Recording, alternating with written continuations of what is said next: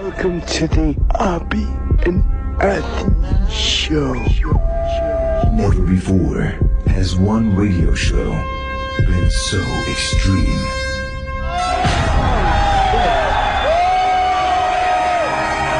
my God.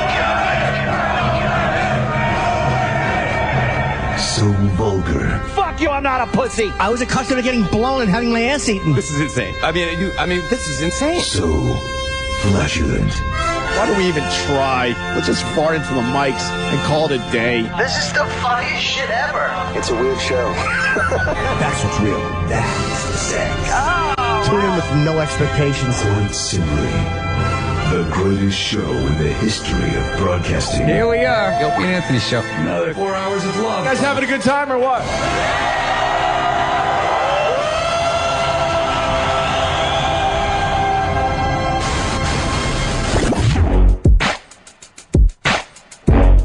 Yeah, check, check it. I'm up early in the morning, yawning. Put Opie Anthony, yeah, Jimmy Tranny pointing. Opie like brother man, Ant wants to join the clan. Jimmy on the other hand, I'm working the other hand. Turn my headphones up. There are horrible people to say in this old objectionable human beings, and I want you to know unacceptable to my scene, but I'll give it a go. 50 Cent, Larry King, Opie and Anthony Show. Go.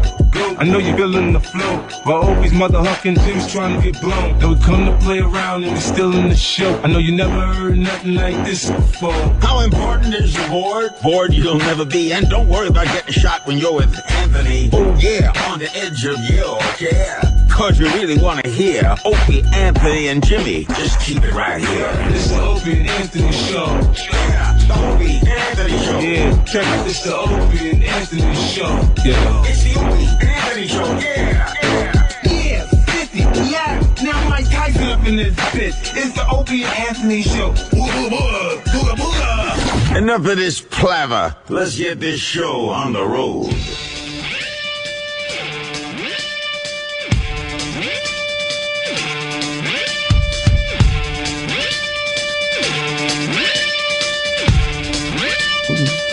Yeah, good morning, everybody.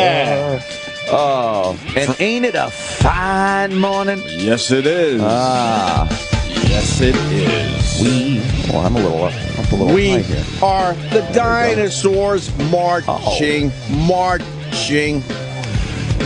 My son knows the real song. How did they get so violent? Well, that's how I sing it when my son's singing the real song. Oh, he likes the dinosaur song? He sure does. Aw.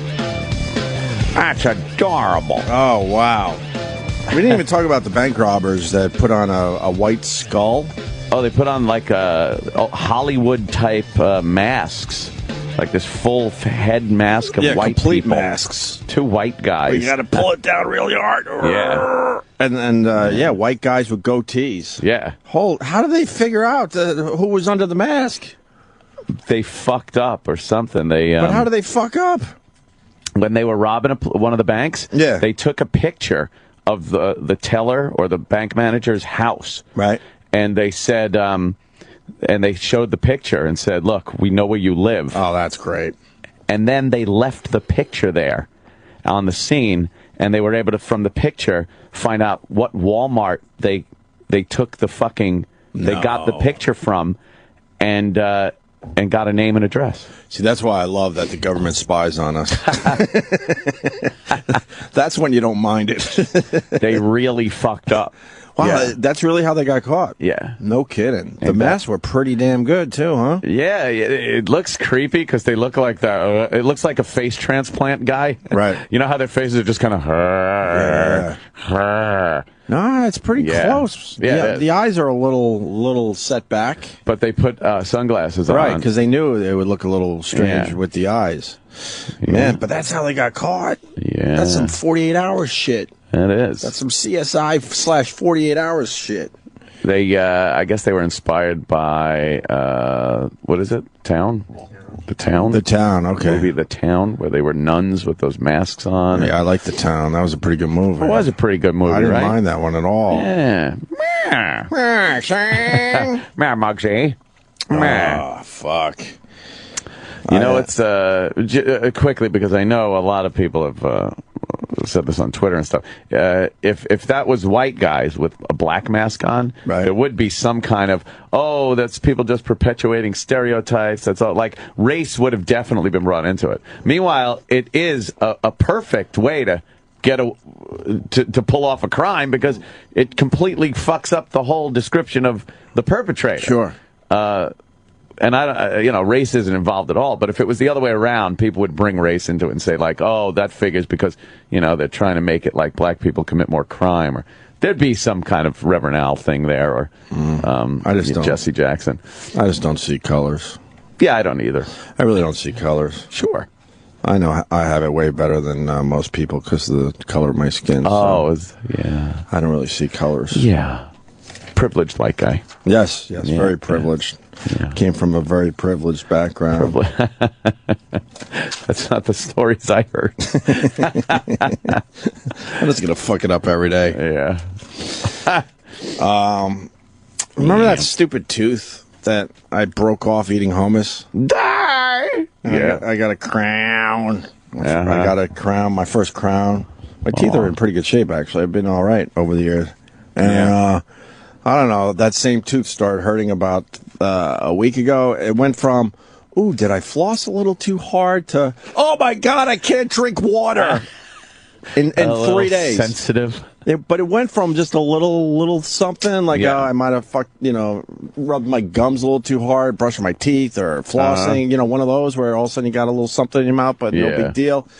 To, I couldn't even drink water with just fucking pain shooting across my whole head. That dental pain will get you. Oh, dude, dental man. pain is a motherfucker. It's crazy how sensitive that shit is. It's fucked up, right? Yeah. It's just nerve endings. Yeah. So I begged my dentist, and, I hate when you have to do this shit. You call up and go, I don't give a fuck what his schedule is. I don't care that you're booked for 2 weeks. I need to see him now. Lickety split. And it didn't hurt that he asked for Jim Norton tickets recently. Oh! So I called in a favor right the fuck back. Nice. He texted me when Jimmy was playing Caroline's. He goes, I would really like to see Jimmy. Because, when we're in the chair, we have a little chit-chat. And I one time said, look, if you ever need any tickets, feel free to fucking write me. And I usually don't mean that. I hope the people I say that to don't. Yeah. But I didn't mind when he did. So I got him Jim Norton tickets. So I'm like, I'm going to use that. So I called up, and he goes, look, I can see you for a half hour, but I got to get out of here by 6. I'm like, fuck. Greg Hughes has dentists in his pockets like so many nickels and dimes. Yeah. Nice. So I went down there, and I pretty much broke my nose on the x-ray machine. What? Well, he goes, all right, we got to take a quick x-ray. And then, the lady who's the receptionist is all of a sudden setting up for the x-rays. I'm like, what the hell's going on at this place? Cutting some corners. I've seen her as the receptionist forever. Yeah. And she doesn't really smile or anything. Next thing you know, I'm in the chair, and she's doing my x-rays. I'm like, what? Oh, did she go to push the fucking thing closer to your face and hit your nose? Well, those x-ray things, I don't know why they can't make those just a little more comfortable. Oh, you got to bite down and it fucking bite down and it hits the top palate, right? It's terrible. Especially the tooth I'm talking about is way in the back, so it's the one where they have to really all right, open it as wide as you can. Bad, yeah. Why do those things still fucking hurt in 2013? Ow. And they bite down and then you feel it's just fucking jamming into your soft palate. So I'm like, oh my God. And she got the x-ray and I had opened my mouth really wide. She pulls it out and I was in such pain. It was just so awkward that I went like this with my head really hard to the left. Bam, right into the x-ray machine. Oh, man. She goes, oh my God, are you okay? I'm like, no, I'm not actually. I saw stars. It's swollen on the left side here. My stupid nose. So then he comes in and he goes, let me put the x-ray up on the screen. And I don't understand doctors and dentists, and now I have to add dentists to this. They see these fucking blurry x-rays. Yeah. And they know exactly what's going on. Oh, yeah. And I'm looking as a layman, obviously. See right here? No. I'm like, no, I don't see right here. What are you talking? It's just blurry teeth. Goes, oh, your roots are swollen and you need a root canal. I don't see it. I don't see it, sir. I don't see that. Because see this white line? That's your sinuses. And you see this little... It looks like... I swear it looks like one of the first pictures we got to see of Mars. Just all blurry where this might be an old riverbed. But to him, it's like, oh, that's a nerve and that's dead. Is it? I'm like, good. I really want to hear that parts of my body are dying. That's dead. So you need a root canal. And I don't do it because that's a very tough root canal to do. So I got to send you to a specialist. Yeah. Like, what are you talking about? Oh, the other thing I forgot to tell you was the little dentist hammer.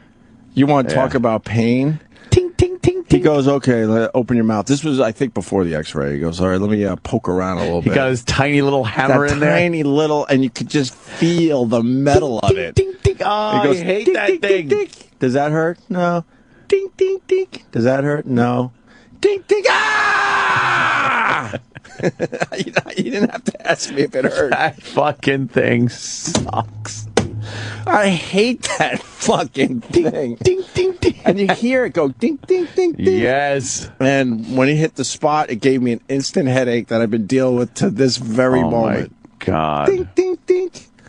So. Wow. And then he gave me some moxicillin, some penicillin and he goes, the penicillin is going to make you feel better almost immediately. And you're going to think, I don't need this done. Trust me, you need this done. Oh, yeah. Don't put it off. I'm like, all right, thank you. But he gave me some relief because I'm drinking the coffee and I don't feel that fucking pain. Oh. Mm-hmm. Yeah, but you got to get it done. Right. Yeah, you're going through the teeth thing too, right? Right, as we speak. I just got the call yesterday. It's like, are you confirming your appointment for blah-de-blah? So, I got the shit that's got to get done. Crowns and fucking shit. And have you ever had a root canal? Oh, yeah. Aren't we supposed to have root canals by now? Our age? Yeah. So I've been pretty lucky on that front, right? And what causes a root canal? I don't even know. Is it bad brushing? No, I don't know. It could be cavity. If you don't get cavities taken care of soon enough, right, and it gets a little too deep, right, and no, this thing is weird because it's like the nerve starts way up in. That's why he says he can't do it. Yeah, on this particular tooth and the back teeth, the nerves are way up there. And if the nerve dies, they gotta fucking do a root canal. Yeah. They take all that shit. Like you got your roots in the tooth, and they drill them out, and they rip the nerves out. And then they fill the root canal up with cement and shit, whatever the fuck they use. So the tooth is like non-existent anymore. Right. There's no more nerve. There's no more pulp. Right. And then they pop a crown on top. That's gonna hurt, right? He keeps telling me it's not gonna hurt. But they're pretty good these days. I'm a wimp in the dentist chair. I suck. It feels like they're taking. You don't feel pain, but the impression you're getting based on the pressure and what he's doing is that. For every root that he's taken out, it feels like he's taking a little corkscrew, going in and going, and just pulling the roots out. Yeah, I'm not I'm not getting that done. Oh yeah, no, you got to. Nah, fuck that. You got to. I'm a fan of the homeless, and I see their teeth. They see their plight, and I wonder how much pain could they be in. I see these teeth. I'm like, I'm complaining about this dumb little thing. They must just walk around. I see guys that don't even have gums left, and they still got a few teeth hanging on. I'm like, that's got to be ridiculously painful. Hey, he's eating. Right. How does he do that? I don't know. Drinking water, I guess. He's medicating with fucking cheap wine, right? Something. Yeah, and then I guess I got a bridge that I've had for fucking ever, but they're like, oh, we can replace that. I'm like, do it up. What's a bridge? It's like when they had to yank a couple of teeth, right? So they put they fasten a bridge between the two teeth that are good, right? In between the one that they took out, right? And then they put a fake one on the bridge, right? So you don't have to floss that area. No, you got to kind of floss underneath it. Oh, what a pain in the ass! Oh, it's just the worst thing ever. No, well, it's good if you don't have any of those. I don't want a bridge, but I could. I'm going to look into them just putting a couple of screws in there and popping some of those fake screw teeth. Really? Yeah. Instead of a bridge, and then you got to get some crowns done, and then I might get those laminates, Opie. I'll be sitting here smiling with the big fucking Rich Voss horse teeth. Please don't. No. I won't. Just don't make them too white. No, they don't do it like that anymore. These Hollywood people come in with those over the top white teeth, and I know. And I guess it's made for their movies and their TV shows. On camera, but when they're okay. But when they're walking around, they look like idiots. No, it's believe me, these days, in this day and age, you just it's amazing. You can't even tell. All right. You sit here and go, hi, oh. You'll just laugh at me every second. I never thought we'd fucking reach old age together. Oh. This was supposed to be a quick run, you asshole. From looking at that fucking video of us by the elevator, right. Just two fresh-faced kids. When we had the big powwow at the IHOP on 110, I thought maybe we could squeeze 5 years out of this. We do a quick 5. Holy say fuck. Our goodbyes. We're up to 20, I think. Now we're fucking falling apart looking at specialists. We're up to 20 years next summer. Come on. Mm-hmm. It's insanity. That is crazy. Anyway, went to the dentist and went to the dentist and had. That's what it says. A tooth extracted. If it's it says extracted too, by the way. Who's on the phone? Dentist hit it with a hammer. Let me start over. It's Sydney? Yeah. No problem there, Opie. You're just not reading it right. Well, we have a lot of calls coming in because it's a hot topic, so I understand. Yeah. You got to write this shit down quickly. I get it. It's her last date. Went to the dentist and had a tooth extracted. Dentist hit it with a hammer and chisel until it fell out. Oh my God. Oh God. Oh my God. Had an appointment to tomorrow. I don't think this is going to be a good call. Let's say hi to Richard. Richard. Hey, what's up, Opie? We don't have faith in your phone call, sir. So prove us wrong. Man. Prove us wrong. What? See. Okay.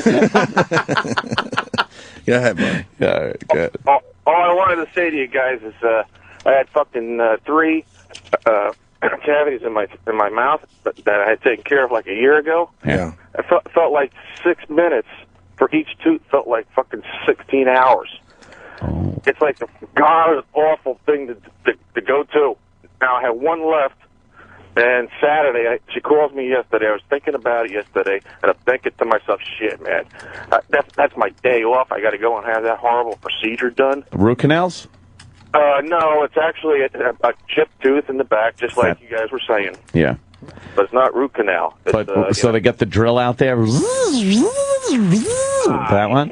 I hate the sound. I hate the smell of the place, and I know that fucking hammer you're talking about. Burning tooth. That's not the smell of the place. That's the smell of your own fucking tooth. Teeth burning. Fucking disgusting. God, that is really crazy. I don't know why you'd ever want to be a dentist. I hear there's a very high suicide rate among dentists. Because they can't take it anymore. The smells and the fucking rotting mouths. It's just terrible. You're supposed to be calm and cool and act like you're sitting there reading a magazine. I got all this anxiety, and I'm thinking to myself, please, where is this guy? Come in here and do this thing and get it over with. Yeah. Right.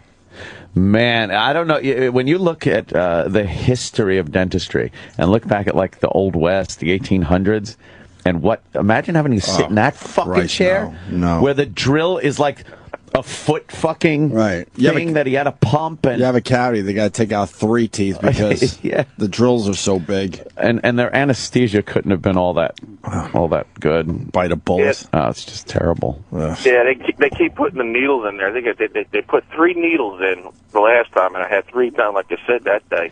And I was like, holy shit. He goes, I don't have time to do the 4th one. I'm thinking to myself, I don't want the fucking 4th one. I'm out of here. That's the part of dentistry, too, that's like... That's why people avoid it. Right off the bat, they're doing something that sounds like a torture. We're going to take a needle and jab it into your gums of your teeth. If you were doing that... No real soft tissue. Yeah. Right. Someone's strapped into a chair and you're trying to get a secret out of them. Right. You could poke a needle into their gums until they talk. Of course. And they would tell you.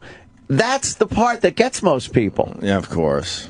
Yeah, he keeps going, how you doing? How you doing? I'm thinking to myself, great. I'm doing great for a guy that's getting needles poked into my gums. And then they pull out the drills and, oh, fuck. Well, oh, man. Well, good luck. Good luck with your shit there. Just looking at her. Oh, Thank you, sir. What interview did that pig do yesterday? I guess inside Thank you, sir. The wiener pig. Can you get some audio of the wiener pig? Wiener and the pig, we were just Wiener saying and the pig. the other day, and someone said it sounded like a new morning show. Yeah. Let's add it Hey, it's Wiener and the pig. Let's add that to what was it? Rape Kid and Crawl Space. Rape Kid and Crawl Space. Yeah, I think Wiener and the Pig would be a great morning show. Yeah. The Wiener and the pig. My aunt's dental situation is so fucked up. She has to get them all pulled. How fucked up is it? She has to get all her teeth pulled and get dentures. Man, you're really fucked up when they But if you get dentures, then you're good. Oh, man, are you? You're good. You don't have to worry about any more drills. You got to deal with that. Just a little glue. Oh, my God. A little Effordent and some... Oh, that's her on Inside Edition? Yeah. Who does Inside Edition these days? Deborah Norville. I think it's Deborah Norville. Who was supposed to be, she was supposed to be the big newswoman. Yeah. And she failed miserably, and now she had to go into the tabloid shit. She was hot, like, when she first hit the scene. She's still all right. I actually see her on Inside Edition every once in a while. She's not bad. Do you know who Wiener Pig? Wiener Pig. Wiener Pig looks like the girl, if there was a hot chick, right? Her fatter, not quite hot sister, right?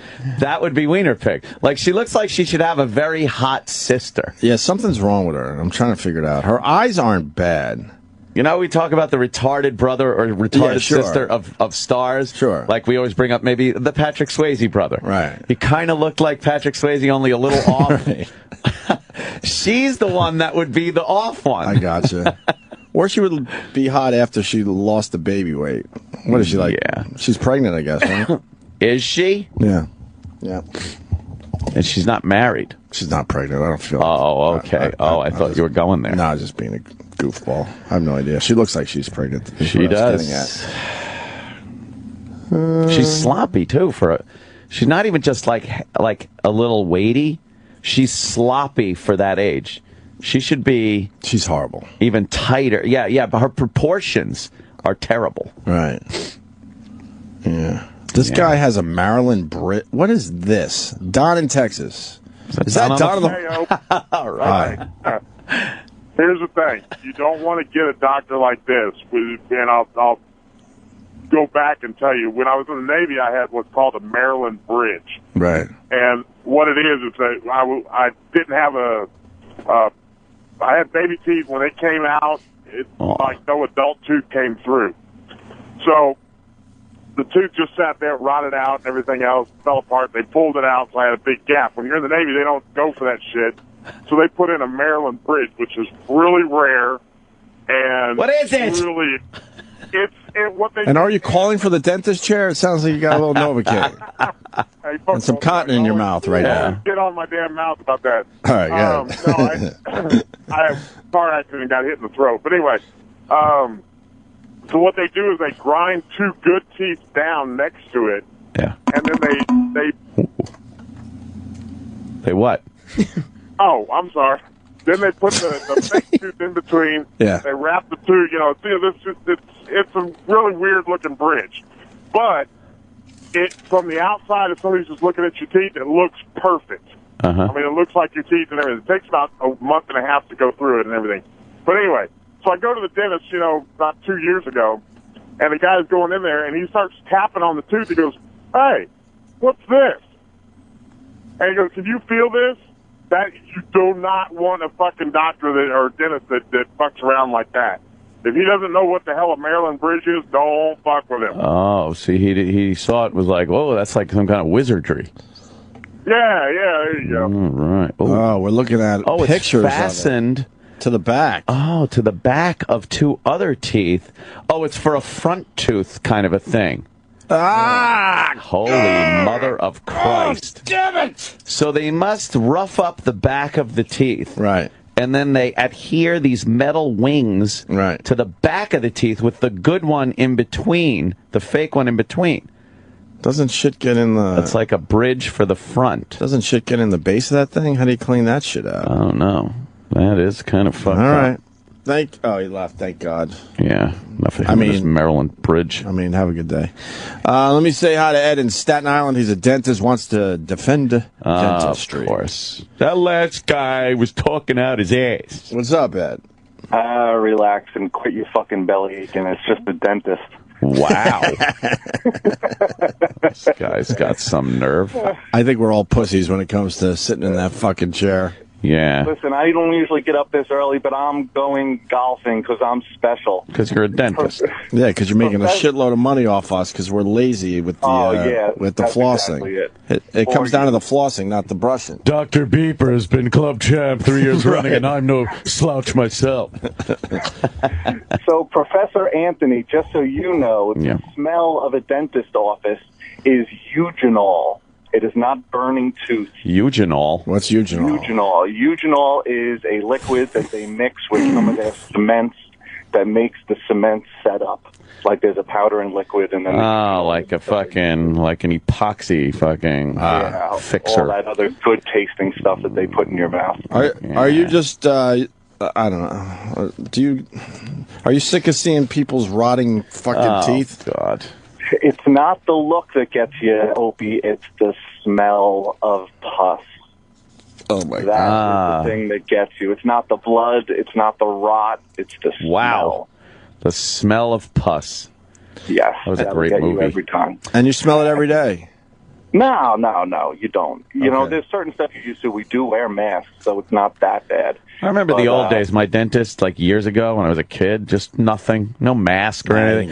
Now it's like they got fucking welding shields on their face, and they're like, I don't want this shit going in my fucking eyes. You put a little Vicks under your nose. Some days. Remember the Vicks? You know, it used to be they just used to switch the cigarette from one hand to the other before they put their hands in your mouth. But now, you know, all this OSHA stuff. You know, God forbid. Yeah, it was like fucking crazy back in the day. Sure.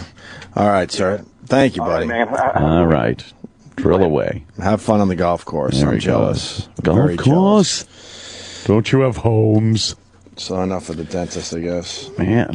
What else is going on? That Castro guy, is that case over? Isn't that weird? He pled guilty. He just wanted over with? Well, no, it was to keep from getting the death penalty option. A little deal they made? Yeah, so he pled guilty to not get the death penalty, but he got life plus 1,000 years. So after he dies, they're going to keep the fucking body in the cell? For 1,000 years. 1,000 years? Keep him in there. Yeah.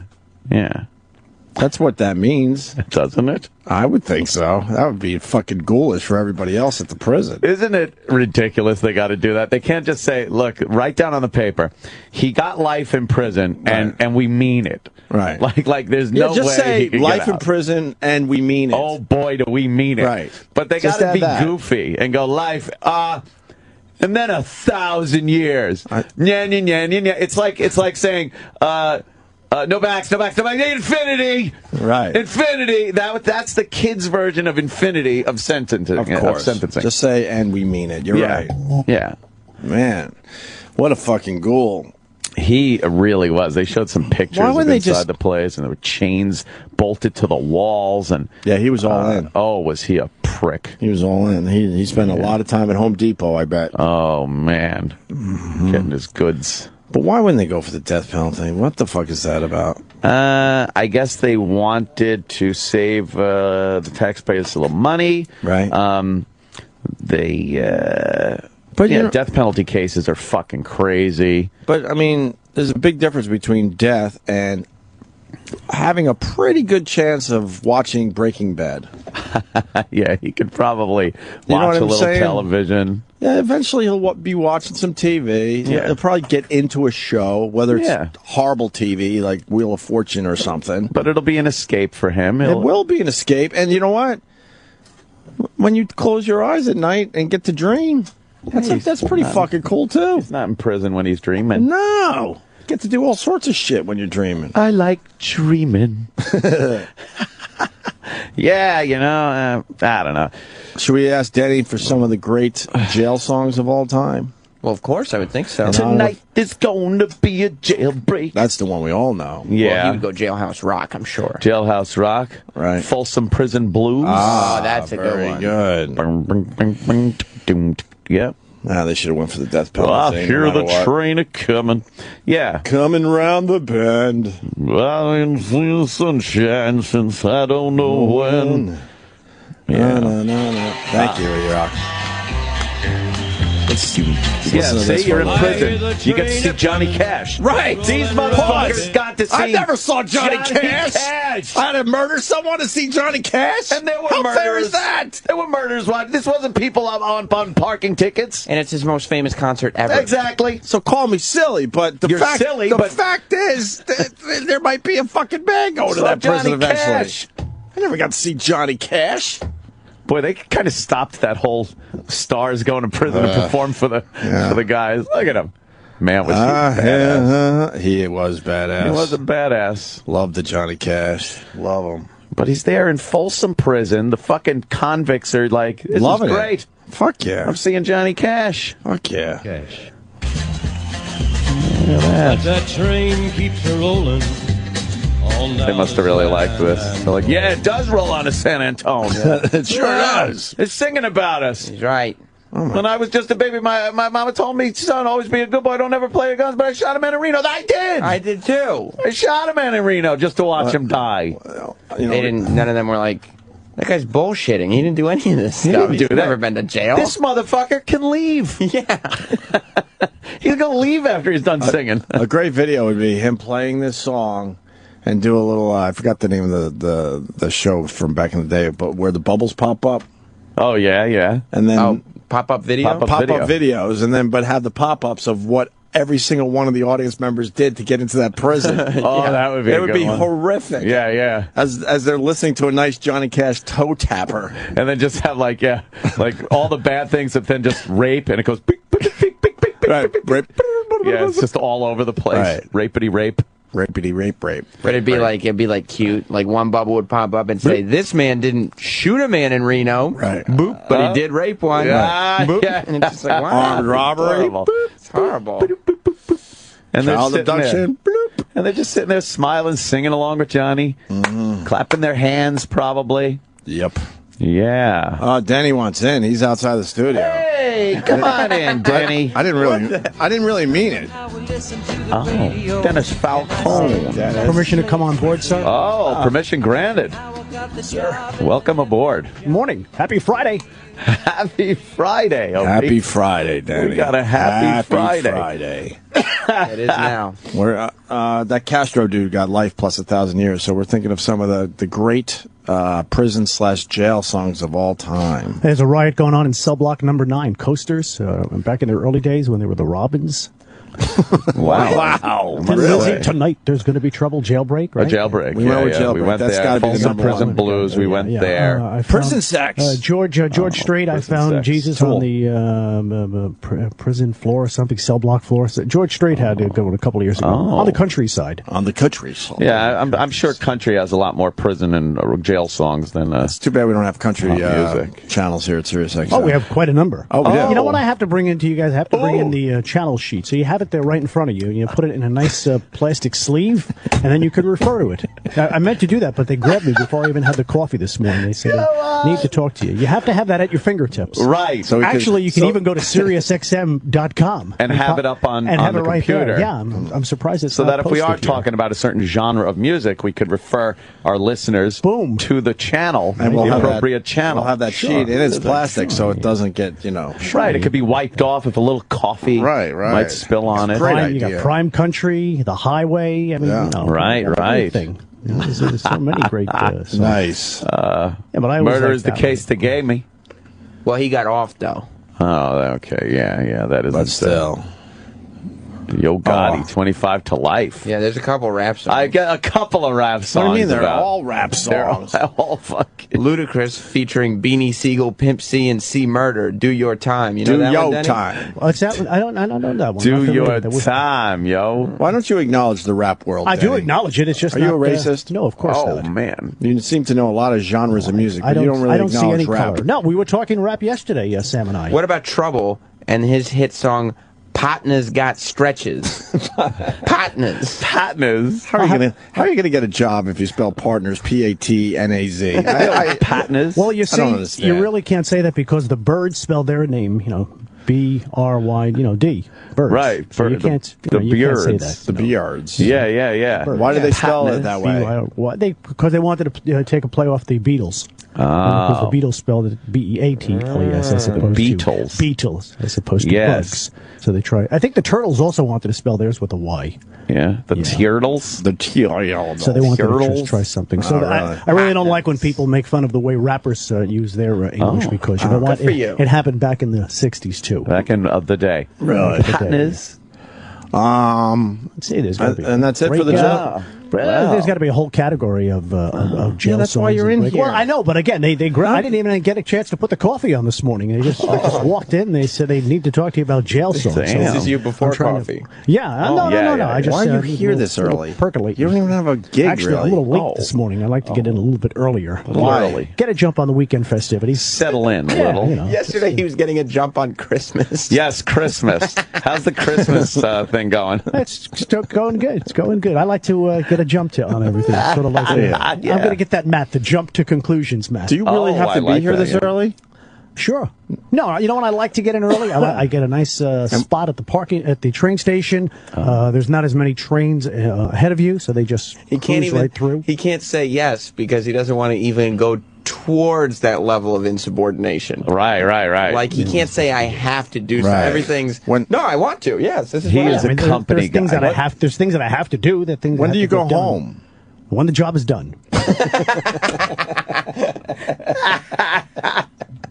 Oh, he is a company guy. I love him. Denny is the shit. He is. We go home at 10, whether the job's done or not. I noticed that. Let me tell you. Legal ID hits. It's not. You guys are out the Danny, door. Boom. Danny's the guy, though, that you want working for you. Of course. You want a building full of Denny's.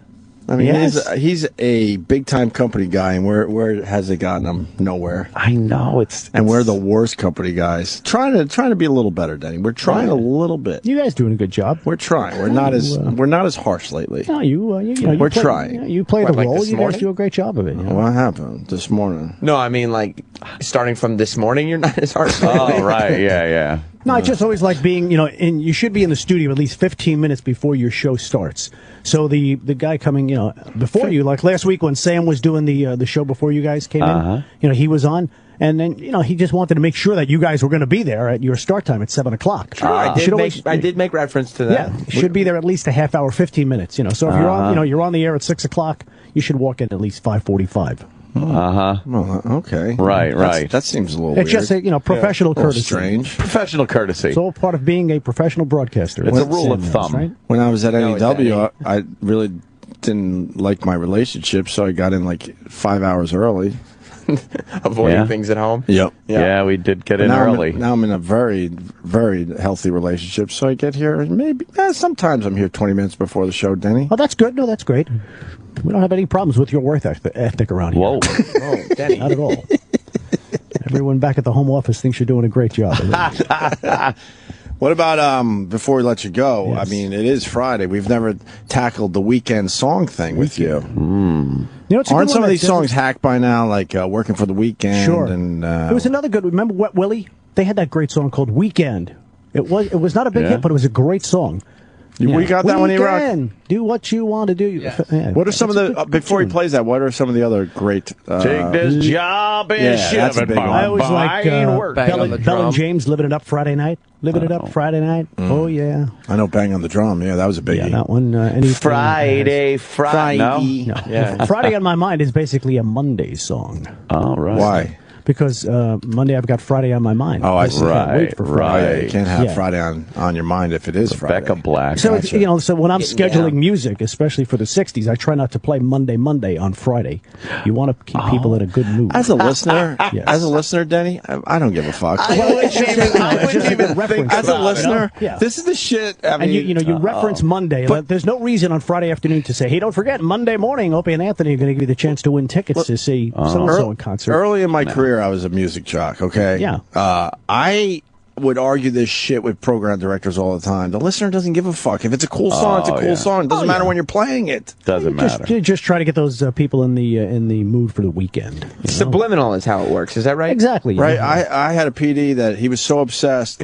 Like Tuesday's Gone by what's the other one by the Moody Blues? I think that's the one. Tuesday Afternoon. Tuesday Afternoon. That's the one I'm actually thinking of. Yeah. He insisted that we had to play it on Tuesday. I'm like, who gives a fuck? No, I mean, not to play it six days, the other 6 days. Yeah, right. If I heard Tuesday Afternoon on a Friday, I'd be, oh, cool. Right. I'm listening I like to this song. Moody Blues. I'm not a big Moody Blues fan myself, but I've always So let's been. go with Tuesday's Gone by Leonard Skinner. Now, I love that song. Good tune.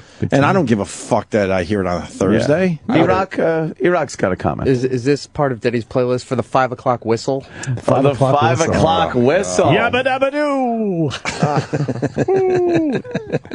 It's all fun. It's all fun. You know, there are people, but people they who like that. overthink it. Yes. It's just fun. Yeah, but it's almost fun. I'll give you. It's almost fun. Almost. It's kind of goofy. There's a lot of good things about the radio programming. It's worked. Grab my bowl. Like what? Gotta have cereal. You get people. I mean, you're putting people into a good mood, especially when you come to a decades channel, a 50s, 60s, or 70s. All about a good mood. It's all about a good mood. It's like you're going. It's like you're going to. Well, I'm saying the listener. That's what I'm saying. Yeah. Not a stupid radio station. No, it's if they're doing well at their job and the boss finally gives them a raise, that puts them in a good mood. Not hearing Tuesday's Gone on a Tuesday. It's good times and great oldies, monkeys, and a Pleasant Valley Sunday. You know, that puts you in a great summertime mood, you know? Yeah. Does it? I think so, sure. Yeah. Summertime, summer of love. Just keep people in a good, fun happy. Summertime. It's all about good times and great oldies. It's an escape, isn't it, Dennis? It's an escape, exactly. You know what I like? Escape I like and entertainment. on the 70s channel. Yes. Here at Sirius XM Satellite Radio. I love those retro Casey Kasem countdowns. Great. Those are you get the American Top 40 from this week in 1976, and they'll count them down, and you're like, oh, I remember that. Yeah, I remember sitting in my Chevy Vega, you know, polishing it up and everything, and you know, Chevy Vega. Yeah, installing he had the Chevy with the aluminum block. Yeah. And it cracked. You are so Long Island.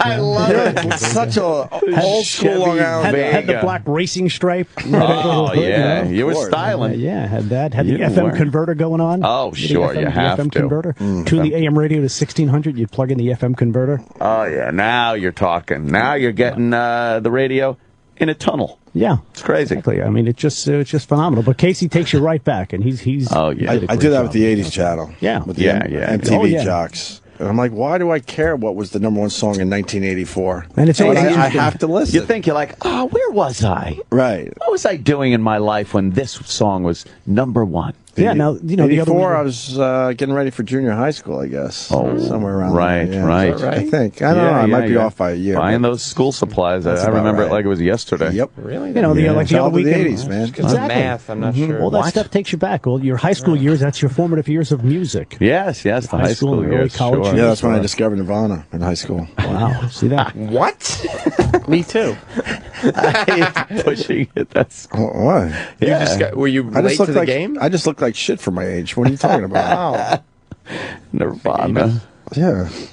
Do you have your high school picture posted online somewhere? Is that up there? No, because that's good to put on the website. Like one weekend, put all your young pictures up there. Oh, what was that's always Throwback fun. Thursday? Yeah. That was a big Long Island thing for stations. The help me out, Denny. The class reunion weekend. What Class was reunion weekend. Is that what it was officially called? Yeah, it's a class reunion weekend. As we remember the class of 1974 this hour, and you count down the top songs. Remember this? Yeah. Little history from 1974. Yeah. Hey, you you might remember what was going on in pop culture and the news. Saturday morning, maybe you were watching the Cosby Kids, and over on ABC they had this, and that, and whatever, and it just brings people back. I think it's to all a simpler fun. time. Well, yeah, because those are basically the good old days. People get nostalgic, you know. Yes, they do. forget the bad, remember the good. So those memories are always good. And you bring them there, Denny. As Carly Simon said, these are the good old days. I'm glad you brought up Carly Simon. I was going to tweet about her because she's still obsessing about the "You're So Vain" shit, and it came out again the other day. Like she's thinking about saying who the song was about. I'm like, oh my fuck Carly God, Simon, you're the one that's vain. To think that we give a fuck about this. After fucking 40 years, I think. And they're like, well, one time she says the name has an R in it. Who gives a fuck? Apparently she told Taylor Swift who the song's about. Well, then how about Taylor Swift tweet it? She's Enough hiding it in that bathing suit of hers. That giant. It's hidden right on her belly button. No one will ever see it. That bathing suit's weird because it's like, horrendous. It barely covers her pussy, but it goes all the way past her belly button. What is that her belly about? button. That is weird And the shit. leg holes go too far down on her thighs. Right. It's terrible. It's old Look school. at her with that. It is old school. That's Annette Funicello shit. She should have I hate that bathing suit. That's a little ridiculous. bikini on. It looks like she's wearing a regular bikini with a matching cummerbund. So she should have the itsy teeny teeny weeny with yellow polka dot bikini. Right. Brian Hyland hit music. Someone out there, it took a long fucking time, but they figured out the bikini where even a shitty ass looks way better, right? Oh, yeah. So why would you fuck with it and start moving the bottoms around She again? tasks me. She tasks me, and I shall have her for it. They perfected the Is that bikini. her Leave it alone. Is that her with the regular bikini on? Yeah. Well, yeah. Let me see. Yeah, way better. All right. Look at that. Way better. Yeah. She's got something going on with those hips, though. They're very slender. Well, And then she's got that. She's very slender. She is very slender. She doesn't really have body parts. Oh, that looks much better right there. She has a lot of underdeveloped body parts. That looks good right there. I got to give her Not that. bad, right? Yeah. Wow. Well, what's the Denny song he was trying to turn us on to? Wet Willie or something you said? Yeah, Or Weekend. Willie? That was a good tune. Yeah, there you there it go. is. I wanna hear Good this. record, yeah. I want to... Just a good Talk it time up song on. from the back in the day, like the 1977. Oh, yeah, but hold on. stuff. Start Good over. song. Yeah, start over. Denny, do you know this one? Do you need a hot clock?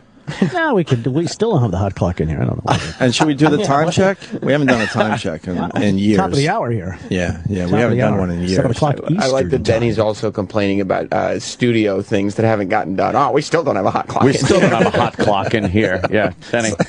He's like it's his show now. No, I'm just saying. And, it's good and to by have the way, one, Dennis, just in it case took us 6 months to get the console cleaned off. Right. I don't see a hot clock showing up here anytime soon. No. We should put a hot clock in We here. really should. The Dennis Falcone hot clock. Oh, that would be great. A hot clock and the plastic covered list of all the channels. Mm-hmm. And Ronnie could keep track of when Fez talks.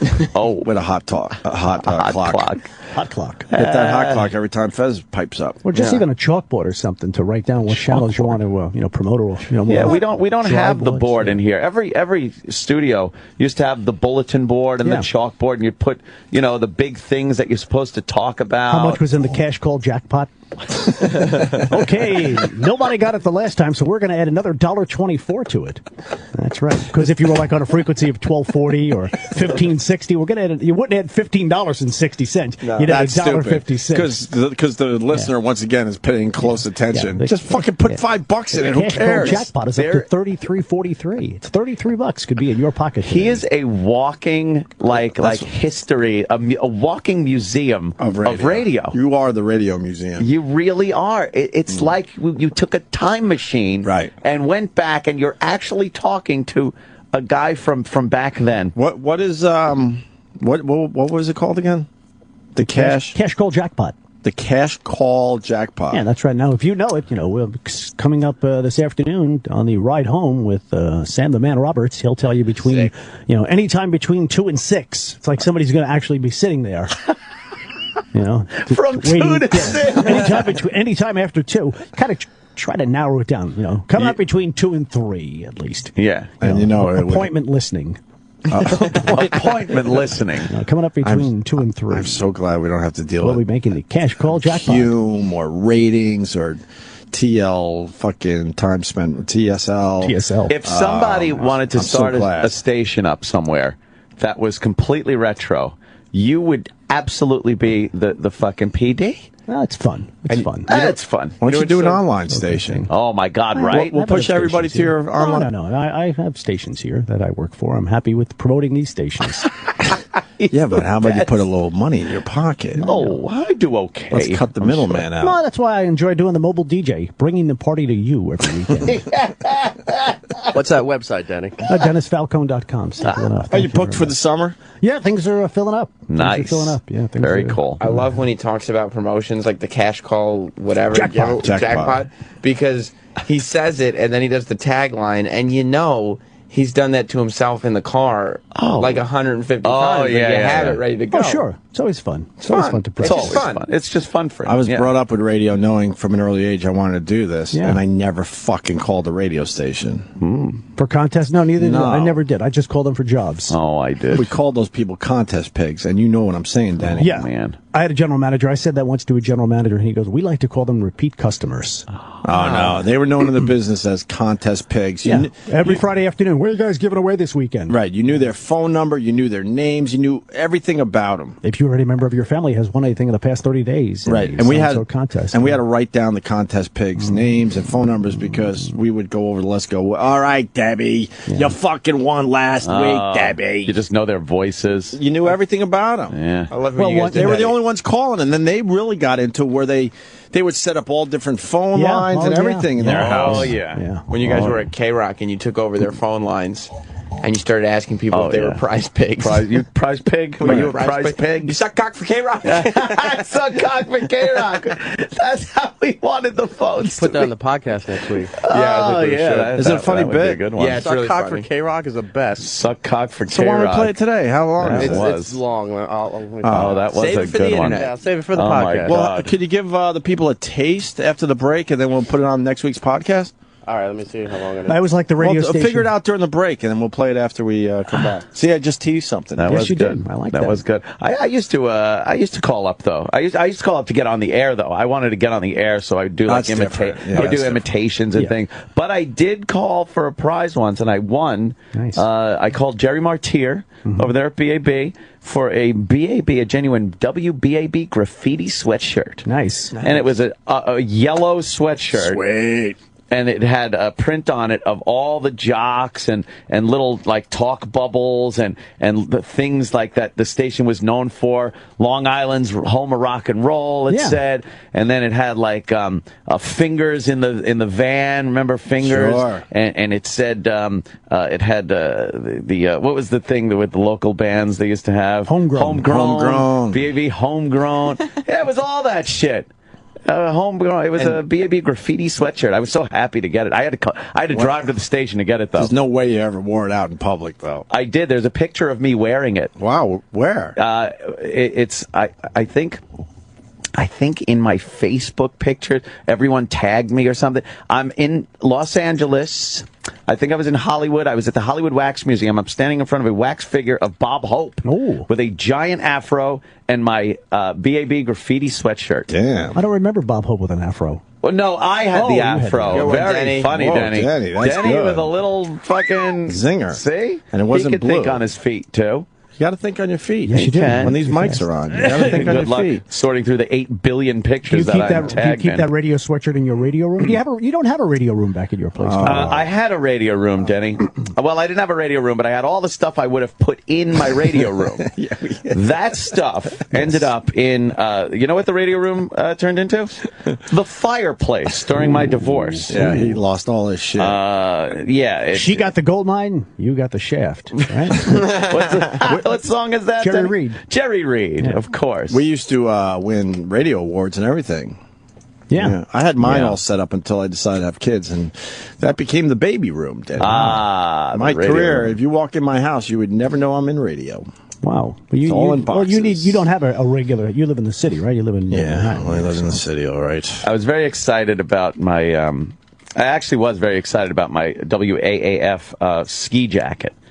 It was the first, my first radio gig. I was very proud to wear the calls on the back, and that day, it was great. And she took it down to the fucking Goodwill bins. Wow. And some homeless guy was probably walking around to this day with a tattered AAF ski jacket with Anthony embroidered on the front. She wanted to make it hurt. She did. Yeah, I like all that stuff, the hats and the T-shirts. And you didn't the swag. You didn't stop calling radio shows when you got into radio. Well, you got the big man cow. Yeah, thing. just ask Man Cow. You're still a contributor. That was an amazing phone. Wow, that's a really good point. I was a second away from turning that into gold. Right. And then I just turned out to be a good caller. Wow, that's a really good point. That's a great point. Yes, hit it click. He even lowered his voice. Wow, that's a really good point. I'm a good radio caller. I was a really good call-in caller, and that was in the day before cell phones. I used to have to pull up to on the Northern State Parkway.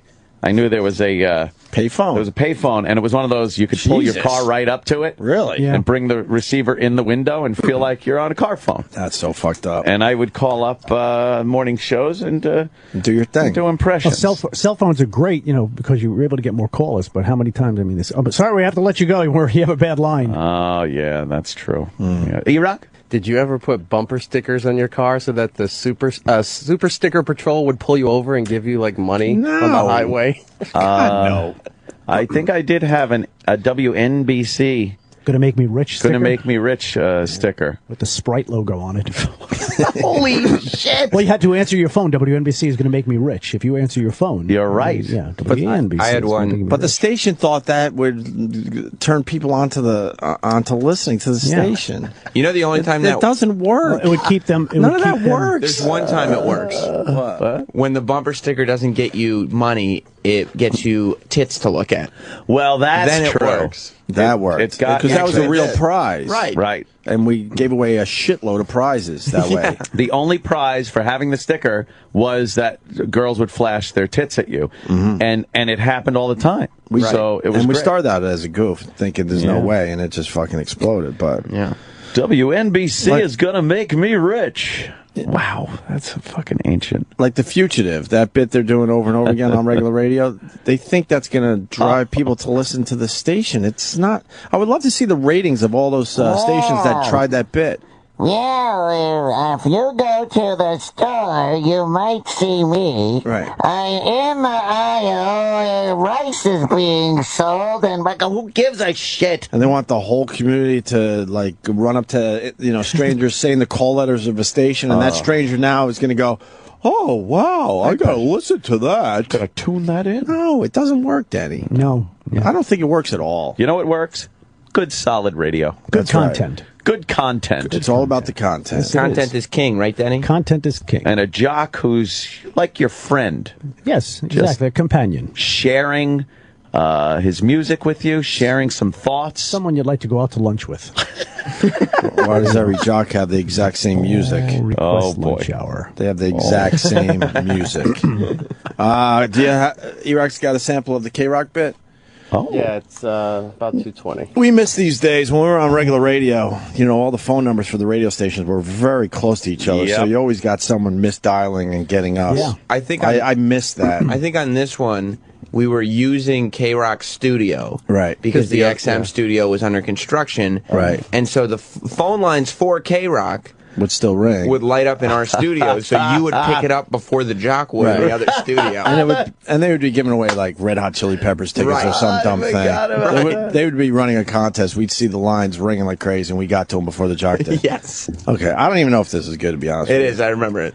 Go ahead, E-Rock. A little sample. Just the phrase that pays, and Ted Nugent will kick you in the cunt. Come on, K-Rock rock. Come on. That's not the phrase that pays, you silly titless nothing. Hey, what's the girl's name? We got an idea from Nate Sack. Girl's name, what's your name? Pat. Hey, Pat, can you repeat after me? I suck cock for K-Rock. I sucked what for K-Rock? No, I suck cock for K-Rock. You hear perfectly except for the word cock. Dumb reeds. What? You can't put that on the radio. Yes, you can. We're going to beep it. We It's are okay. the radio. Yeah, well, we're trying to be a little edgier with the station, so we'll bleep that part. So after me, I suck cock for K-Rock. I suck what for K-Rock? Again, perfect hold pitch on. hearing.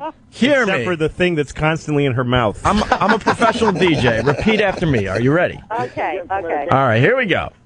I suck cock for K-Rock. I suck cocks for K-Rock. Wow. You're bad. You're Now, bad. sir, it's your My turn. daughter-in-law- All right, hold on. wait a minute. Let's let the other guy get an Now opportunity. the guy here. has to say it. What's your guy? What's your name, sir? You talking to me now, Fun? Yeah. What's your name? My name is Lenny, man. Give us up a guy's cock. I'm getting some laughs out of you guys. I'm not getting some tickets, obviously, but at least it says entertaining. Well, Lenny, why don't we do this? Why don't you repeat after me, okay? I suck cock for K-Rock. I refuse to say that, man. Hell no. You don't want the tickets then? I want them. Hold on, you silly hole. We're talking to Lenny. Pat's going to get the tickets unless you say the phrase, Lenny. I'm not saying that phrase. I'll say We've got- other phrases at that. I don't go that All way. right, how about... We've got tickets. We've got backstage passes. We also got a limo to and from the show. And your mother's cunt in a box. Yeah. And then we're going to fuck you with a broomstick. Or a broom. Or if we have a broom, we'll use that. A broom. The fuck is that? B-R-U-M? We have obvi- broom. All right, we obviously got a problem here. We got two winners on the line. We can only give it to one. All right, whoever... My husband and my son would kill me if this makes it on the radio. Really? No, you shouldn't have said it then, you fucking titless junk. Denny, I bet you don't like that. You guys got to be nice to the listeners. There's a lot of things going on there. We're working blue, and we're not being nice to the listeners. We're not being nice. We're not being honest with our contest rules. You must be having a stroke over there. That was terrible. Listening to that. That was a bad one. And even worse, Denny, there were no tickets to give away. Yeah.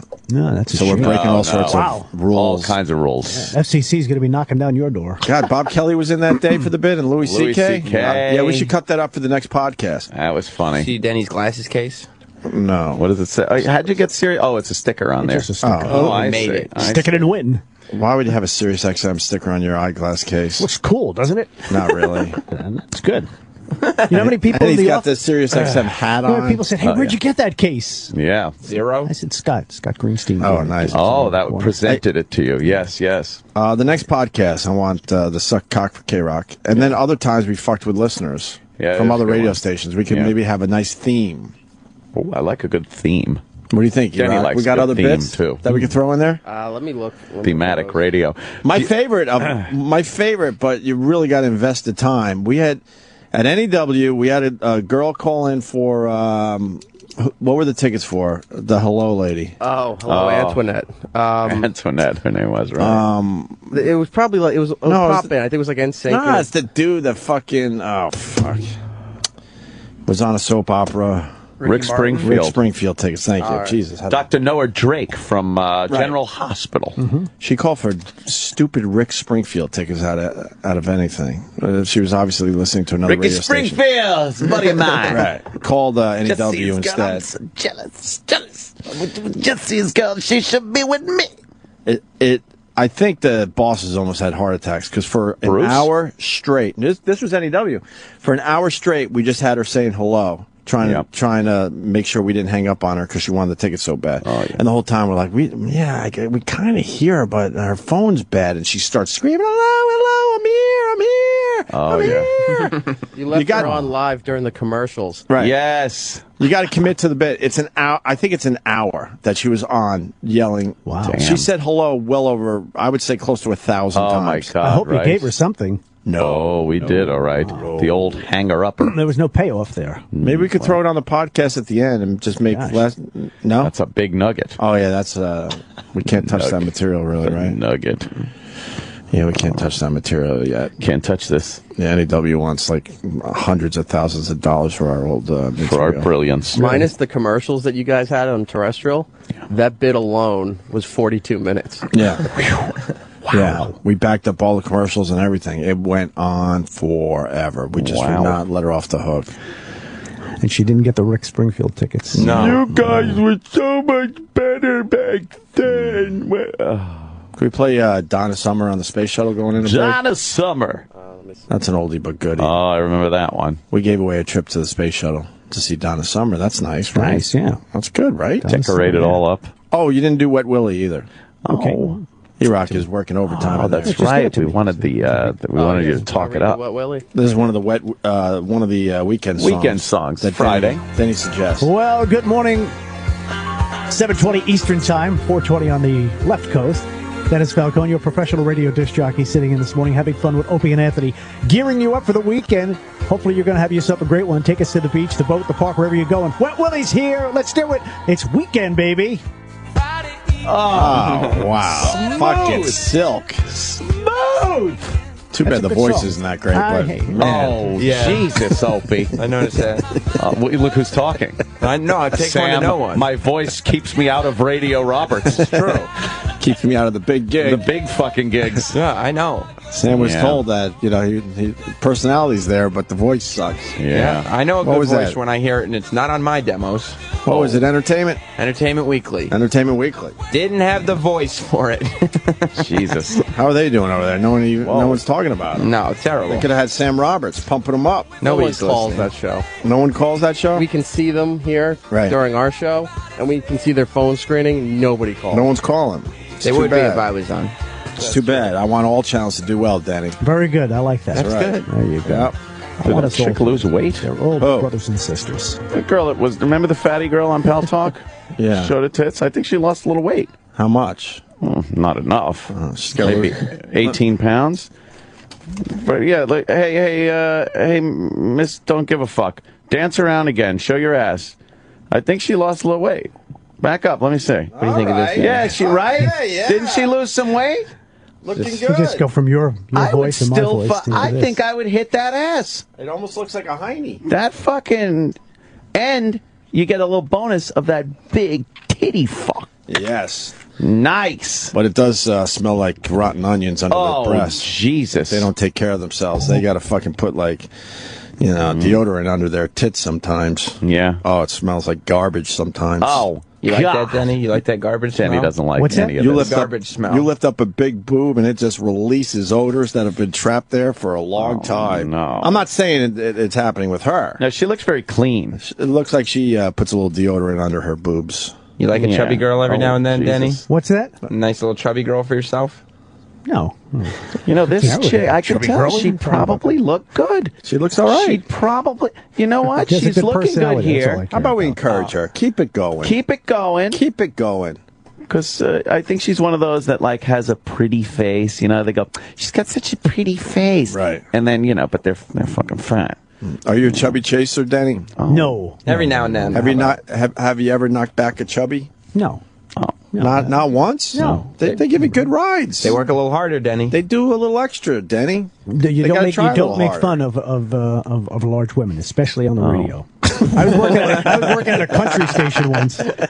a country station once. And Rosie O'Donnell came out with a Christmas album. Right. And You're going to be playing she that? Or you did, put it on the list yesterday for your big Christmas special? It might be Gearing up for it might be a tertiary or a lunar song. Did you make fun of the fact that she's a flatso? And I said something. It was her and I think Trisha Yearwood were on one of the songs. And I said, boy, it must have been hard to get to the buffet table when they were recording. Wow. And the phones, I thought I was being this zany young DJ. Yeah. The phones went like, whoom, Did you apologize? All 10 lines. Did you apologize? No, I just didn't answer the phone. You are shock jock. You are a shock jock. Danny was a shock jock. Yeah. But you didn't. And then the next DJ came in and he said, "You never make fun of large women in country radio or any radio man. for that matter." I said, "Okay." Glad he You didn't dressed see you the down. sign.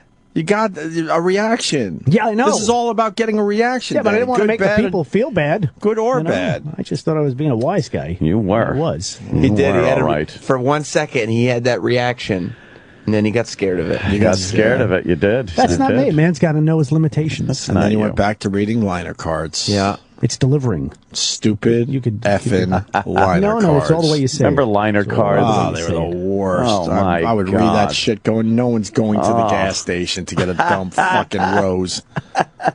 Valentine's Day, we're going to be giving away roses You would get the at the contest Gulf pigs. Station on 25A. Yeah. I would be there, and I would know everyone that showed up because they would show up to all the dumb stuff. They were the only people that would show up to that crap. Yeah, but you get to meet the listeners. A lot of people coming in. I love meeting listeners, but I don't like meeting the same exact listeners 100 times. And that's what you got back then. Yeah. The same fucking people. Denny, guys like us can't read liner cards. We got to rely on our personalities. I don't because read them. the I voice deliver is them. Not It's there for delivering the us. liner Yeah, Denny, we you don't have deliver. good voices. We He can't deliver delivers. that stuff. How do you deliver a liner card? Yeah, right. Well, it's the way you say it. If you just say, Cool 100 playing today's greatest hits, or yesterday's favorites. It's all the way you say. It's Cool 100 playing yesterday's hits, and got this one for you. It's all the way part of the 55 degrees, and got a clear night lined up for you. Yeah. It's the station that plays your favorite oldies. Boom, just, And you have to make it sound like it's part of the conversation, right? Yes. Yeah. Like if you're reading a liner about an event that's going on, a station event, Yes. you can't make it sound like you're reading it. No. You got to work it into the conversation. Sure. We could have Denny deliver a live read for us. No, Wow. that's all right. Okay, all right. Sorry, Denny. That's okay. I mean, Through yeah, your that phone, sounds but- good. Maybe later, though. Yeah, Maybe on your show. Other time. Maybe this. All right, Denny. Okay. Later Hey, on thank you today. very much for the time. I do appreciate Denny, it. All right? always It's a pleasure. it certainly to have is. you in here. Like I said, walking history. I like talking radio with Denny. I love talking radio. He brings back a lot of memories. I think it's all bullshit, but I love talking about it. Yeah. And you guys don't have like a closing thing. I mean, you have opening music. You don't have Denny wants a closer. Instead of the listeners wondering for 10 minutes if we're coming back or not. You think that's bad? Or you should just have a, we were on, now we're gone. Next time we get together, I'll bring the coffee. No need for the sugar because you're sweet enough. Have yourself a great weekend. Don't point to me when you say that. He pointed to Sam. Oh, is that fantastic? I wasn't blowing kisses at you or anything. Oh, he better is not be. the greatest. Oh, God. All right, you got Donna Summer on the space shuttle. We haven't played this in a while. Yeah. All right. Believe it or not, this is us. Our voices are a little different. Oh, that's right. I got to hear the voices. We used to love messing with listeners from other radio stations. When we get back, we got Weiner's Pig talking on Inside Edition. And I saw Flavor Flav on TV last night. Oh, shit. That couples therapy show on VH1. Yeah, I've seen that show. That's on in my household, and I took a peek. Flavor Flav is out of his fucking mind. I want you to find one clip from last night's show, okay? The big fight. You could try. That he had with the Girls Gone Wild dude. Okay. But the Joe reason Francis? they fought is hilarious. Yes. Okay. I'll explain next, but first this. Am I the right caller? What were you calling for? Donna Summer tickets? Oh. Donna Summer tickets. Are you a big Donna Summers fan? Yes, but I'm more of a 0.5 fan. Oh boy, here we go. She knows the right things to say. Here we go. Let me tell you something. Mm-hmm. You're going to see Donna Summers. You're kidding. Congratulations. Thank you. Matter of fact, we're going to put you in the front row. What do you say? For Donna Summers. What do you say? I don't believe it. Thank you very much. Congratulations. Thank you. Hey, what color panties you wearing? I'm wearing a bathing suit. Donna Summer wants to know. What kind of bathing suit you wearing? A one piece, a thong, bikini? A bikini. I'm sun tanning. Sun tanning. And then by my pool is my radio with 0.5 on. Oh, boy. She says it again. Look at that. Since she's mentioned the station so many times, I think another prize is in order. You like the disco era? Yes, I do. The whole disco dancing thing? Absolutely. How about a disco weekend in Las Vegas, Nevada? Yeah! That's right. You'll be whisked away to Las Vegas, Nevada to see Donna Summer in Las Vegas. Are you serious? We are serious. I can't believe this. You just have to tell us one thing. What? What's the strangest object you've ever used during sex? The what? Donna wants to know. Nothing. You're a virgin. You're a big fat virgin. Yeah! Big fat virgin. And what's your favorite station? 0.5. She said it again. Yeah! You know what you're going to win now? What? A trip on the space shuttle. Yeah! The first person in space. You're going to see Donna Summer on the space shuttle. Isn't this fantastic? Oh, this is wonderful. Have you ever been on the space shuttle? No, I haven't. Oh, have it's you? beautiful. Yes. Fantastic. It's going to have a big disco ball. Mm-hmm. They're going to decorate it all. Hey, do you know how to dial a phone? Yes. What's your favorite sexual position? Hello. Donna wants to know. Hello. Oh, no. Did she hang up finally? She's gone. Oh, my God. It took forever. The Opie and Anthony Show on Sirius XM. Sirius XM. Sirius XM. Yeah, this is the Opie and Anthony Show.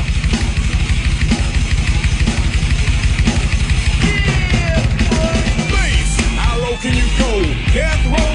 What a brother, no. Once again, back is the incredible rhyme animal, the uncannibal D. Public enemy number one. 5 said freeze, and I got numb. Can I tell him never had a gun, but it's the whack as the Terminator X-Bun. Got me in a cell, cause my records they sell, cause a brother like me said, well, Farrakhan's a prophet, and I think you wanna listen to what he can say to you. What you ought to do is follow for now. How will the people say? Make a miracle. I used to like some Public Enemy. Oh, yeah. It scared me, but I liked it. Being a dumb white kid from Long Island. I like a little harder. With no street cred. A little harder. Yeah, like fucking Eazy-E. Right. Some of that good shit. Ghetto Boys. This is good, though. Old school. Soul on the road, but you treat it like soap on a rope, cause the beats and the lines are so dope. Listen for lessons of slaying inside music that the critics just love his voice. They were smart because they added in the guitar. Yeah. That was later on. Kids were like, yeah. That was later on, right? Yeah, this is with Anthrax. Yeah. Right. Oh, okay. Honestly, I don't know this one. This is big. I know. This is fucking really good. I do know that, but I just don't know it. Oh, Uncle Cracker is down at the Fox. That's who it is? Yeah. The Cracker's lost some weight. Uncle Cracker. Nice. Uncle Cracker. And Uncle Cracker. Next up on the rundown, Jodie Foster. Kind of looked over like Uncle Cracker. Uncle Cracker. Crack-ass cracker. Anyway, where are we at? Oh, so Flavor Flav is on this new VH1 show. I don't know if it's new, but it's on in my house, so I've taken a look. It's called Couples Therapy. Oh. And I don't know how this went down, but Flavor Flav has a girlfriend. They're having problems, and there's other couples having problems, so they decided, let's tell the world we're having problems because we really want to be famous. Right. These fucking shows. And I guess Flavor Flav, I'm not really sure, but his girl gained a bunch of weight, and then he finally realized that she's pregnant. Oh, shit. But she's like 6 months pregnant, but he's finding out for the first time. Come on. I think. Or he's just making believe that she wasn't pregnant, and I don't know. But it leads to this massive fight they had on the show last night. Because now Flavor Flav wants to make it a thing. He tells all the couples, to gather in, I guess, the kitchen area. Because he has a big announcement. Look out. And he wants to announce to the house that his very obvious pregnant girlfriend is pregnant. And the dude from Girls Gone Wild, who's a whack job himself, Joe, I think his name is. Joe Francis? Joe Francis. That fucking scumbag. He pretty much calls Flavor Flav out, like, what the fuck? We don't want to be part of your stupid sideshow. Of course she's pregnant. We all know she's pregnant. She could pretty much have the baby any day now. What are you talking about by announcing this now? And here's some audio of the fight. It was pretty good last night. We like you, Flav, and we're going to hear what you have to say. And we like you too, Joe, and I really want you to hear what I have to say. You know what I'm saying? Okay. To everyone in here, this has been, Pause. very moody. Flavor Flav is made for these goofy shows, by the way. Of course. Because he's holding a platter of chocolate strawberries. Because not only is he going to announce that his 6-month pregnant girlfriend is pregnant. Yeah. He got a tray of chocolate strawberries to celebrate the occasion What a that he's guy. holding as he announces this. That's a nice guy. And he is still wearing his clock. Of course he is. Yeah. Whole nine, and I just wanted you guys to know why. Wait, we're just going to hear what you have to say, but we just think you've been and Liz have been incredibly disrespectful to the house. How? Hey, just let him say what he's All going right, to go say. ahead. Okay, no, well, we're here to it's listen okay. to It's you. okay. You're entitled to We're your here to opinion. listen to you, Flav. Go ahead. Even though I did kind of mention why, but we weren't sure when we first got here. Pause. You know what I'm saying? Okay. But Sorry to keep pausing. We'll let it fly in a second. Okay, because I wasn't sure. He wasn't sure that his 6-month pregnant girlfriend was pregnant until recently, meaning, I believe, a few hours before this was taped. How do you not know your girlfriend is 6 months pregnant? I just wish there were ways that you could confirm that. Right? Yeah. He does say on the tape that they weren't sure, but now they are sure. That is the most ridiculous thing I've ever heard. She's in her second trimester. How could you not know? I know, second trimester. It's been 6 months. Sorry, She's I been just had to pregnant say for that. 6 months. Hey, Don't come in here. Hey, yo. All right. Oh, boy. Let me tell you. The music is all ominous. Yo, wait a minute. Hold on. Francis, I'm done with your side sideshow. I'm not gonna lower. She's only 10 weeks. Calm yourself. Walk out. She's in her second Check this out, Joe. Can I tell you something, Joe? For you to come out at me like that, Joe. Dick, son. I seen the pictures. Who are the rest of these people? I'm not gonna be strawberry. Strawberry bullshit. Strawberry bullshit. Coming up. Pause. Who are the rest of these people? They're just almost celebrities with couples problems. But I mean, they've really gone almost downhill as far as who. Like, who are they? Do you know? One is a teen pregnant mom or whatever, right? Yeah, the couple That's from what Teen that Mom. kid was. Teen mom, whatever the fuck. Who gave up their kid. Right. Yes, I thought because I saw one of them and I'm like, that guy looks familiar, but and the rest of them I don't know. Chingy, rapper named Chingy. Oh, Chingy. What's up with Chingy? He's having problems in his relationship. A couple who met on The Real World is on the show. Oh, okay. Who's that chick right there? I think that's Joe Francis's woman. Who he treats like shit. Oh, God. That's hard to believe. So, and then the second half of the fight. Here's the second half of the fight. She's in her second trimester. How could you not know? I know, second trimester. It's been 6 months. Sorry, I just pregnant. had to say that. So what? Hey, yo, come in here. Hey, yo. All right. Well, let me tell you. Yo, wait a minute. Hold on. Joe, Francis, I'm done with your sideshow. I'm not gonna lower. She's only 10 weeks. Calm yourself. So Francis' chick's pretty hot. Walk out. She's in her second trimester.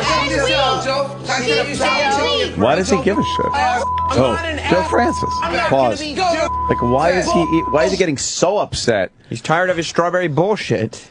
This is a non-fight. Well, because Flavor Flav is like, it's all about him and his chick and everyone. They're on a reality show. It's all about everybody. He's making a moment out of the fact that his girlfriend is pregnant, but everyone already knows it. So I can understand. So he's basically Flavor Flav is basically wasting everyone's time in the house with bullshit. But strawberry bullshit. Strawberry bullshit because he got the chocolate strawberries for the big announcement. I can understand laughing and going like, Flav, we all know. Right. You're a crazy person. Right. Why would Joe Francis get roid rage pissed? Oh, because that's his issues. He's a fucking lunatic. All right. Well, this guy is a lunatic. Because this is not, like, you shouldn't react like this over this. I'm sure there was other shit that went down. I'm sure Flavor Flav is not easy to deal with. He doesn't like being stuck in the house with him, and he doesn't like Flav turning everything into a party. Exactly. Right. Yeah. So play that some more there. Strawberry. When you're take your ass to bed. Really? And I got a message for you. I got a message. She just called out the truth. Jesus. I think you're an arrogant that got a lot of money. I think you don't exploit young girls for money. I don't give a you're a piece of you're a piece of and I got a message for you from my man Ron Popeil. Bend over and get the soap, you ass. Don't lie to all these She's pregnant. Yo, we got a brand new name for you. Dick Face. Dick Face Joe. That Joe Francis. Liar. Dick Face Joe. He's not lying. Dick Face Joe. That's his name. Joe. Dick Face Joe. Everyone else is just looking at. 10 weeks pregnant. Everybody that sees Joe Francis, call him Dick Face Joe. That's his Okay, where the that's his go out and run your That's his name. Yeah. That's his Oh, name. what? Dick She threw the strawberries away. Get out of here, you ass. Abby ran over and got the strawberries, and she proceeded to throw them all in the trash can. This little Abby we loved, now it's turned into Bill and Joe. This Bill is and Joe Jr. so inane. Oh, really? Because she called out your lies? You're disgusting, smelly. You smell like. You don't shower. She doesn't shower. And we've lived with your lying. Love you. And I will never. I do shower. Liars. He's yelling, I do shower. I do shower. It's like little kids arguing. How bad does Joe want to drop it? Oh, right? man, yeah. How bad does he want to fucking drop? Drop the N-word. Yeah, yeah. Your ass. Your ass. Smell like your shower. Your mother smell like. This is really mature. Just happened. They're immature. That's why. They're Oh. immature. And that's the teen mom saying that. Honestly, I think Joe was just over Flav and Liz. I think he's just had it. And I get it. This is the first strike I have for Joe because the sideshow that he hates so much, he created. This stupid kid. This is the first strike. Like Joe's worried about how many strikes he has. Of course, this idiot. gonna have in this dumb fucking show. Yeah. This oh no, I got a show. strike with the kid from Teen Mom on the dumb couple Look therapy out. show. Exactly. They're the couple where the girl was like, with the braces, we had to give away our child, but I still want to visit with her. Just fucking awful. A season of dramatics. They gave up the kid first episode. Yeah. And then there's a season of TV where they're like, we want to have a relationship. Harassing the fucking family. You can tell the mother and father, the new ones, the adopted ones, wanted nothing to do with them. They drive up, oh, we're here, I get to see Carly, or whatever her fucking name is. I remember that one. Your old friend's like throwing out his strawberries. Right. Yeah, what'd you do that for? Could be the dumbest show. It's ridiculous. I just saw this fight. I figured we'd throw it on the air today. VH1 reality show, so you know what you're getting. How's it end? Good for them. How's it end? It's just about done. Good for them. They got a little heat. Yeah. Thank you. I'm happy. Joe Francis, he's a nobody. Let him go and exploit more girls for money. Wow. Got him. Joe walks away. And that's it. Wow. Flavor Flav You smell rules. like shit. You don't shower. I shower. I do. Sometimes I shower. I take a shower. Jesus. They should just put a GoPro on Flavor Flav's fucking forehead. Yeah. And just have a live stream. That is a good one. That guy, there's drama wherever he goes, I bet you. But the one thing that's good about couples therapy is that it's not like the fun, charming Flavor Flav from like Surreal Life that was a goofball. No. It's like, all, you know, dreadlocked out. Dreadlocks. He's calling fucking people Dickface Joe. It's crazy. And I think he had this broad the whole time. He was making believe he was single, trying to find a woman. Oh, yeah. So I think that's one of their issues. Yeah. Flav knows that. That's kind of one of their issues. Like, fuck. Flav knows how to rock these reality shows. Yeah. I mean, keep in mind, I believe it was Flavor Flav's reality show where one of the contestants accidentally shit on the staircase. Shit on the stairs, right. Let out a little nugget. Oh, God. You want to talk about nuggets? That is a nugget. That could be the most disgusting thing to ever happen on a reality show. If someone has a better one, I would love to hear it. True. But they're doing all the women are standing around wondering who's going to be picked for that week or something. Fucking be picked. And this chick is wearing no fucking panties and drops a log right on the carpet in this really nice mansion in front of everybody. Do you have that clip? How does an adult woman shit themselves on television? I don't maybe a little know. nervous. A nugget rolled out of her nugget popped her bottom. Yeah. I think that's the worst moment in reality show history. Has to be. Damn. Yeah. This. Oh yeah, and her name was something. Yeah, something. Cause you something, girl. There's something. They're all. Just when you think that That's it could delicious. Get worse. No, please come here. Me too? Yes. They're all going. This is like horrible already, and we're dealing with shit. But this is even worse. I'm not gonna take that shit. What? There's like a soiled tampon Oh, this is different. on the soap rack in the shower. Oh my Oh, I didn't know that. That's pretty fucking disgusting too. How do these women live? They're fucking animals. They're animals. If you're doing that, you're an animal. Period. You don't have the shit clip though? You have to have the shit clip. Shit on stairs, right? Is that the one? It was at the bottom of the There it stairs. is. Okay. All right. Here we go. I remember. Touch my hand while it's in your face. Flav doesn't want Do you, that. sweetie. Yeah, because this was the chick. Do it again. Oh my god, I'm so scared! Oh my god, what am I gonna do? What the fuck? Yeah, she was the one that That's not that clip. I hate that when people do that. Come on. Leave the clips alone. Where's the fucking duty clip? Yeah, we need some shit. TLC. You better not touch me. That's what I'm. Boots. No, I can go with you and talk. No, you don't. Your face. I don't think that's it. They were all like going up the stairs or something. right? And the sad part is they're all fighting over Flavor Flav. Yeah. What the please. fuck? All right, maybe fine during the break. We got DL Hughley waiting outside. DL's the out there. What's he got going on? Book?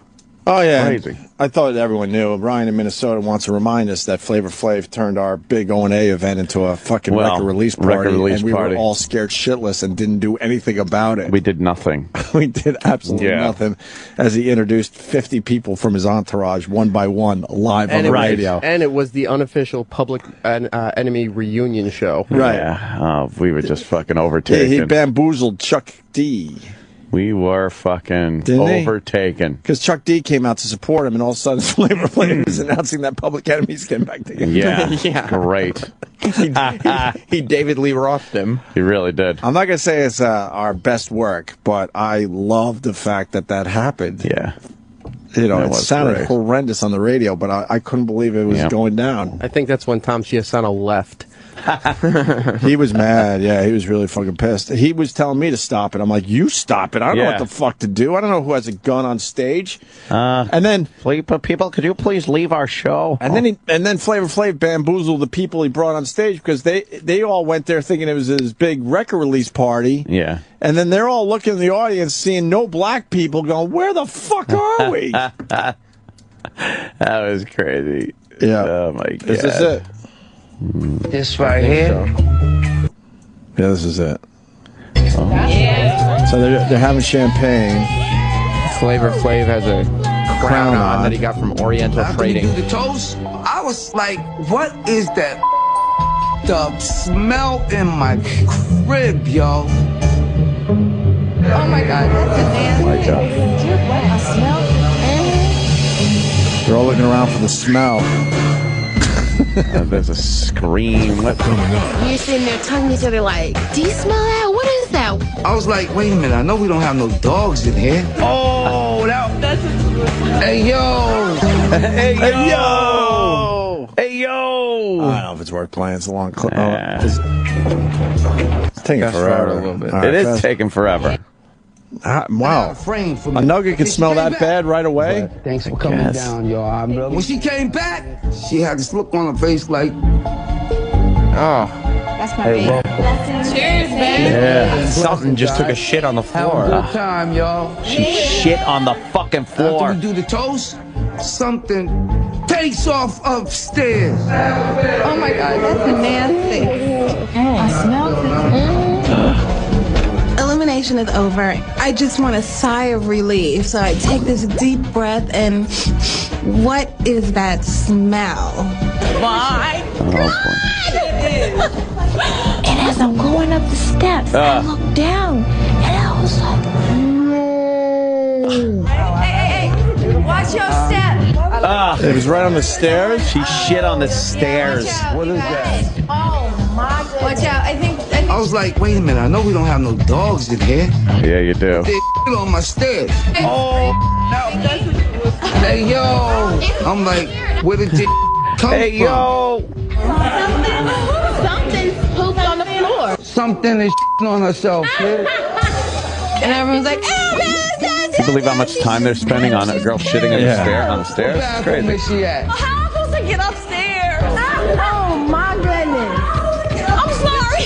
Who had to clean that up? Yeah, no kidding. Hey, yo, son. Hey, yo, son. Now we're just watching, but something jumped out. Oh my God, that smell was something. Damn. All right, enough. But that's the worst reality show moment, I think, when she fucking dropped the fucking nugget on the staircase. Yeah. All right, are we going to break? I guess so. DL Hughley is next. Stay right where you are.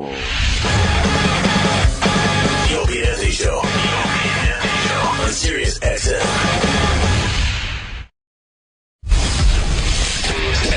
Sirius XM. The Opie and Anthony Show. You're absolutely right. DL Hughley in studio. We're talking about New York City kids, radio shows, Flavor Flav. We're all over the place. But yeah, you make a good point. This city of ours, it takes one car to fuck up everything. The police stopping somebody. Right. One lousy car, and now your commute sucks. Everything sucks. Right. That one thing. That's why, man, Anthony Weiner is the perfect candidate for this. Is he? He's the fucking perfect candidate. Because New York is a city that works, but it is a little grimy. Right. He's everything New York. We love that he's not dropping out of the race. No, yeah. We love it. Isn't it just like a dick not to know when to pull out? Yeah. Isn't it just? I love that. You know, it's funny. Mark Sanford was the governor of South Carolina, right? Yeah. Yes. Fucks around on his wife, leaves the state, misappropriates funds. He gets elected for Congress, beats out I don't even Colbert's sister. Oh, right. Okay. Yeah. David Vidner, a senator, from Louisiana, hires prostitutes, which is illegal. This dude shows pictures of his dick in this controversy. That's what I like. Yeah. And I'm glad we have technology, because we used to have to draw pictures of our dick, and that was or wait for somebody to finish with the copy machine. That or Polaroids. Yeah, you had your Polaroids. And the copy machine, you would get a primitive fucking picture of your dick sitting down on the copy machine. Right. Consuelo, are you finished with that copy machine yet? That was a thing for a while. The copy machine was the source for a lot of inter-office hijinks. Do you remember when we were working in Boston, the girls would fax us their boobs, and we thought it was the hottest thing ever, even though it looked, it just looks ridiculous. It looked so stupid. But it's so nice, though. Yeah. I think it's nice when somebody shares. It's very nice. Yeah. It gives you a little smile. It's loving. It's loving. It is. The Weiner thing, though, I mean, we accepted him, and we were giving him a second chance. He was leading the polls. He couldn't stay away. And he couldn't stay away. He couldn't stop tweeting pictures of his dick. Right. Maybe it's just dick pride. But that's one of those fucking like How compulsion. is that horrible? I don't think it's horrible, but I think the people are bothered by the fact that he said he stopped. They were giving him a second chance. Oh, you mean a politician that lied? I think they all lied too. Right. DL, I'm with you. I don't like any of these guys. The lying politician. But he's on the cover with his wife and his newborn son, saying, I've changed my life around. Yeah, but all he did, he didn't actually use his dick. He just showed it. Mm-hmm. Right. And talk dirty. Yeah. People are saying that he shows poor judgment. No, it's actually good judgment. I have this problem. You can't tweet a disease to yourself. There's no way you can true. You can't tweet HPV. That's not going to happen. I tweeted a genital wart. You can't do that. Right. I think it's the amount of time he's wasting on this little hobby of his, and you're thinking, wow, he's gonna have no time to run the city. Well, I don't know. In your car, you could the technology makes it easy to do anything. Everybody's getting in trouble for the dumbest shit. Like, what's that dude? It is the receiver from from what the fuck? Riley Eagles. Cooper, right? Riley from Cooper, the Eagles. Says at a fucking Kenny Chesney concert, I'll beat every nigga here. Ain't no niggas at Kenny Chesney concert. If he'd have said that shit at a Lil Wayne concert, that would impress me. Now we're talking. You know what? Yeah. That's the fucking joke. We missed it. It's no niggas at a Kenny Chesney. Any niggas at the Kenny Chesney concert is cleaning up. Right. Not as brave as saying that. Right. If you say that shit at a Jay-Z concert, I'm impressed. Nothing but respect for that guy. He's not here anymore, but goddamn it, he went out like a man. And it's so funny. Like Paula Deen, he calls her 12 men. Who knew niggas was so expensive? Jesus Christ. And I don't even know why people get worked up. This is, something, like, honestly, it is hugely offensive, and I get it, but I refuse to let it have that level of power. Like, I don't even know why she got in trouble. Like, Paula Deen's words have hurt her much less than her cookbooks. Like, I would rather have a redneck call me nigga than a doctor tell me I need a heart transplant. You can jog off, nigga. And if she used olive oil as much as she used nigga, she wouldn't have type 2 diabetes, right? Like,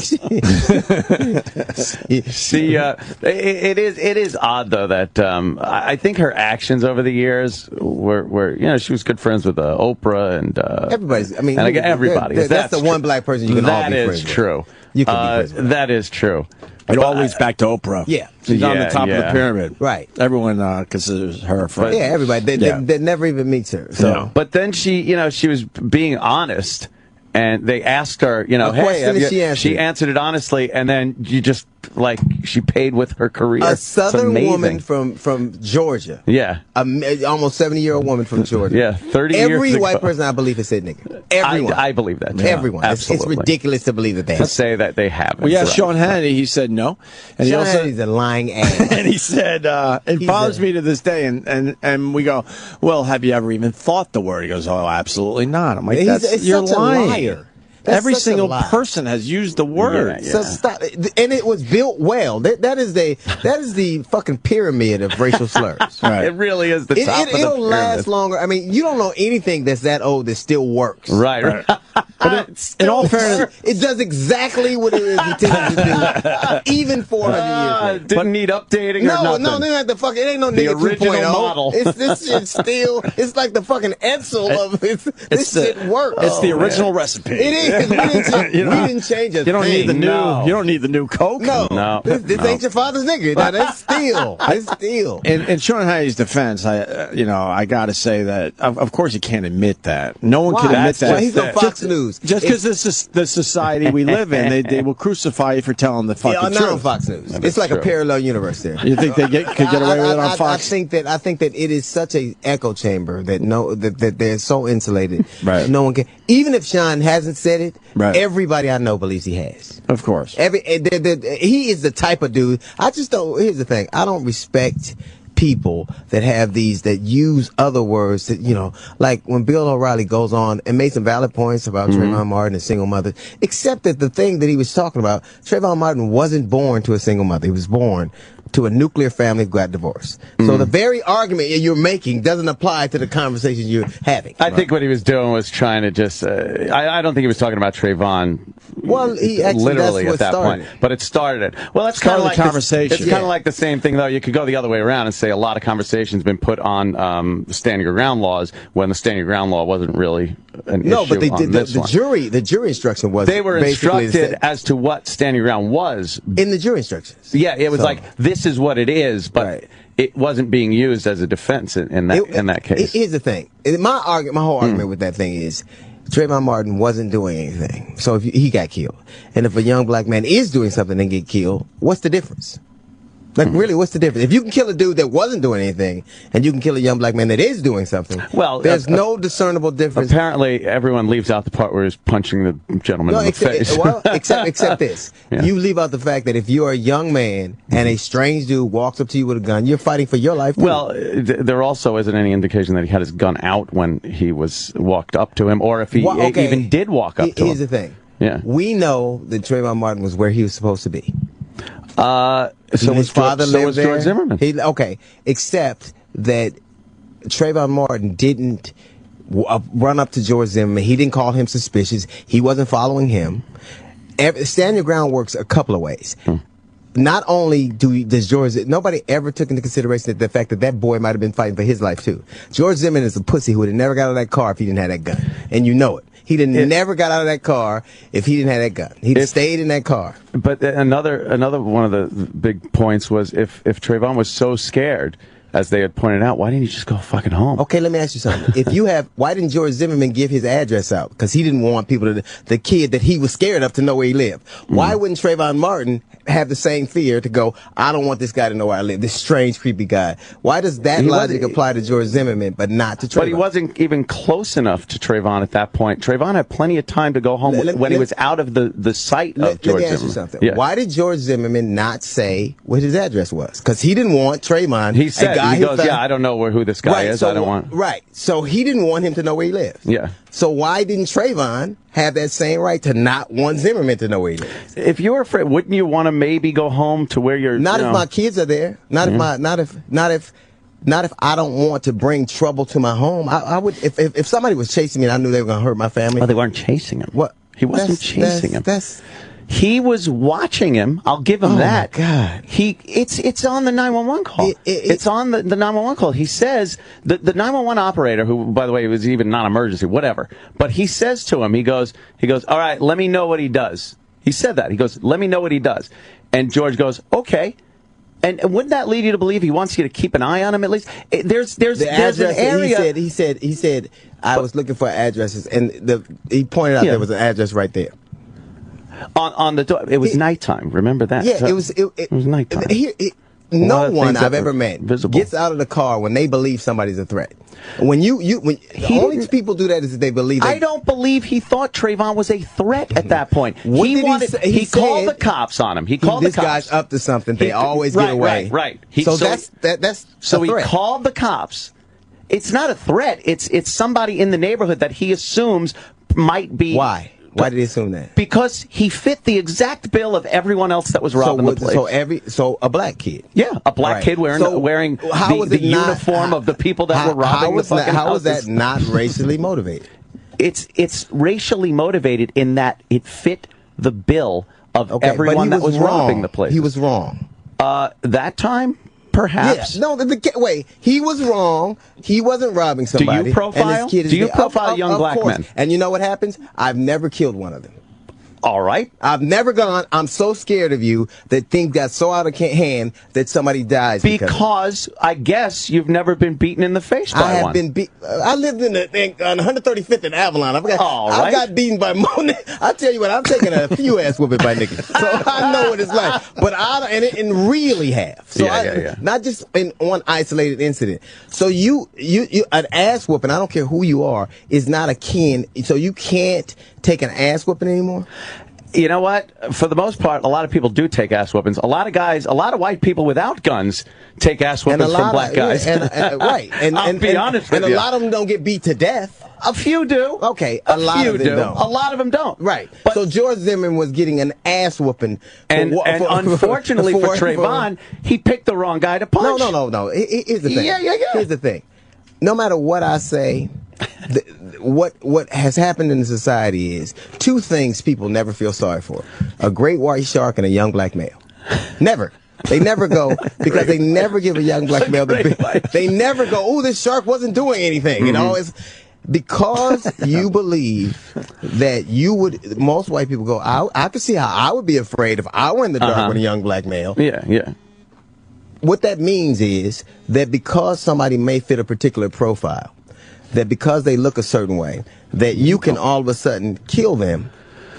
And he really, no one knows what happened. I don't know what happened. You don't know what happened. But what very rarely happens is an all-white jury gives a black man the benefit of the doubt. Never happens. And that's not even anecdotal. That's just very rarely is anybody convicted for doing anything to a young We don't know everything that happened. We know somebody dead that didn't have a gun. But we have a good idea. There are pieces missing. If you take a fucking puzzle and you know it's a puzzle of a fucking 3 kittens, and there's some pieces missing. 3 kittens. You could say that puzzle, even though there's pieces missing, I know there are 3 kittens in this puzzle. Even though there's pieces missing, I could tell you it's not a globe. It's not a puzzle of a fucking, a prairie. It's that, even though there's pieces missing. That's what we saw here. We get George Zimmerman beat about the face. We get Trayvon, the only mark on him was the bullet wound. And okay, let me ask you, in the grand scheme of things, in the grand scheme of things, right? Would you rather take the ass whooping or a bullet? I'd rather take an ass whooping than a bullet. The problem, this thing has perpetuated itself all over the country.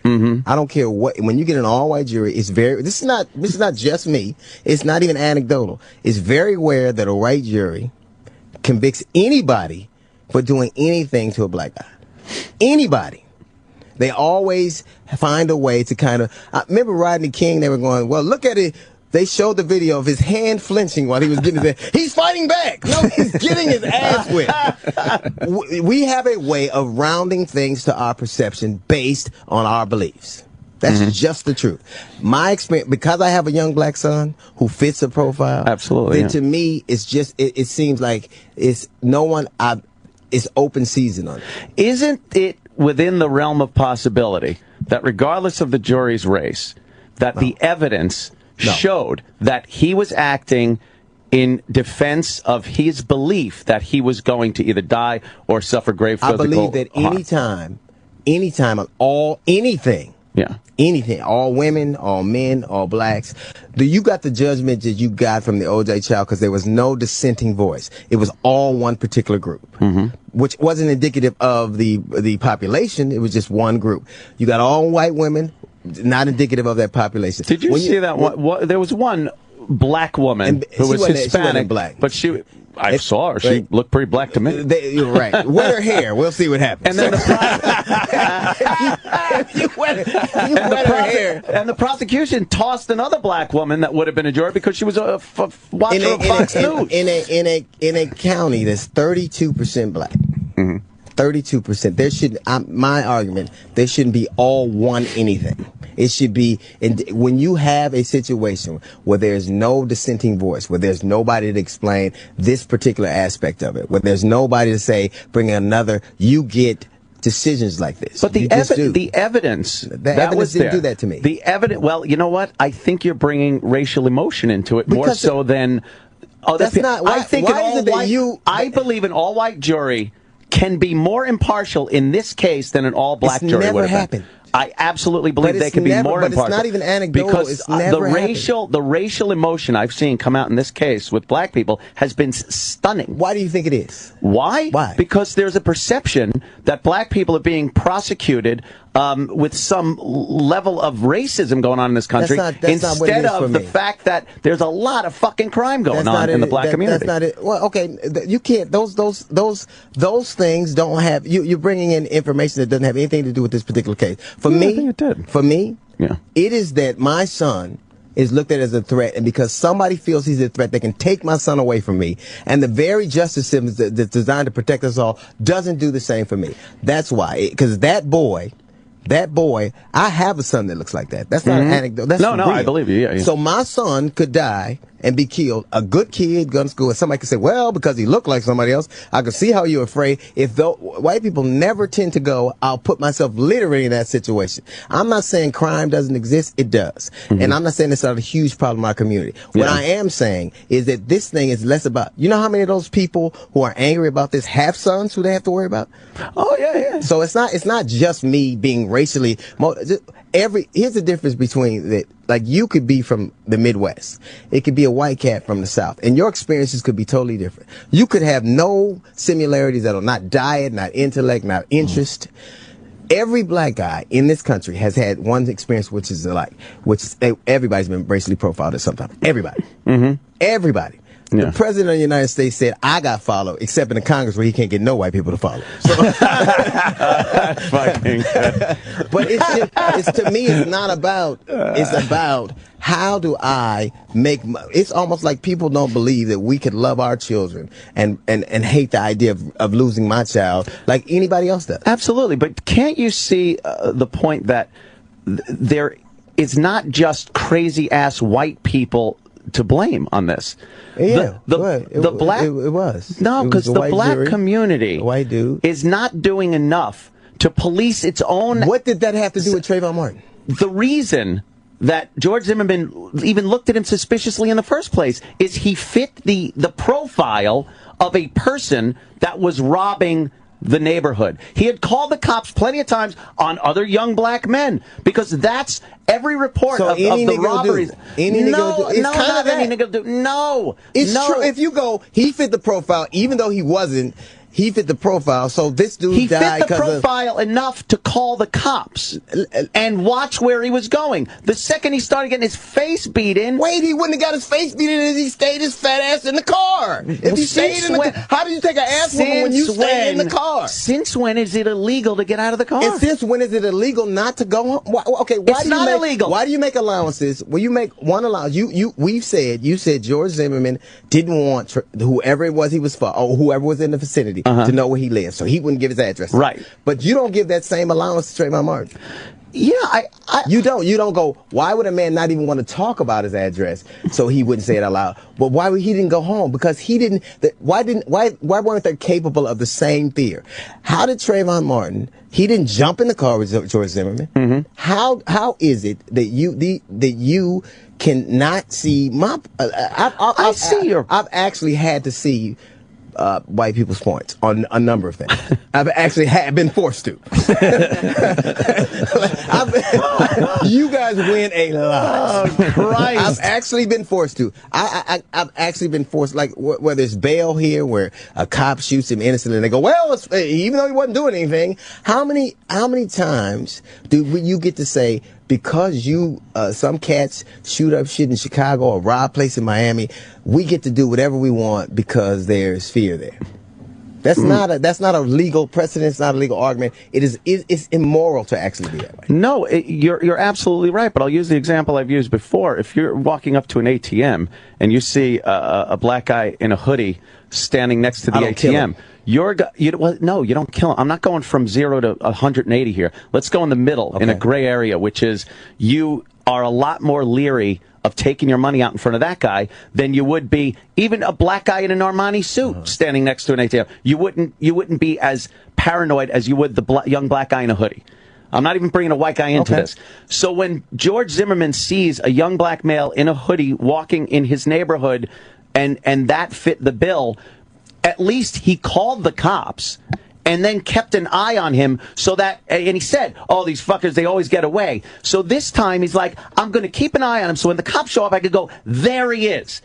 There's not this either stay in the truck or shoot him. Yeah, there actually is that. No, there wasn't. When he got out of that vehicle, you honestly think he was hunting down Trayvon to shoot and kill him?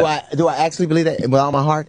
Yes. Stop it. I can look you dead in your eye with no equivocation. I believe you believe that. No, and here's the thing. Why I have no doubt that cats like that who want to be cops, who have this take MMA so they can be tough. I don't think that this guy went out and went, I'm going to kill a guy. I believe he went, I'm going to be a hero today. I'm going to be a hero today, and I'm going to drive the pagans from the village. I'm going to make my mark. And it's a couple of things. I don't think he does that if it's a grown man. I think he's a George Zimmerman is a beta male. First he's of all, not an alpha male. He's a beta male. He's the kind of dude. We agree on that. He's a beta male, and beta males are often the kind of dudes who go, "I'm going to show people how tough I am by picking a fight I believe I can win." Can we stop the not a grown man thing or the child thing or anything? That's been 17 years old, bullshitted up the ass at on the news. 17 years old, you go to a pediatrician. That makes you a child. Oh, believe me, I know. 17 years old, you go to you can't vote. You can't vote. So let's not. But let's not portray him as that 12-year-old picture that we saw. He was a 17-year-old child. Stop with the child. He was a child. Nah. Why? Okay, by it's not semantical. It's illegal. It's the you know what? I could pop up pictures of 17, 18-year-old or 16, 17-year-olds that have pounded people's heads in and killed them, and they're tried as adults for the violence of their crime. But they're being tried as adults. But they still would be 17. You make the thing is that you can't, for the purposes of an argument, make a truth an untruth. But you can't. He is 17. But I see he was a child. But I see people. He's a pediatrician. Child is that word being used in reference to Trayvon Martin in this case. Why? Because black people can't be child. No, they can't. They can't be children. They're born adults. I know.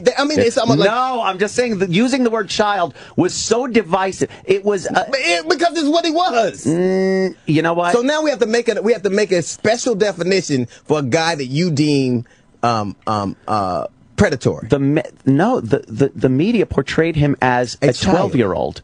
No, we never saw those pictures flashed on the news for months, maybe even a full year of anything that resembled how old he was. How old he was? In actuality, how old was he? He was 17 years old. Okay, can he vote? No. Can he buy liquor? No. Any decision he makes, if he does something wrong, his parents are still, in some places, responsible for it. He could be tried as an adult. But he didn't do anything worth being tried as an adult for. If George Zimmerman didn't kill him, he probably would have gotten assault charges put on him. and he may have. And he may have. Yeah. My argument is this. I've been him. I know what it's like to be a cat that smokes weed, to be lost, to get in trouble. I've been him. And just like when people tried to make Trayvon Martin, he's not 17-year-old. When they tried to go, oh, he's a dropout who smokes weed, and that's why you make arguments that you don't give equal weight to the other side. And I've had to listen. You won the debate. You won the debate. Obviously, the jury saw it your way. I will say this: it's not uncommon for white juries in all parts of this country to come to those conclusions when there's a black victim involved. It's not. It's just not. That's not anecdotal. It very rarely happens. Up in the 90 percentiles where a white, that's not an accident. That's not an accident. That is a perception. People see it a certain way. They are very rarely willing to give a black kid or a black young man the benefit of the doubt. Do you see any blame whatsoever in the black community for the disproportionate amount of crime being why white people go, oh fuck, look at that? That's like every banker I go to, I get to say that he's Madoff. I get that, but I don't get to do that. You probably would be right. You can. I don't get to do that. No, you can assume that until you learn different. I mean, again, I've never learned different. If you profile somebody at the ATM, you're doing that for your own protection and own safety. But you could do that and then find out that he's perfectly fine and be cool with it. But you know what's funny? It's another. Look at the Department of Justice and see who are the majority of people arrested in this country. 75% of them are white. 75% of them. And you know what happens in the justice system? Because judges, prosecutors, DAs, police officers are white, and they see a white kid, they go, oh, he reminds me of my nephew or myself when I was a kid, and I'll give him deferment. I'll deal with him differently. When you see a black kid who you have no relation to, he has to be dealt with more harshly. You think there's that unbelievable amount of institutional racism going on in this country? There was a cat in Philadelphia, a judge, a couple of months ago, was sending young black men to the private prison industry, selling them there.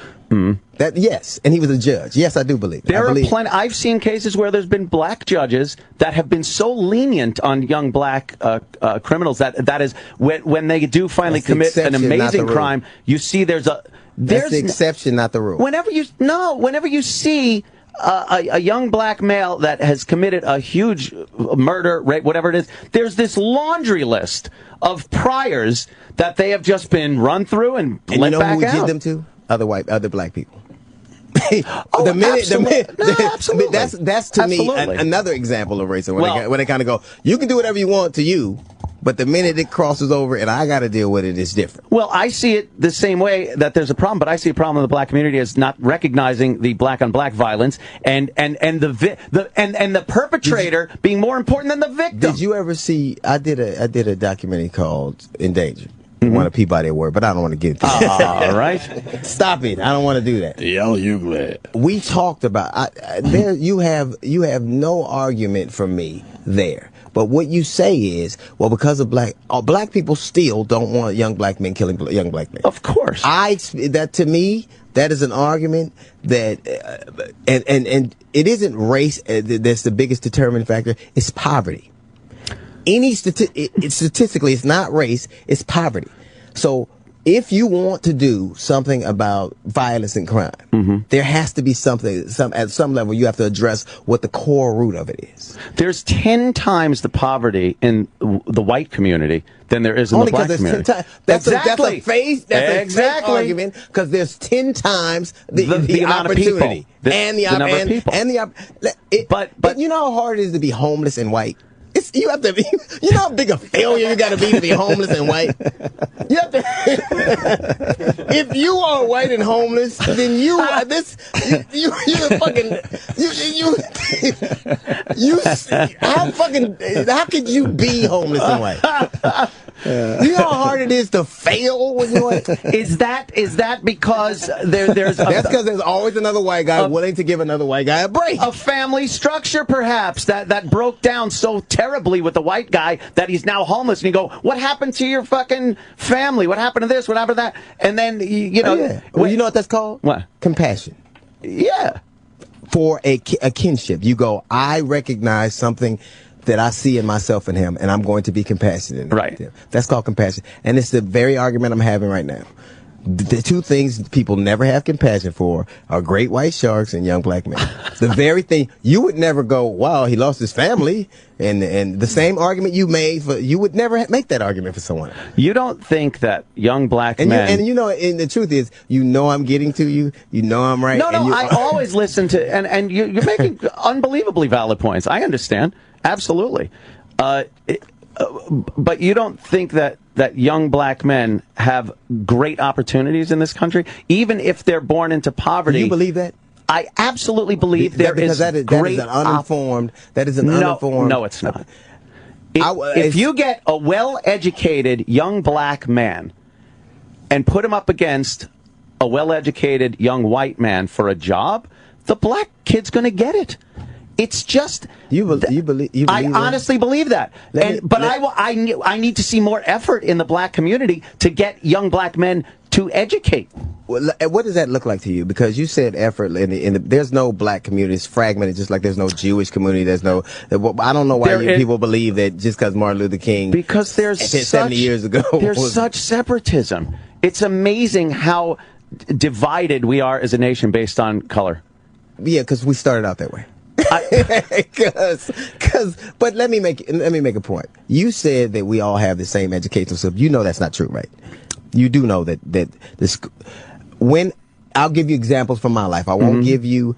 I donated. You could look it up. I donated to a school called Avalon Gardens 20 years ago, about 16 years ago. A library. I bought a library.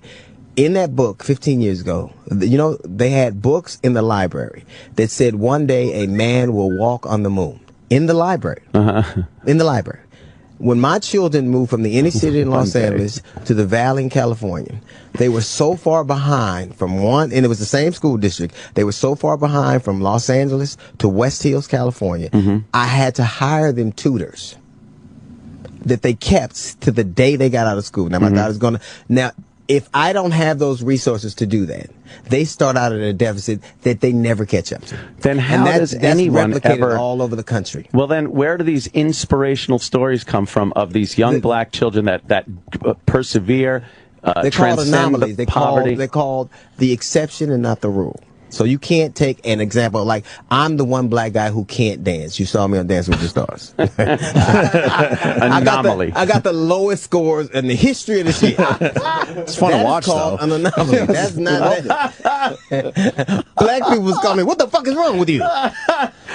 So how do we fix the schooling, DL? I think that I do agree with you. You have to decide if it's important. Well, the country has decided it's not important. We do not like the edge, and I'm going to make you these allowances. The education age for the black male is akin to the ice age for the dinosaur. It really is. It's that stark. If you're not educated enough to take example, you'll take advantage of the jobs. Because if you major in science and mathematics, chances are you'll do well. Chances are you'll do better. Sure. That we have to make and some like West Indian African, they're usually when people win academic scholarships or academic decathlons, it's generally an Asian or West Indian. Right. That's just true. Yeah. So obviously there has to be a higher premium and value system placed on education, and obviously it does start. I think that the breakdown of the family is just universally you can attribute a lot of problems to that. I think that transcends white or black. I think it's one of the biggest issues is parenting and the family unit. But that's still, to me, what it takes is people to see past what they know themselves, what they see themselves. I've had to see things your way. I've had to. I would say a lot of people have had to. A lot of people of others have had to see things your way. Right. It's a disingenuous argument and not true to say that you've had to do the same. Not in that way, no. No, of course. What other way would there be I'm just saying we all have grown up with our crosses to bear. I'd rather have yours. Well, our burning crosses to bear. Exactly. Come on. This fire is hot, Jesus Christ. But I just don't like I'm not. I like you. No, I like discussions like this. Sum totals of our life's experiences. All you are what you've seen in the way, and my experiences have been different. I would say I'm the quintessential American dream. I am. Absolutely. And I found a way to make it. I am the anomaly. I'm the exception, not the rule. How is it that we make more exceptions? How do we make more anomalies? We've all had to transcend something. We've all had to get. Not every white guy is born into this That's not true. All corporate white people world are rich. All white people are rich.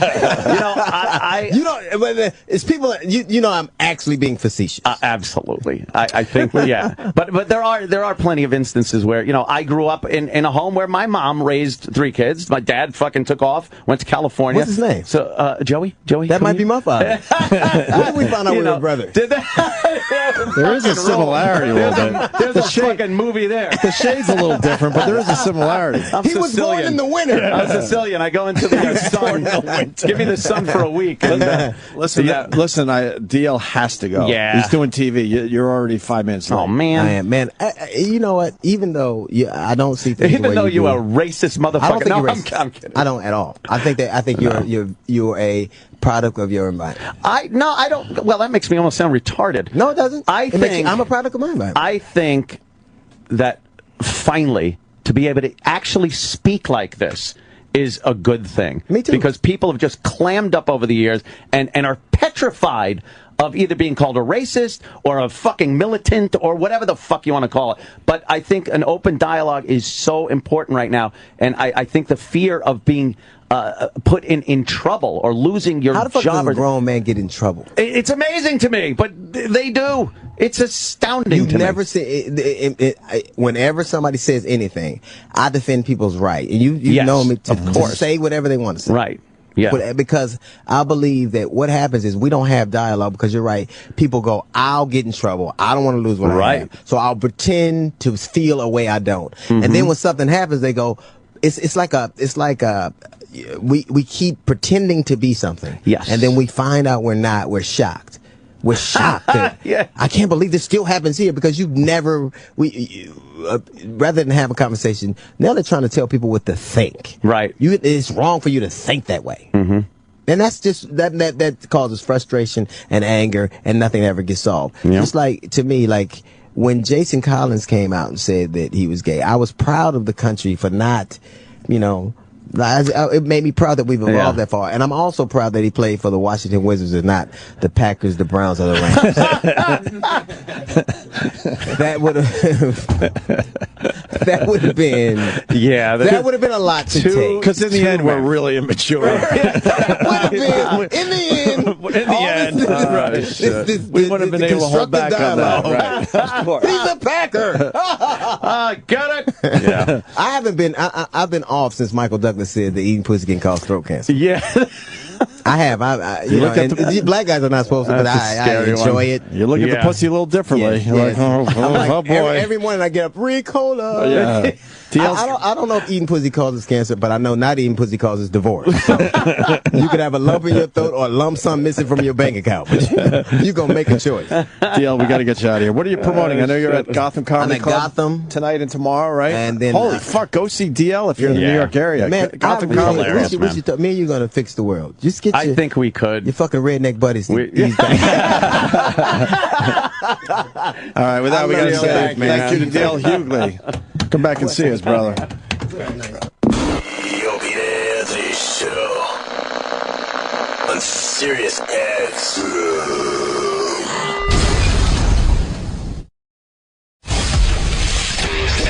Sirius XM. The Opie and Anthony Show.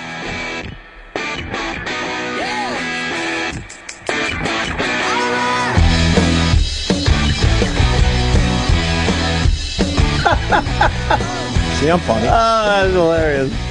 DL Hughley gave us another great appearance. That was fucking fun, man. Manny handed you your ass. What? Jesus. What happened? I thought it was a very good. Oh my God, he kicked your ass. Debate. Wow. It was a debacle, is what it was.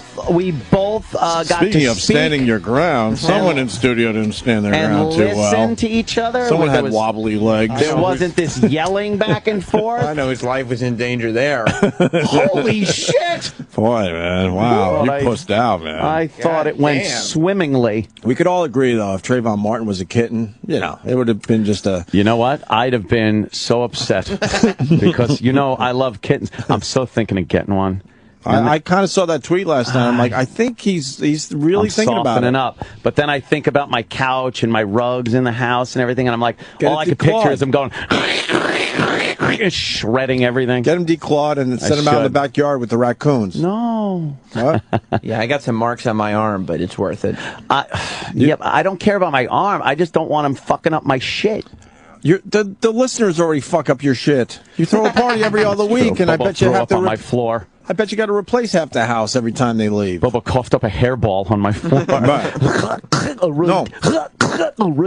I want to say it on the air, though. DL Hughley comes in, and we're saying hi before his appearance out in the hallway, and comes out, says hi. Yeah. And then he takes off for the bathroom. And then we start the DL Hughley interview, and you got a different shirt on. So I asked Anthony if he was getting rid of a racist shirt or something. Was that a racist shirt? I'm like, no. Why did you change shirts before the DL Hughley? Well, I stayed in the city last night. Right. And I was wearing this last night. And I thought it was fresh enough to put on this morning and come in. So I did. Right. And it's been a little warm in the studio today. And I noticed before DL came in, I was like... I wasn't feeling as fresh as I like to Smelling be. a little ripe? I was a little bit, yeah. So I went into the bathroom. First I went in the back, and I was like, you got any, like, Sirius XM shirts or anything back here? Any swag? And Travis shows me a pile of Sam and Dave special delivery shirts. God. So all he had were these. Collector's item. So I put on a Sam and Dave special delivery shirt. It's a dope shirt. It is a dope shirt. You're absolutely right. I went into the bathroom first and grabbed some paper towels with a little water and soap and did a little fucking toilet stall shower. Oh, you did a Puerto Rican shower. Yeah. Mars. And then I put the he shirt wouldn't be on. offended by that. He knows. He knows what I'm talking about. He's been there. He's been there. Yeah, of course.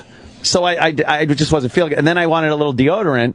And I was going to send the interns out for some, but Sal reminded me that he had a little, so I've absconded his You're Old using Spice. his deodorant? Well, I wiped it off, and then I used it. Oh, yeah, I would do that, too. No problem. It's no biggie. Let's say hi to Nick DiPaolo, who was supposed...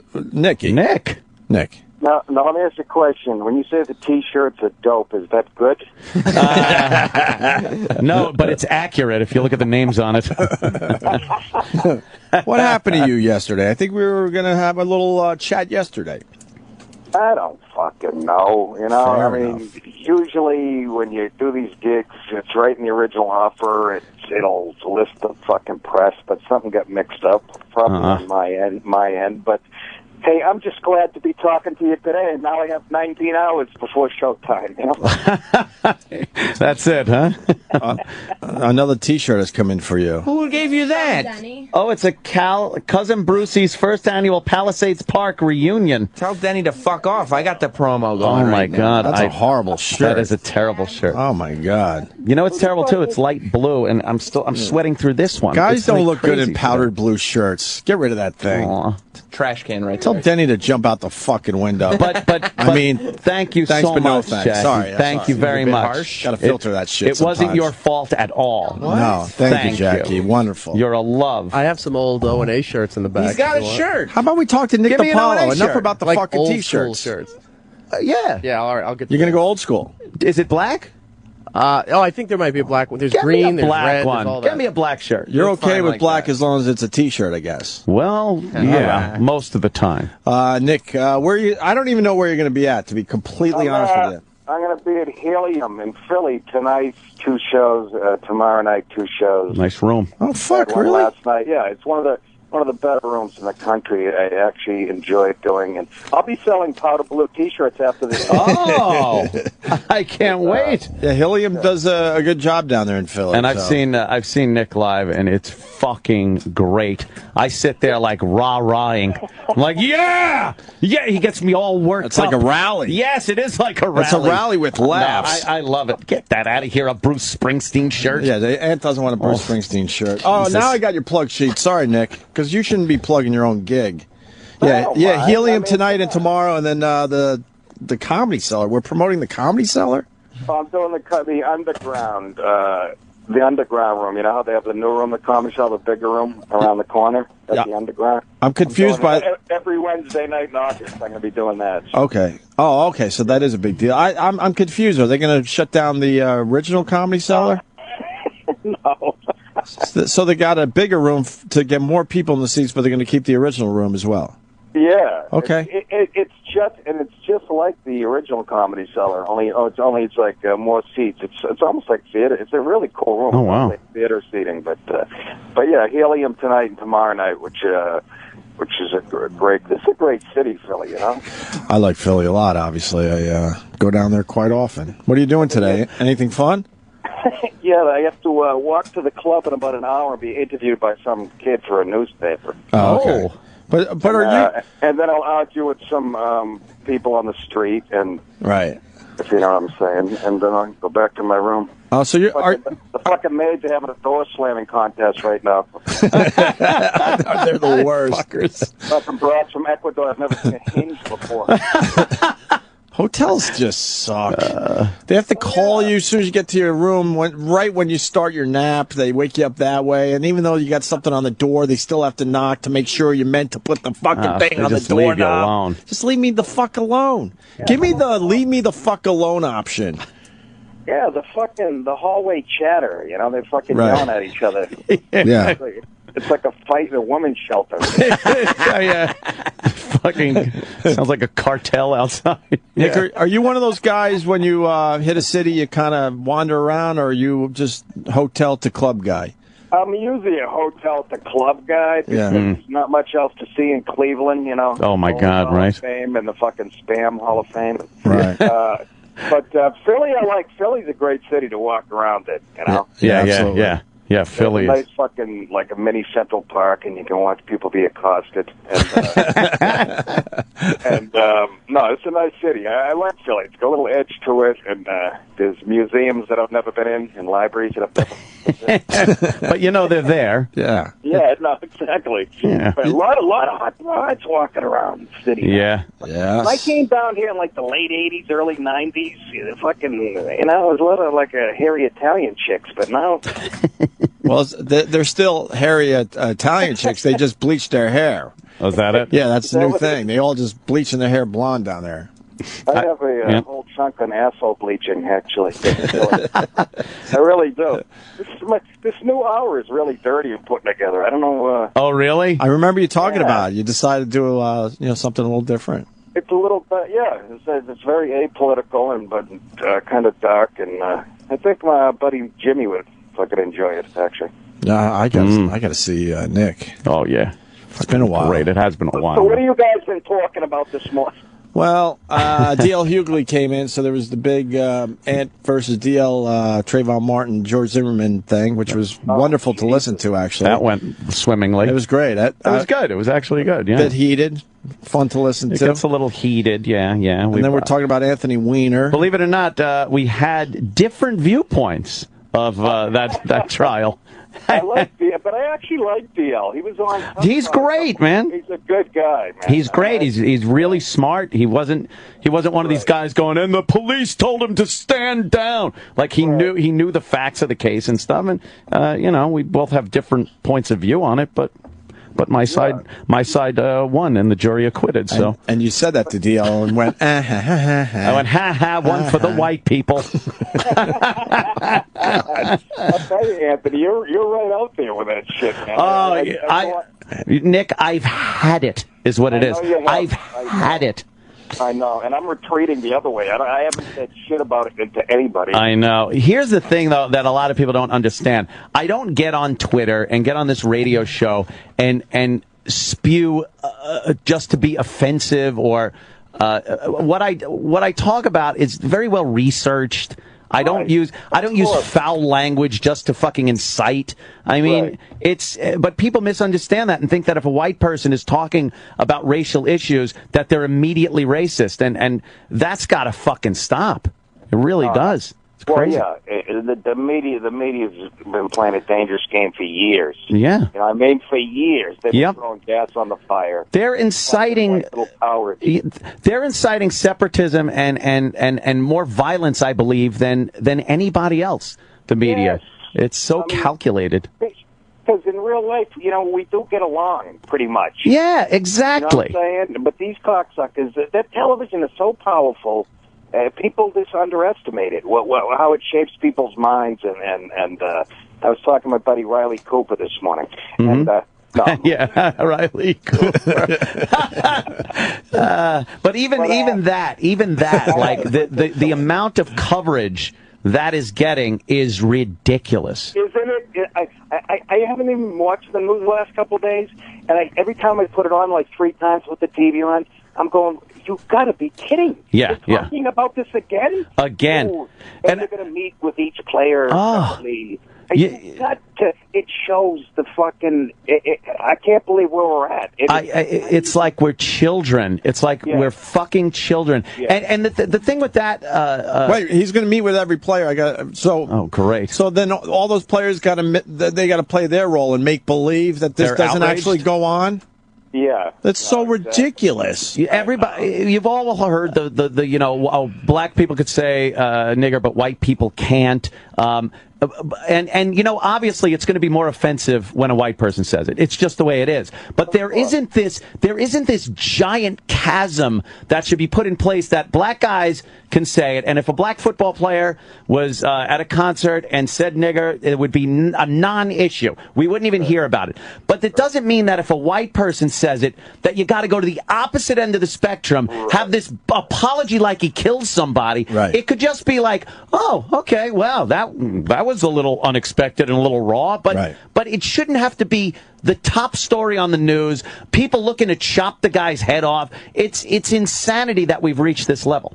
Yeah, and then you can only reach that level with the use of the television. Yes. I know. Melds the minds of millions of people every day. Exactly. It's disgusting. But now he's got to make believe he's learned something from this. The players got to make believe that the guy's never used the word before. Everyone's just making believe in the end. Yes. It's unbelievable. Oh, it's terrible. Like I said, so you come out tonight and you'll hear about asshole bleaching and vaginal rejuvenation. Nick has turned the corner. I know. All that other stuff. I'm tired. They ran me down. It is exhausting, Nick. Nick, I'm grabbing the baton and I'm running. You know who else gave up on politics for the most part was Mark Maron. Mark Maron, yeah. He's another guy. He was lefty. He was the other end of the spectrum. And he said, I'm fucking tired. He had it. And he doesn't, when he comes in here, he doesn't really want to talk about politics anymore. I can't wait till I'm exhausted. Well, Air America didn't help him, but he wants away from that shit, too, as far as his comedy goes. Yeah, because he used it to get to a certain level in his career. I mean, he's a lefty, and fucking now he's got his show, so why fucking risk it? Yeah, why alienate half your audience? See, the half of the audience I normally would alienate think I'm hilarious. Jesus. I'm telling you, I made a few jokes with fucking Patrice on Tough Crowd, and I really think it kind of fucking put an albatross around my neck as far as my career goes. Holy shit! Do you really think that, huh? A little bit. Yeah. A little bit. I kind of got pigeonholed, you know? I mean, it's fucking ridiculous. Well, wait till people hear about asshole bleaching. They'll fucking forget all that other shit. Well, it needs to be said, though. Yeah, it does.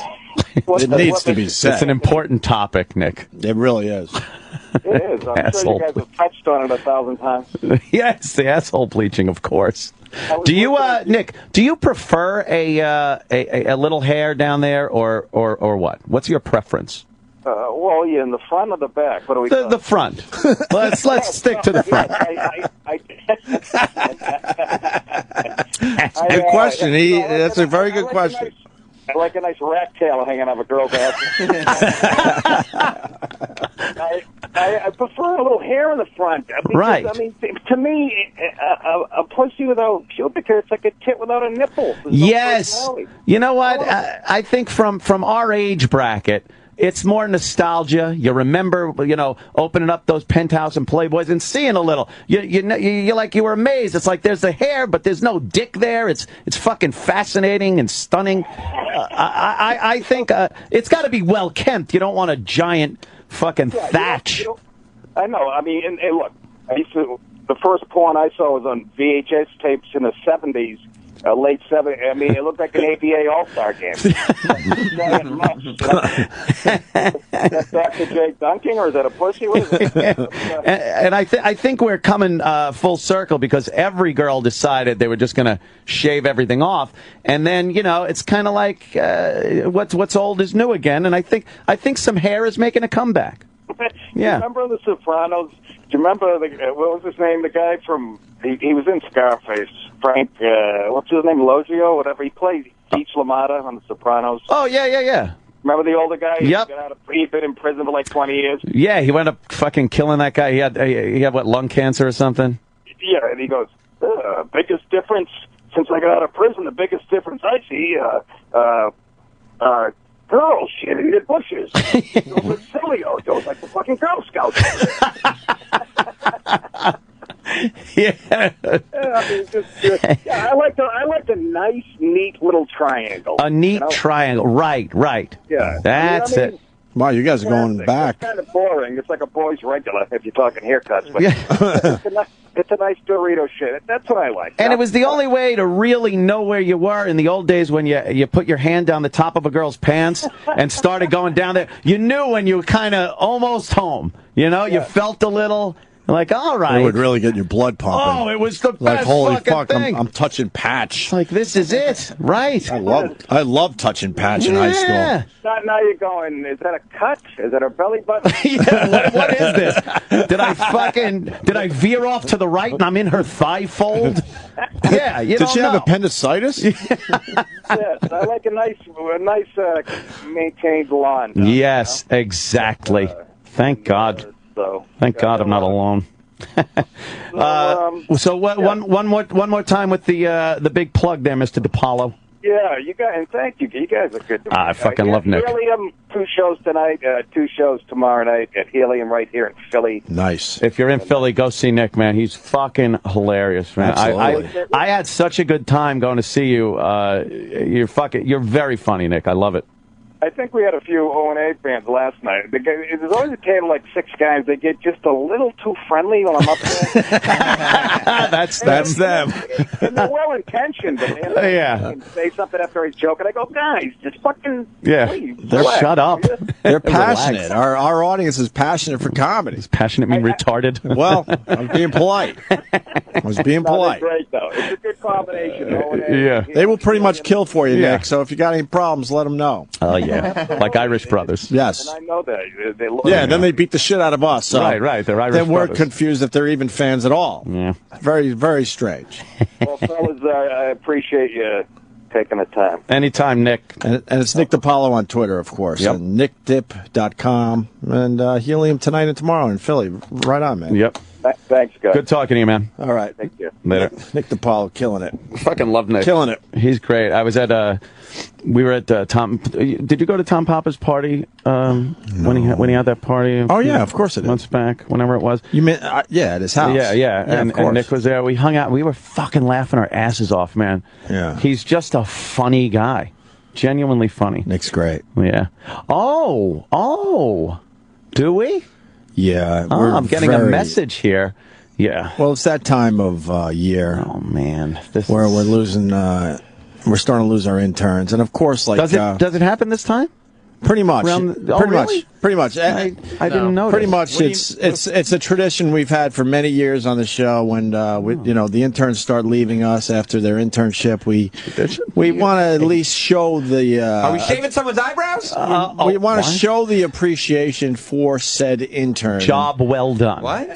Job well done. And like in the past, we are going to do one of those after the break. Yeah. Yes. What are you talking about? Remember we've been all the doing this forever. celebrations? Yeah. We've been doing this forever.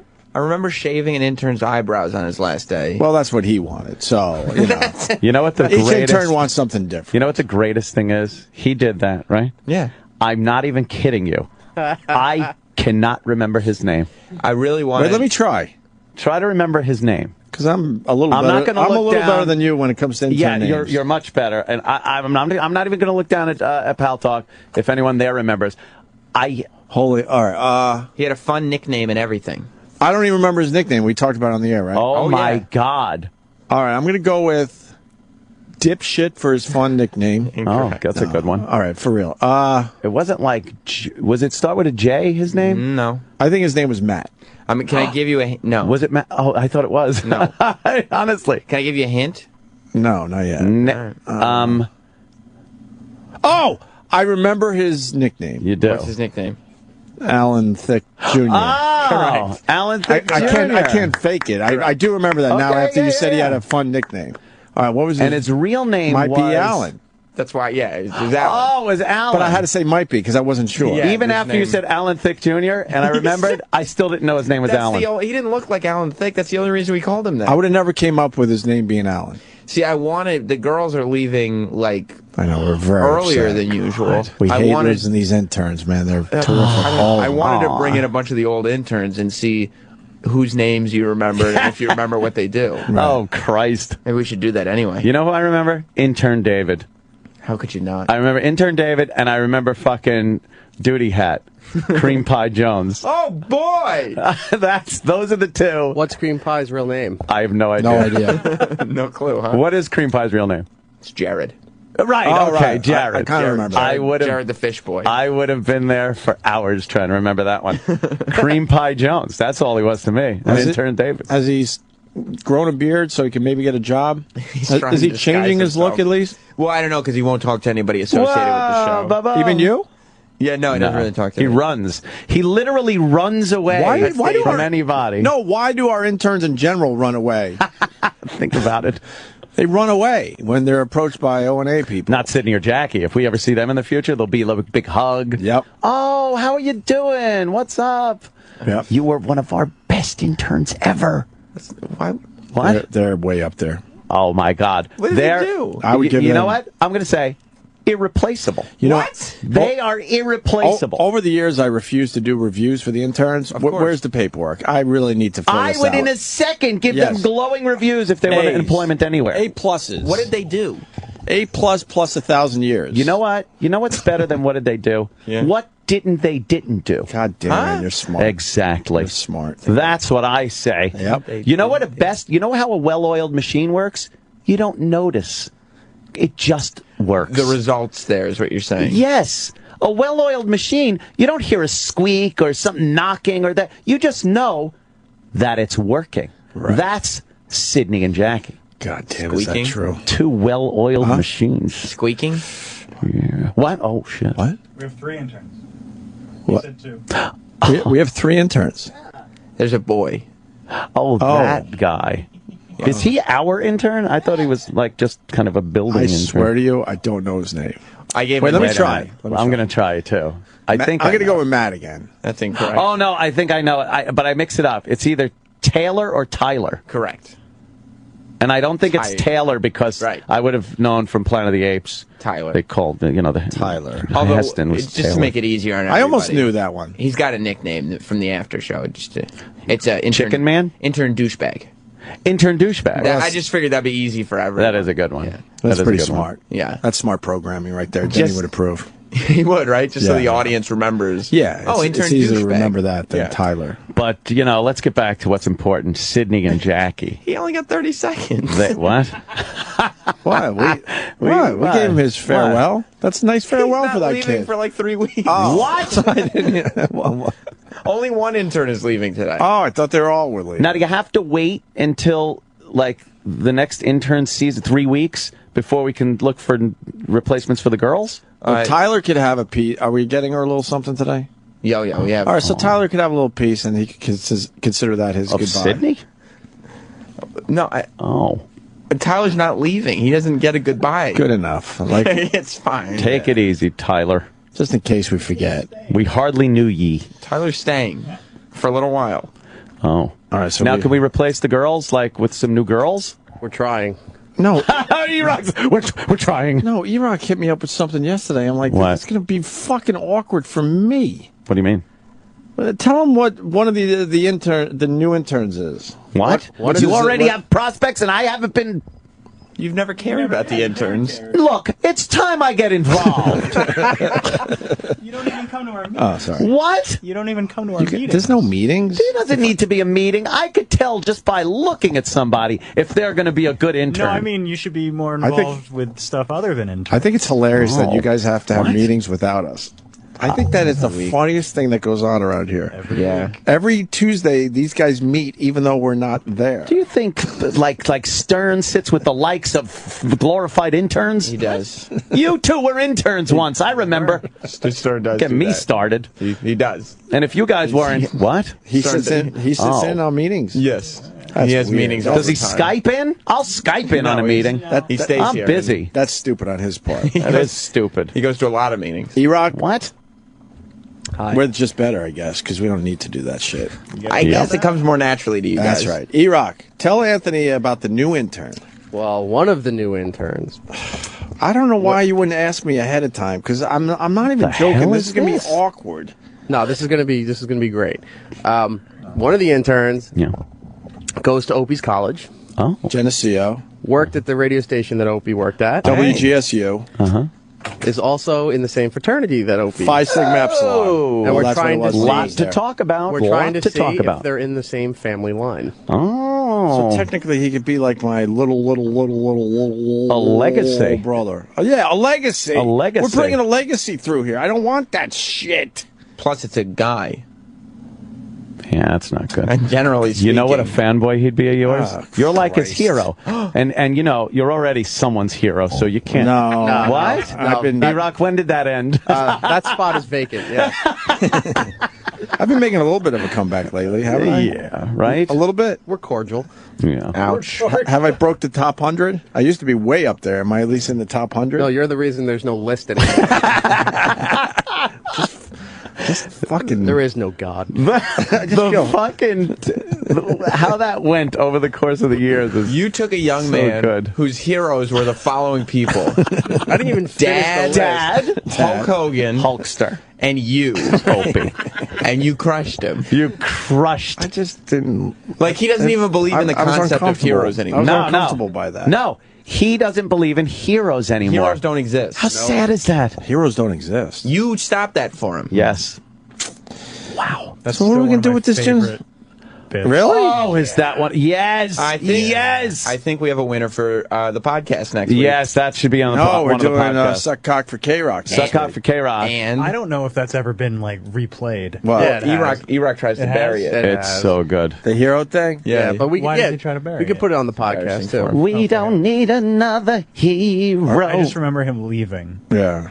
He had tears in his eyes. I know. Tears in his eyes, I guess. I meant every word I said to that day. Oh, I really of course did. you did. His hero made him I did. cry. He did. Because I was just, to break it down, I just felt so uncomfortable. So that was my protection. I put up my protection wall. Oh, yeah. Yeah, why would anyone like you? Why would you have friends? I have friends. Yeah, why wouldn't you like it if E-Rock wanted you to be? I don't know. Like, I don't know. It was just weird. when E-Rock finally puts out the list and I'm one of his heroes now, I kind of wish I was on a hero that's- list now. You know what? That's not far from the truth. I've changed though. Now I wish I was on a hero list. I wasn't ready for the hero list back then. Couldn't handle it. No, but Really? now I'm ready. I'm ready. It's a missed opportunity. Your self-worth You're is ready to jump back onto a hero list. I would like that now. Back then I was a little uncomfortable. Well, you'll have a brand new start in September. Yeah, I think you're getting me back with that. So a dude. A dude whose hero is Opie. Jesus. A little mini E-Rock. Mini E-Rock. A little baby Kid wasn't Nagel. even- Oh, that's a normal sized person. I'm sorry. The kid wasn't even close to. The kid wasn't even close to being born when I was there. Oh, I think wow. Eric's gonna take him under Holy his wing. fuck! And now he's. Nope, he's all You want to get close to Opie. Opes' mentor on this one. Imagine if he embarrasses you embarrasses like the fraternity and shit. Yeah, what if he's shitty? We've had so many Well- shitty interns. No, because Ope's photo is hanging up in their fraternity. Because Ope is featured in the Geneseo magazine. Yes, I this month. saw that. That's actually very cool. I like it because I was Geneseo scene, which obviously it only goes to people that went there. But Yeah. I'm featured in an article of guys that made it in TV and radio. I'm in the. I got the cover shot I'm in the back of the article, and my buddy Jim Chandler is in here as well. Is there a photo of him? Yeah, Is he there's- following you yet? There's Jim Chandler. Oh, it's so small. I've been yelling and screaming that he needs to follow me, and then he just faced me this morning with a tweet. I thought I was following him. He goes, "I'll follow you when you start following me." Oh, you shit. were never following him? No, I didn't realize that. Little war going on. Yeah, I'm in the margin of Tin Snips magazine. Oh, nice. Yeah, it's great. That's pretty cool, though. They did a whole article on me and a bunch of other guys that made good from going in that shithole. Geneseo. It was a shithole. It was a shithole when I went there. Now, when you say Geneseo, people are like, oh, the Ivy League of the SUNY system. SUNY system. We drank 7 days a week and never went to class and went through garbage to find finals. So I can't front. No fronting. I was there to be on the radio. Yeah. That was it. So yeah, they had a station there. Criteria filled. They had a station. Yeah, they really turned their shit around, though. It's a very impressive school. It's really hard to get into. Oh, imagine he comes in. Hello, Opie. Probably. Yes, I attend Geneseo. Things are a little different now at the front. We do a lot of community work. It's like, yeah, we used to fucking drink, fuck the fat pigs, and it's an academic fraternity now. Yeah, might have seen a train or two go down. Right. Hey. I say might have on that one. The statute of limitations is way over. And the Opster, way over. And the Opster didn't need to get in line. Oh. What does that mean? I was always proud of that. He was the one. You were on it? You were the fucking locomotive. Oh! Ouch. I thought you were the locomotive? No, He was the caboose. You don't want to be the caboose. Ugh, that's a wet and wild ride. No, I saw a line form once and with a keg outside a door, and I was like, no. Guy with an oil can and a lantern. Ding, ding, ding. No? No, it was just cute. Oh, Jesus. God. Yeah. Wow. Oof. Write that book, too. Got a few different books to write. Book about trains? Sick. I just never understood the concept of that, why you'd want to be involved with that. Because I think it's like a lot of guys like to really sort of objectify the woman. Oh. That's a whole part of it. No, I mean, the woman might have been completely... Into it. Oh, I thought you were going to say completely intoxicated, completely drugged. Like there's so many things you could have said right there. Unconscious, completely unconscious. Yeah, completely underage. Completely. Yeah. No, I just dead. I didn't get completely dead. It's a corpse. So what do you mean my picture's hanging up in the fraternity house there, E-Rock? How would you know this? He's visited. Why are you in my life? Of course he's been at the house. Oh, you've been there? You don't think he's gone on a tour? That was that mystery day he took off the other week. I could give you the Opie tour if you really want to take it. Ooh. Maybe I'll put it online for the people. Including a few joints me and Anthony went to that's very important. And how this all came about. Viral video. Gunther's, right? In Northport? Would the rest stop location you met E-Rock at be on the Opie tour? Oh. No. Christ, no. It's cold out. It's cold outside. Although it's the first time I ate at Cracker Barrel, and I really enjoyed their food. It's delicious. Yeah, you can't. That's what I remember from the meeting with E-Rock, that the food was amazing. You don't remember the conversation or the jumping off point or the... Not so much. The mistake you made? Do you remember what you signed for him? Like, how did he convince you of... Not so much. You know what I found the other day? A little envelope of pictures of shit we've done over the years, radio, and there's pictures of the three fucking girls from Club Cadillac, the Kahlua girls. You found them? Yeah, found one picture. There's a picture? The three of them, yeah. Or is it all of us? No, a group it's just picture? the three of them. Oh, you just wanted that in your spank bubble. Certainly did. Do they look as good as we remember them looking? They're cute. It's amazing how fucking young they look. Really? Holy shit. But they were Kahlua girls, so they had to be. Why didn't you bring that in? It's right in my house. It's in that envelope. I'll put it up. I remember them as being just 10s. All right, no. Really? They're cute, but they're not 10s. Not like Do they have Jackie bodies? and Sydney. I remember them having like bodies. Well, if you're talking about arms, legs, torso, they do have bodies. The head was affixed to something. Right. Yeah. Sure. How good. How bad is the reality versus what I have in my head? Maybe it was a bad picture. No. Are you just fucking around for the radio? No. What number would you give them? They're solid 7s.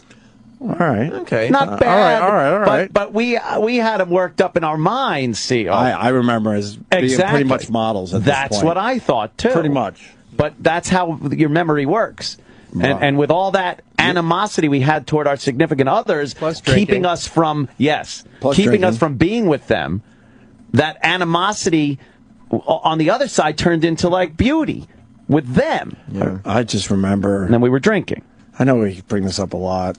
This is probably like the 20th time, but the only thing I want to mention today is the very sad car ride home, dropping you off. I don't think we said a word to each other. No, we were thinking what might have been, and then what could have been. And then we were listening to our radio station AF, and I think they were playing Hum Stars. I really do. Yeah, I remember this very vividly. Yeah, and I remember not a word was spoken between me and Ed as I dropped him home. I don't even think I was looking out the windshield. I was looking out the side window right, and just looking at Massachusetts go by, just reflecting on what could have been.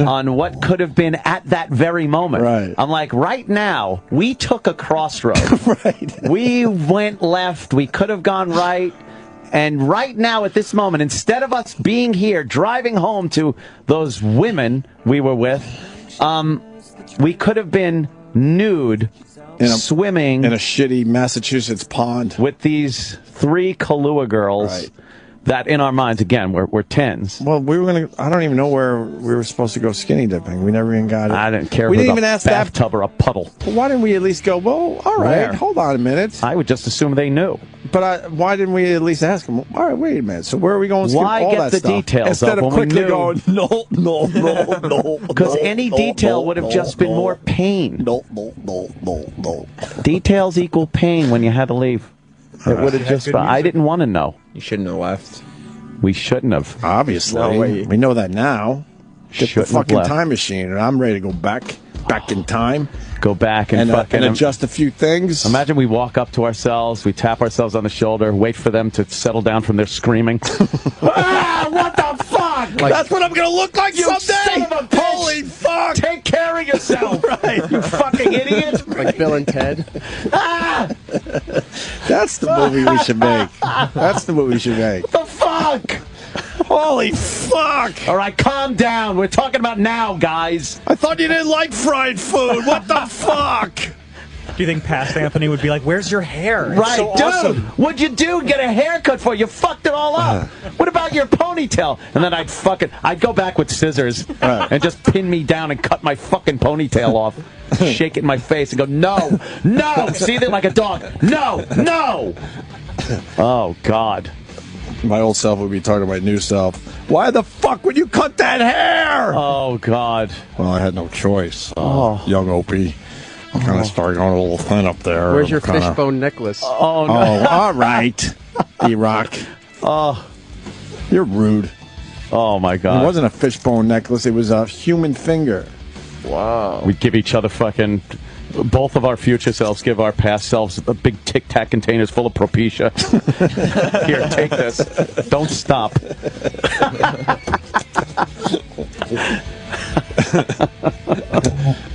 Oh, boy. Yeah. And then we got to smack ourselves around and say, no, you go with these girls right the fuck now. Right. Yeah, that's what I figured the movie would be. Your older selves going back in time for various moments to kick the shit out of your younger self. Yeah, there were a lot of missed opportunities back then, Sam. Yeah. But then we go with the girls, right? And we're like, yeah, finally. And then all of a sudden, I puff up to be a fat guy. I'm sitting in a house with a fat version of one of the girls with a baby. Oh, Jesus. What the fuck? No! Because I knocked her up when we were fucking skinny dipping. Yeah. Ah, that would suck. It's like a Christmas Carol. Yes. Yes. See, I'm like E-Rock, man. You got to make sure you fucking... I would have E-Rocked it. You got to make sure you don't fucking rubber leave and then bring it back. around. Bring it back. I'd have fed my jizz to a fish in the lake. Right. I'd have fucking done that. Eat it all. Eat it all. That's where I'm in agreement with E-Rock. You can't leave that jizz around. No. What are you talking about? You got to fucking make sure you know where that is at all times. Nasal seed. Has anyone been impregnated by jizz that was left in a condom in a garbage can? Hey, you never knows? know, man. Who knows? You don't want to be the first. Yeah, nobody That's right. ever goes with. That's for goddamn sure. You don't. No. Because he brought it with him. He brought it with him in his little, in the little pocket in your jeans. Pocket inside the pocket. Exactly. You would tuck his little... Chick will fucking grab that condom out of the garbage and shove it up there like one of those bank vacuum tubes. Yes. It'll be gone, and then before you know it, little Prince Nagel pops out. 9 months later, Prince Nagel comes out with a fucking condom on his head. Hey, one girl asked, "Did you take the condom?" And I said, "Yes, I did." Wow. Yes, I Did she just start laughing at you? She probably thought you were all class. How about a girl that might think, look, I don't want a friend, a relative, something going through the garbage and finding this condom that this idiot left in my fucking garbage, and then she's searching for it and going, where the fuck is it? And she's probably searching for hours. Thinking it might be in the bed or it's gonna come on. under the dresser. Right. Whatever. That rationale doesn't make more sense at all than what she wanted to do was find the condom in the garbage and then squeeze the jizz into her vagina. Squeeze it into her. Herself. Oh, thank God. By the way, yes, we've done this. I know. Of course we have. But when you put up numbers like me and E-Rock, you gotta make sure you know where your jizz is. Okay. I mean, I don't know. I don't know the struggle. You have to account for every fucking jizz. I was fucking beautiful, and women wanted my fucking baby. All right. I've never been I was in that beautiful. position. Oh man. When you're beautiful, you make sure you know where your jizz is. Oh. Fuck. Go back. So they're not that good looking. I could bring the picture in next week, please. I'm gonna fucking. I don't know if I'm we gonna can put take it a picture online. of it, and I'm gonna. Can we put it online? Absolutely. I don't see why not. Yeah. You gonna tweet it today? Yeah. I'm going home today, so yeah. All right, Anthony Comey on Twitter. There's a lot of cool to see the ones. girls we could have skinny dipped with. I don't know, a mere 15 years ago. Oh my God. Maybe 16. I'll scan a few of them because there's some other cool shit from fucking gigs and stuff. And like what? I don't know. Like just it was this envelope full of shit with a lot of like AAF banners behind it and nice. NEW shit. Nice. Yeah, when we used to get paper pictures. Amazing. Paper pictures? Yeah, That's so it was weird. like you'd go to a store, right? Right. And they'd give you the image that you get on your phone now. Right. But it was on this little square, like, rectangular piece of paper. That's stupid. Right? What the fuck do you do with that? I don't know. You put them in a drawer and no one ever looks at them again. Right. Yeah. You can't just show them. You can't go, oh, I got this picture, and you pull your phone out and look. You have to actually have the picture with you. That's goofy. It's crazy. It's like the Stone Age. See another guy on the line. He hit his jizz. People are all about this, Sam. Hiding their jizz. I just don't have the experience. Nobody's ever wanted my babies, so. Because they weren't sure if you were black. Even now. They didn't know. Jess? Your baby is black. No, what is it? My baby is black. My baby is black. My baby is black. Could you play that into break? That was a good one. Let me look. And can we play this little thing that the guys put together from our Insane Clown Posse interview? And I'm going to go into the bathroom and go through a second costume change. Are you? And then we'll into a Sirius XM t-shirt. We're going to play this, then we're going to play something from E-Rock, then we're going to play the boring shit, and then we're going to come back, and then we're going to say goodbye to one of our interns. Can we promote something before you do that? What? The podcast? No, I hope people the are podcast, yes. I hope they're downloading the It's podcast. up on the Facebook. We're pretty proud of the podcast we put out there. And they're kind of being spread around the world, I've been noticing, which is really nice. So thank you. Thank you to everybody that's pushing the podcast for us. Indeed. Podcast and SiriusXM.com/internships if you want to intern for the Opie and Anthony show. How about you get a guy that's connected to Dan?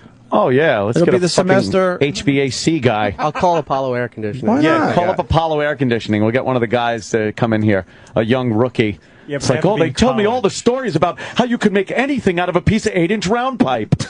Yeah, I'm a legend. Your ductwork is legendary. It's legendary. It's still hanging. That's a real skill, though, at least. You think this is a real skill? You know what? It was like one of those IQ tests. You ever see where they show you a box or a form, and then they show it laid out flat, and you're supposed to, in your mind, tell what it would be folded up? Right. I would used to have to take flat pieces of metal and draw out a box. Something that would be like we need a duct that goes from 12 by 6 to 18 by fucking 8. Right. And you'd have to figure out how, and it was kind of fun.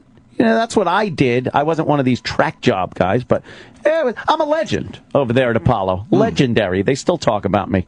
Oh, yeah. Nice. Yeah. All right, first this, then what do you rock's got, and then some other shit. All right? All right. Step right up, and see the amazing Shaggy Two-Dope.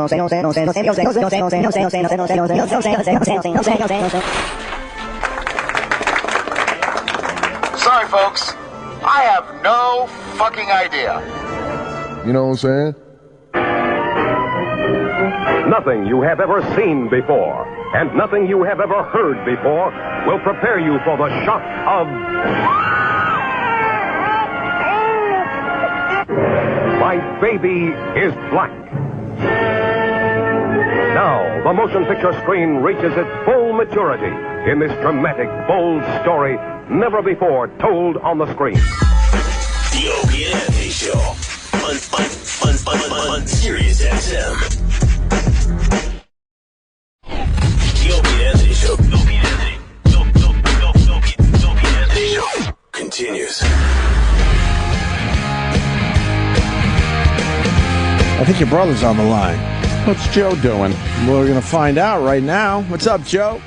Hello. Oh. All right. I hope your phone gets a little better, but what are you doing, man? I can get off of Bluetooth, yeah. It needed the money. Right. I'm on my cheap Bluetooth. Oh. How's that? Any better? Yeah, it's much better. Way better. What's going on? I was thinking about the what you were talking about, the layout guy. You know, I was the layout guy. Oh, Joe was all right. Joe would be master tin knocker. Well, more so than me. Shop cutting fittings and whatnot, offsets, elbows, all that stuff that I love to forget about. But we what we did was when we took that aptitude test, I guess it was like early junior high. Yeah. And I did well, as well as you did in that, that the one section where you put the boxes. Yeah, where you got to fold up the imaginary thing. It almost seemed to doom us to really have a life of cutting tin. It was like everything else I sucked at. I mean, I didn't suck at it, but that was like the thing. Like, as soon as they saw I could put those boxes together, my fucking guidance counselor was like, well, you can be a heating and air conditioning. Yes. Yeah, they might do things different these days, but back then, if you excelled at one little thing like that, they would say, here's what you can do and what you're going to do with the rest of your life. And it would turn out to be like, some mechanical thing, a carpenter, a fucking plumber, and that. Yeah. Wait. All those housefraus are very happy now that they did so well in home ec. But I was going to say, but on the other side of this, there's Anthony in the hallways cracking everyone up, but no one saw that maybe he should go into comedy? No, that wasn't. Fucking assholes? Yeah. That was fucking me playing assholes? guitar. That was me playing guitar. Or with you and the guitar. Joe. Like, wow, you got a special talent here. Maybe you should try to form a band. And now Joe makes a living playing guitar, and I make a living on the radio. Ha ha. Ha ha. Back on. You always need something to fall back on. Get yourself a trade. That's what we hear. We used to hear this shit all the time. You got to get a trade to fall back on. Oh, you could pursue your dreams and everything. That's all cute and fine and everything. And I guess you need that as, to keep your sanity. But you need a trade, because when you have a trade and you're making shit money and you have to work all kinds of hours, you have so much time to really hone your craft to get out of that vicious cycle of shit that you're in.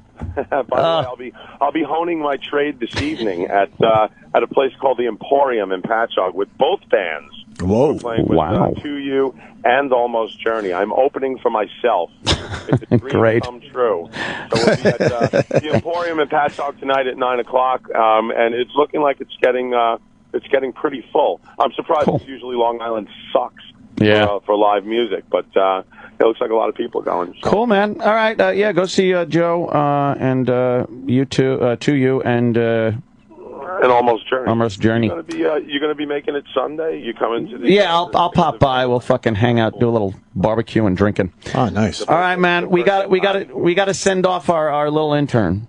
All right, kiss her goodbye for me. All right. You know, and I think we should stay late to make sure this is done properly. Sam Roberts. Yeah, maybe. Yes. Maybe we'll have to cut through the Sam of Roberts after show. You hate staying late. No, not when it comes Sam to Roberts interns. troublemaker show. I'm no troublemaker. Kind of. Not at all. Where's our... I think things are smoothed over. All right. It's not my fault. No. It's the one time. It's not my fault. With hair like that? I don't know. Maybe that's what it is. I've been making an excuse. Where's we're losing Sydney today. Yeah, where's Sydney's last day? You guys never go late. The beautiful Sydney. No, we go late a lot. Yeah. You wouldn't stay for Ricky Gervais. Well, yeah, it's Ricky. What? Seriously. Ricky Gervais. Ricky Gervais. Sydney. No, we stay late for the interns. What? Every single time. You're simply the best. That's right. Oh, wow. There she is. Oh, man. Oh, wow. Simply the best. Absolutely. Of course, the song we play for all the interns to send them off. Yes, to send them off. It's been a staple for we always... I've been getting shat upon 10 plus for 8 years. 8 well, years. My entire adult life. I don't know. Must be nice, Sydney.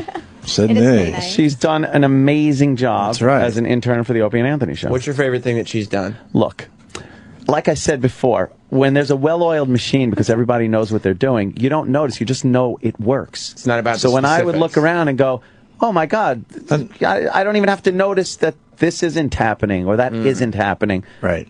That's how you know that it's working. And it wouldn't be fair to the staff if we point out, how amazing she's been. Right. It's what you do, though. What? On a regular basis. Everyone just knows she was amazing. They don't want to make you feel bad, Sam. That's what they're How saying. come, no matter what the old interns used to do, I'd be angry, and now I'm not? I have one with guess. Sydney and Jackie, because they're doing a good job. That's why. That's right. Is that it? Yeah. This is Sydney's last day. She's going back to Florida to do radio. Yeah, I got a job. You got a job. She's the first one actually doing radio after her internship. That is Congratulations pretty cool. on that. The first one. What are you going to be doing? I'm going to be doing mostly like board hopping and production stuff. Well, that's and a then foot in the door right is. there. And then on either Saturdays or Cute, Sundays. adorable foot I right don't in know that what to door. do. Teeny weeny. Tiny little, cute, little foot in the door. kissable foot right in the door. We were there for a second. And What? But just because it's her last day doesn't mean What you can happened? start getting creepy. We're not being Start. We're not being creepy. We're talking about foot in the door. Right. Just like anybody. That's right. So what's going on the weekends? On the Foot in weekends, the I get door with like a a nice 4-hour high show. heel. Whoa. You get your own show? Yeah. Whoa. That's pretty incredible. Whoa. Pretty excited. Like That's Sam great. Roberts.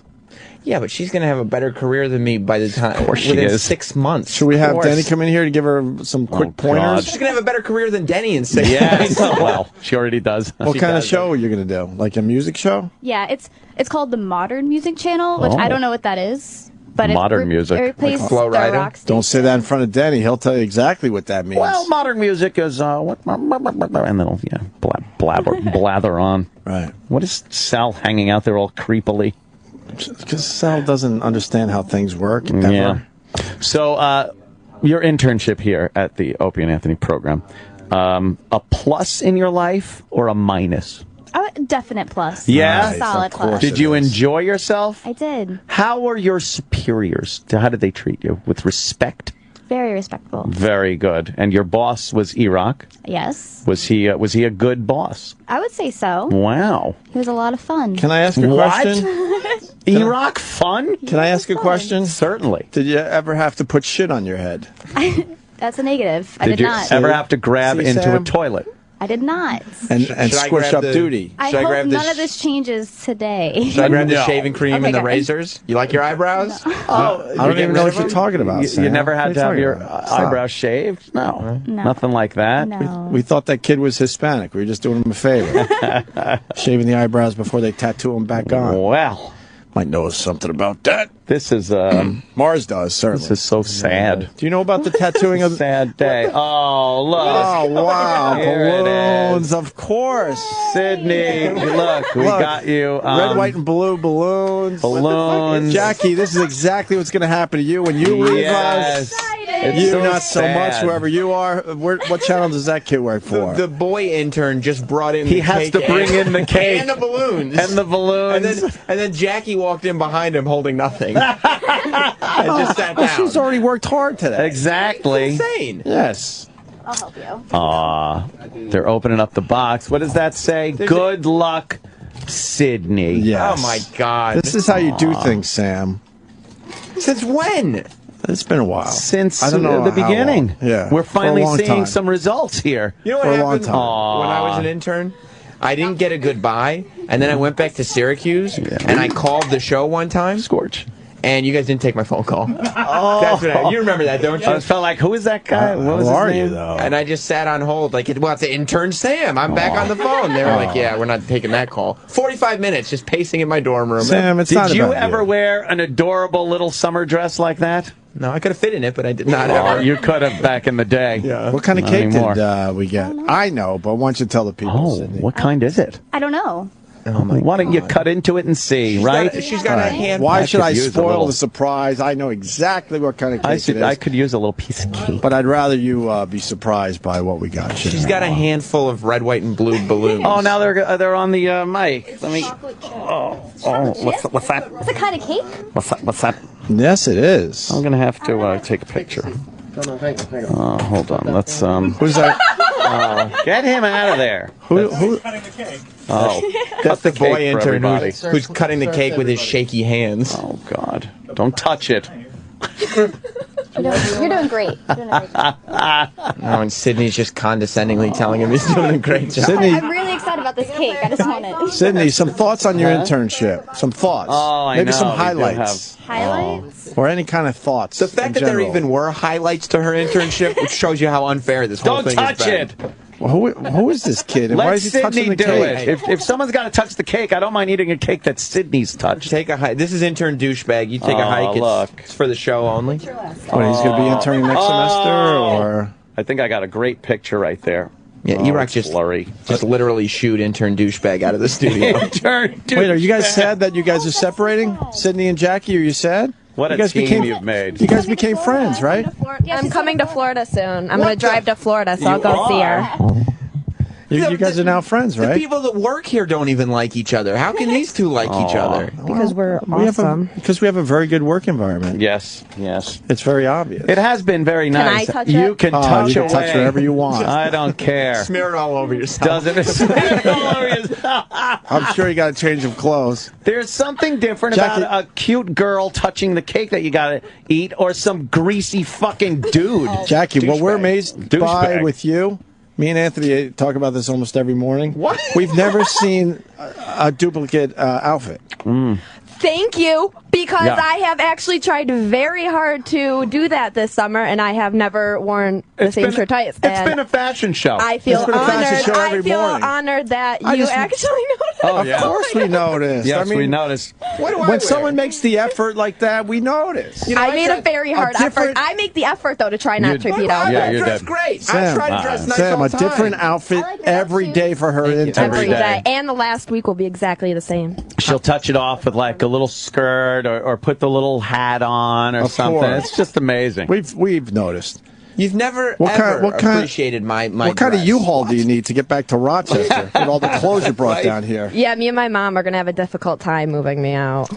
I had at least 3 suitcases of just clothes and shoes. And you're not even playing the I Don't Care song. What? What are you talking about? She's just telling this story, and it's like... That's a It's really good interesting story. and compelling. It couldn't be less This is what radio is interesting. made for. It's This exactly is terrific. what we Denny were would agree talking too. about. This is compelling. Exactly. You didn't... Got this. You're you're- always oh my looking for compelling Not only content. were you not playing the I Don't Care song, your arms were actually folded. There wasn't even a thought to play a button. Look at the haters. Jackie equals worst voice ever. Wow. That's why hater. I'm on air and you're not. Let me tell you something. Let me tell you something right now. It's a bit nasally, but who cares? Jackie, Right.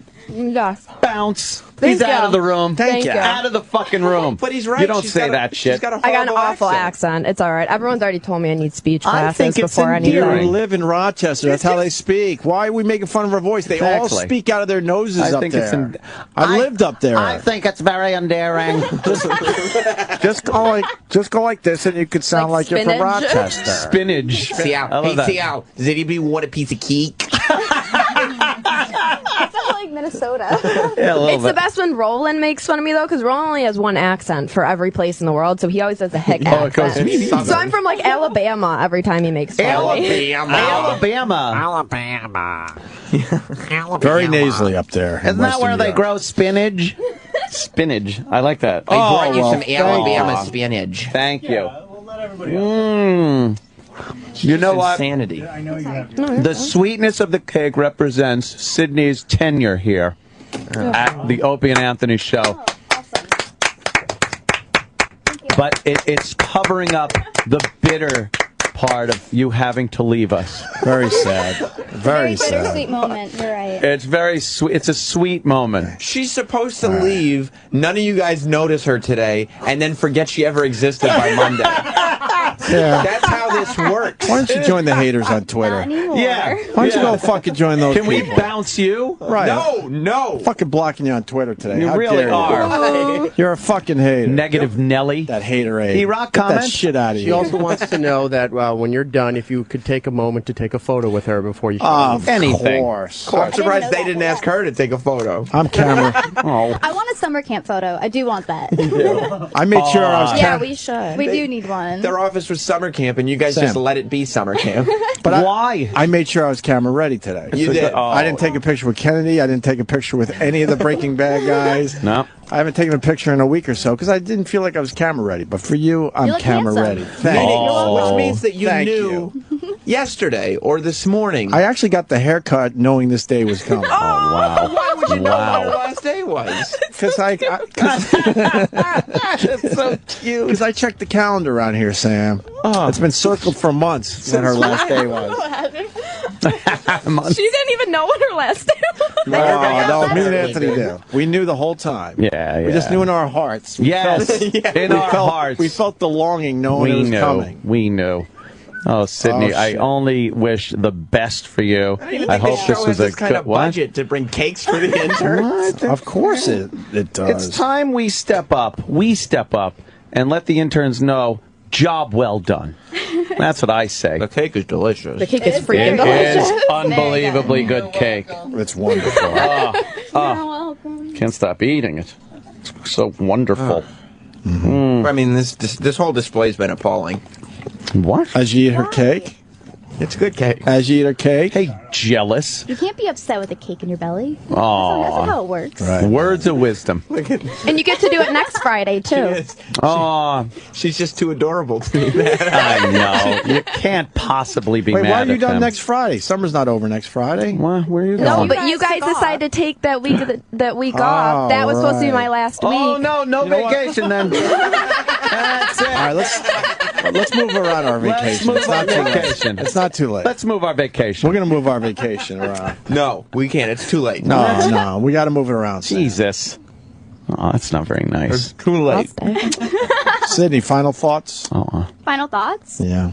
That it was a very good way to spend the summer. Aw. I'll And bet. I'm glad everything worked out the way it did. Yeah. Yes. And So are we. That it was very fun interning with you guys. Oh. It was a lot of fun. We're a delight. You know what? You are. This is so It's been telling known what for a she long just said. time that we're What? just a What? delight. She looked at Opie and Anthony, Yeah. and she said, "It's been very nice interning with you guys." Yeah. Of course. Every other intern What? would shake and say for you guys because they've been conditioned that you can't even make eye contact with the talent. But we never she's- said that. She's over there going with my peers, Opie and Anthony. Well, sure. Do you know what it's like to walk through that door every morning? Yes. Walk past the campgrounds and just look in and say good morning and get a little good morning, hi, hello. It sets the tone for my entire day. I have a really big accomplishment. Say good morning to us. What? Yeah, you know what happened when you walked by my office this morning? What? You did this. I did do that. I got a nice smile and wave. Oh, yeah. Good morning. Maybe Ann had a Good burp. morning. He was just getting rid of a burp. That's I all. get good mornings from Kenny. You do. Aw. And thank yous. Of course. Aw. I And you love should. it. And you should. I love Yeah. it. I think you had something else you were going to say. It's an account because he doesn't even talk to Tyler. He doesn't acknowledge Tyler. Who's that? But I don't know Kenny. who this But Tyler I get guy good is. mornings and Tyler. thank yous, and I love it. You mean intern douchebag? No, I mean Tyler. Denny, Grab a mic. Denny's Don't grab one of here. the girls' mics. No, grab Sam's. well, That's fine. That's just fine. No one's going to complain here. Forget. Oh wow, Denny. No, these guys. These guys are the best. And of course we are. Denny, she's going into radio for real. She's got her own show. Not technically, she's got her own show. That's how it begins with a part-time position. I heard. We lose interns every semester. What? This is not an event. It's time though. It's long overdue. Yeah, sure we'll have cake, definitely. It's long overdue that we should have acknowledged the interns earlier. Right. And now we're just starting a trend here. That's right. This is going to happen from now on. Yes. It might. Denny? You shouldn't talk with cake in your mouth under a microphone, Sam. You're right, Denny. Just make sure you, give it your all. Give 110% every day. I usually give about 50. No, that's good enough. There's 2 years, 50-50. Yeah, that's 100%. That's generally what Give happens. 110% unless you're wearing a sundress, and then 30 is fine. 30 is a good day's Yeah, that's the work. new math. You know that, right? Yes. That's the new math. Denny, give her advice. She's working for a modern music station. That's very good. Playing contemporary hit music, I guess, right? Contemporary. CHR. Is it CHR?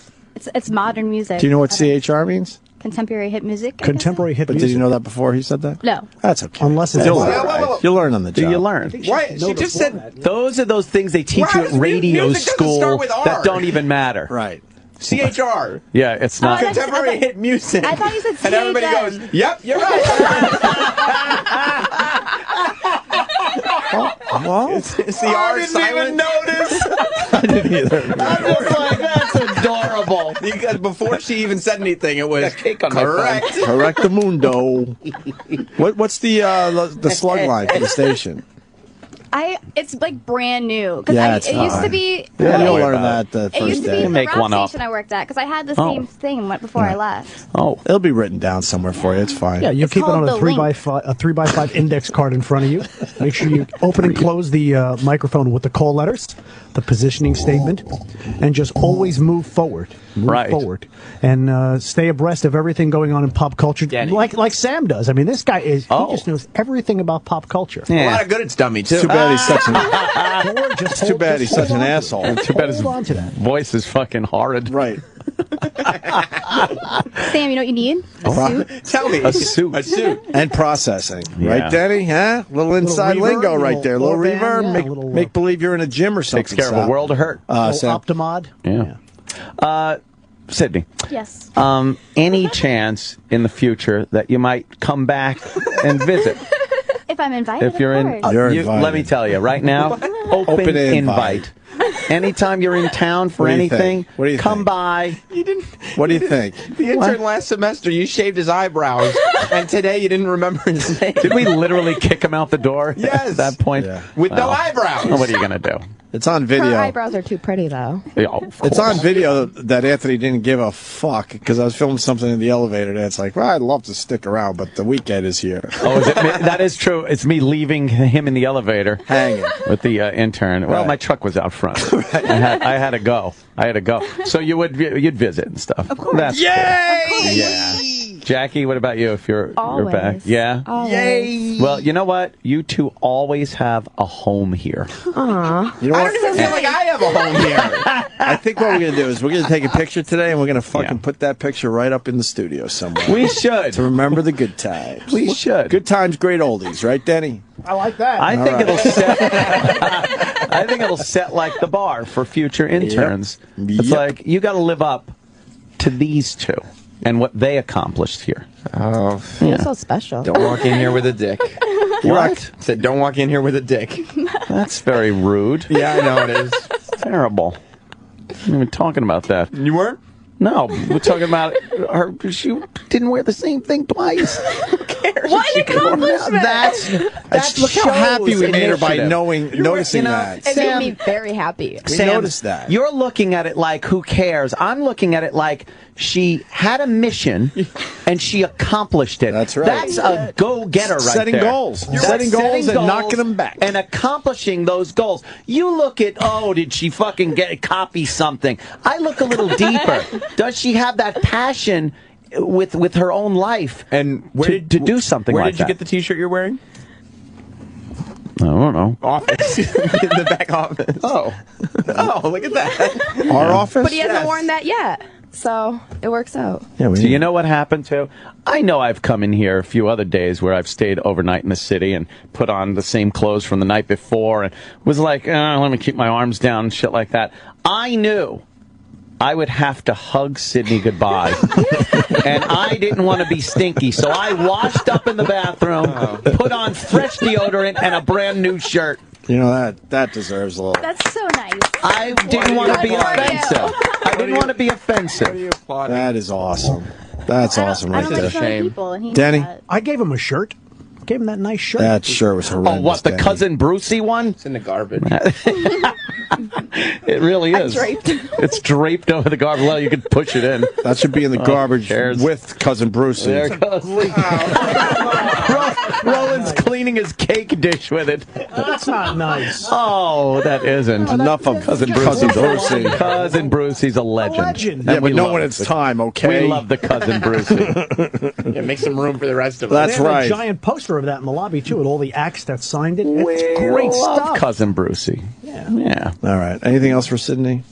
Just, keep the enthusiasm. Don't ever, Don't get up ever every lose morning that. and, hey, Stay I'm going golden. to work at a radio station. Stay gold. She's very lucky. Yeah, I think we want to wrap this up. I don't want to overplay this at all. No.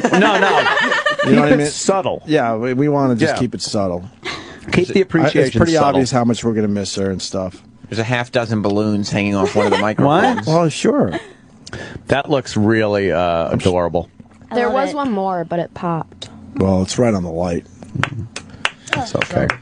Do we have music Yeah, for Sydney yeah. or anything? Do we have? What do we got? Any music? Yes, of course. Oh, of course. Oh, this is kind of sad. It's like touching. Aw. She's a rainbow, though. We all know that. Yes. She brought sunshine into the studio every day. Smiles. Good luck to you, Do Sydney. you know how important Good morale luck to you. is to anything? Let's hit the post here. Yeah, it's what's held this show back for years. Shut up. Here's the post. She combs her hair, she's like a rainbow, coming colors in the air, everywhere, she comes in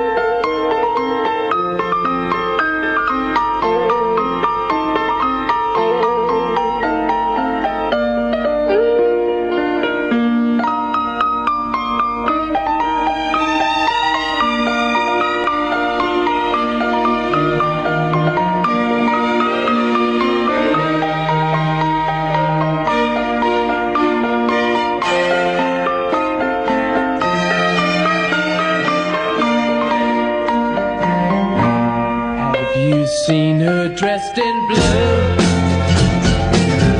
See the sky in front of you, and her face is like a sail, speck of white, so fair and pale. Have you seen a lady fair? She comes in colors everywhere. She combs her hair. She's like a rainbow, coming colors in the air. Everywhere she comes in color.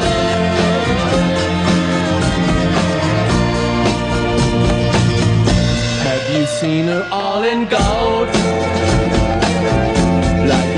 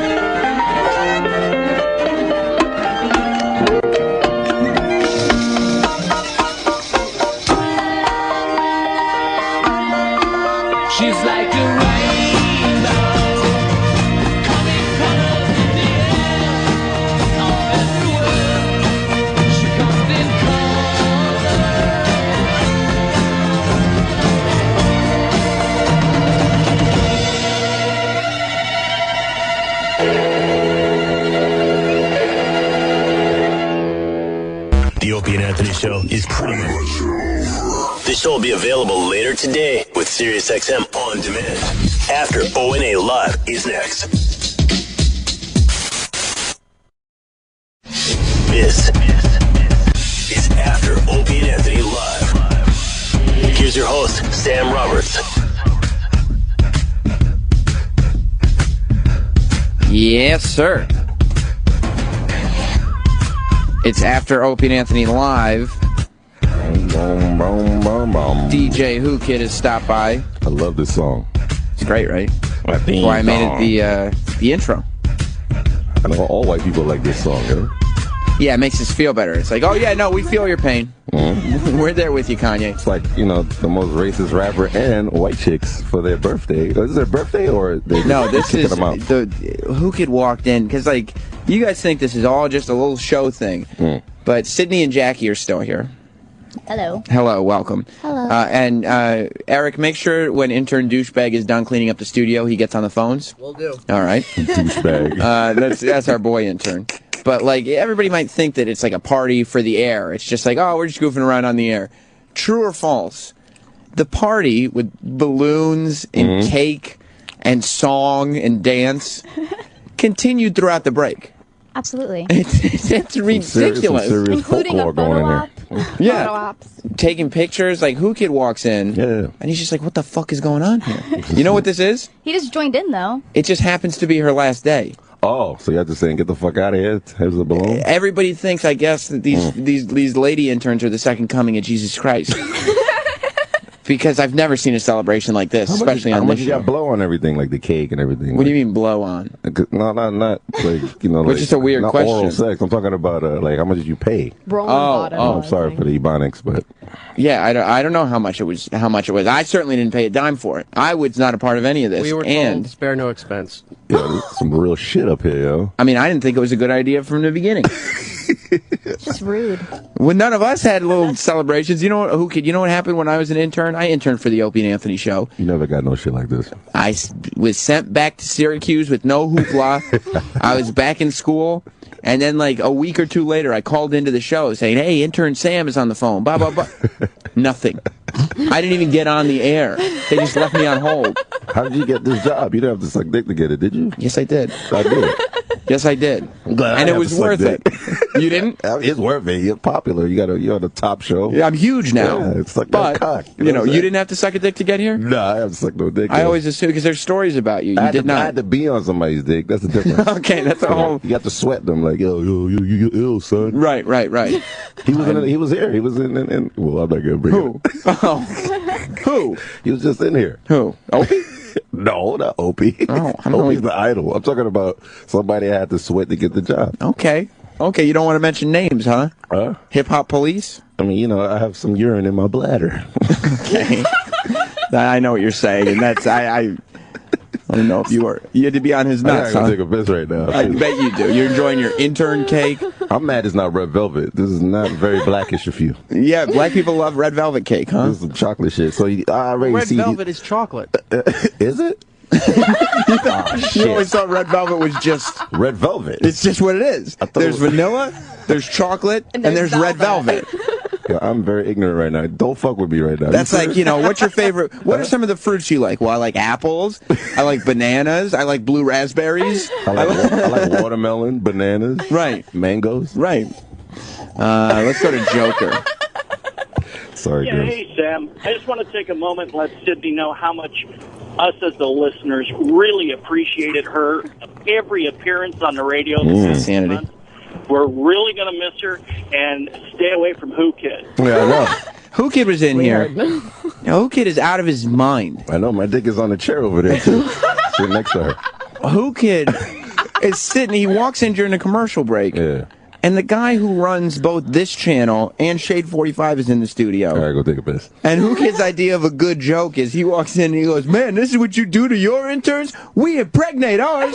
Our interns leave pregnant. I'm going, what? The exact words is, we fuck our interns. On Tuesdays. Internal Tuesdays. Internal moisture is what we call it. That's what it's called. Yeah, we film them, and then we pop popcorn, and we watch me or whoever else fucking an intern. It's ridiculous. Snowy in Michigan.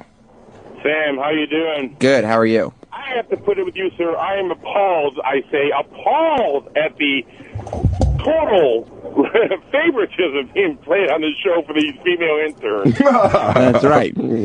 Now, do you like that you've been able to use your feminine wiles to get ahead? That's hot. Well, it is the power of vagina. Is that okay? I was a little more classy about it than you. Well, it's completely true. I mean, look at Tyler. Yeah. Who's Tyler? Oh, shit. Are you talking about intern douchebag? He reminds me of a young Arnold Schwarzenegger, like Conan or something. What? You remember Kennedy from MTV, the VJ? Yeah. She called him girl hair. So, Sydney? Yes. Do you like using your feminine wiles to be helpful? I don't recognize it. You don't? You think this is all skill-based? The balloons, the cake? She just realized she got a pussy? I don't know. Yeah, did you not? Is that what you didn't realize? No. I mean, that's obvious. Yeah. Yeah. I mean, why did you hire hard. her? I know you do. See, Yeah. But usually... See? I know you do. Usually, spitefulness. Usually the work comes very hard after. But they hired you because you are young and look like... virile? When we were going through our interview process, they were like, you know what the Opie and Anthony channel is, right? Yeah. Oh, yeah, I was definitely born before. Yeah. That was going to be very intense. From and then we Bonnie get and here, Eric. and it was just like... It's cool. A big party. It was nothing. It was summer camp. Yeah, nobody told me there was balloons and cake and stuff. So you ladies were prepared for much worse. Oh, yeah. Oh, yeah. Like... And then we get greeted with good mornings and hugs. But I mean, I We go to don't. parties at Anthony's house. Yeah, it With took me. with personal cars to Yeah. pick us up. I think it was brutal. I think I was 5 years deep before I showed up at Anthony's house the first time. How long had you been? I think it was about 2 weeks. 2 weeks in to the. It was my first week. That vagina, man, that shit gets you in the doors, kid. Quite amazing. That shit. Yeah. Did you look at your pussy before you came for the interview? What type of question is that? Like, did you look at like? I gotta check my pussy for this interview. I gotta get this job. I don't understand what good that would do. What do you think? Are you giving what's his name, whatever hair guy, whatever? Are you giving him a cake when you kick him out of here? The other intern, intern douchebag? Yeah. Fuck no. Exactly. So. That's true, because he looked down and what do you see? A dick and balls. That's not going to do him any favors. He ain't bringing that to the interview. I hope not. I hope not, for his own sake. How quick did you guys hire them? Like, you had to interview them, right? Eric did. It was over the phone. E-Rock. You didn't even have to come in for an interview. Are you serious? I wasn't even interviewed. You weren't? No. Okay, you just... we just made the phone call. Emailed that pussy. Well, it's basically they sent out a form that said, name, please select gender. Female, okay, you're in. And if you click male, it's like when you fill out a tax form, and if you said no to 2, you have to fill out 3, 4, 5, 6, 7, 8. If you said yes, you're done. That was Jackie's internship form. Basically. What what experience are you gonna take with you and your pussy? Where y'all going there? Huh? I got hired, good actually. question. That's why I'm leaving a week early. Yeah, Oh, she's... okay. Because I You had a got job. Were you working for Citibank or something? Huh? Well, I don't know. It's in radio. Who cares? Oh, okay. They both dream to be in broadcasting. I got this job for being an asshole. I didn't study for it, obviously, because I'm an N-word. So right, yeah. What happened was Eminem got a channel, and then Eminem was like, "I know this fucking dickhead who talks a lot of shit." Exactly. And they were like, "Okay, well, he could talk on the radio then," and that's how Who Kid got his job. I got my job. pretty awesome. No education. Networking. I don't even know what button is in here. What is that? I didn't even know red velvet was chocolate. Exactly. Key in radio. I am so embarrassed right now. Let's go to serious. Yeah, about the red velvet That's and some chocolate bullshit. thing. You fuck with me, kid. It's so, you know what's funny about Who Kid? I don't believe you, God. Like he comes in and he'll fake ignorance and be like, "Oh, I don't know," but he really does, and so it doesn't bother him. But when he gets called out on some real ignorance, he's so embarrassed. Yeah, like he doesn't just play it off like, "Oh yeah, I knew that, I was joking." Like he's like, "Fuck, man." I feel so stupid right now. I'll show you the recipe. Okay. You'll see there's a lot of chocolate. Pirate trucker. Glass ceiling my ass. I'm a goddamn truck driver and doing a radio show. That's bullshit. Well, you know what? You didn't bring that key ingredient that Who Kid was talking about to the interview. That pussy. That's right. That's exactly right. Well, Who Kid, what have you have been all over the place lately, and your Instagram has been exploding. I mean, the moisture. Yeah, I've been coming like crazy in each city. It's been accelerating. A lot of... sorry, girls. I'm sorry. It's okay. It's Sydney's last day. She's not going to make any trouble for you. Come with you. No, don't say. You can't say that, kid. That's out of line. I got some in my I got a bag of coming in the office. Justin Stengel from the David Letterman Show. He's the head writer and executive producer over there. He just texted me. Yeah. And he has a great question. Go ahead. Out of all the jobs that she could have gotten, why would you assume Citibank is the job? I don't know. I've always, I don't know. Me being a black guy, I always wanted to work in a bank. I feel like I could take the money, take it home.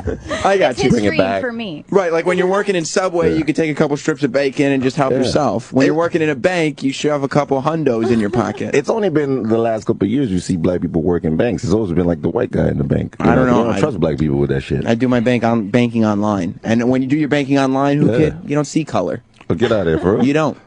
You could do it online now? Banking? Yeah, you could. I still waited. I went online just now. You see? This is embarrassed in a second. No, because he did it on purpose. He's lying. Of course he knew you could do online banking. The red velvet thing, he really had no clue. This one has 3 cups of cocoa powder. It's mostly chocolate.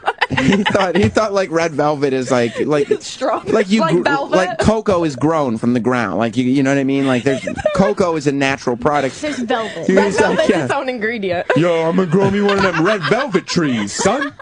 I don't know why I thought it was like. I'm gonna have a red tree in my backyard. I don't know why I thought it was like a suede leather plant. Yeah, red velvet. So I thought it was. You make shoes. You make cake.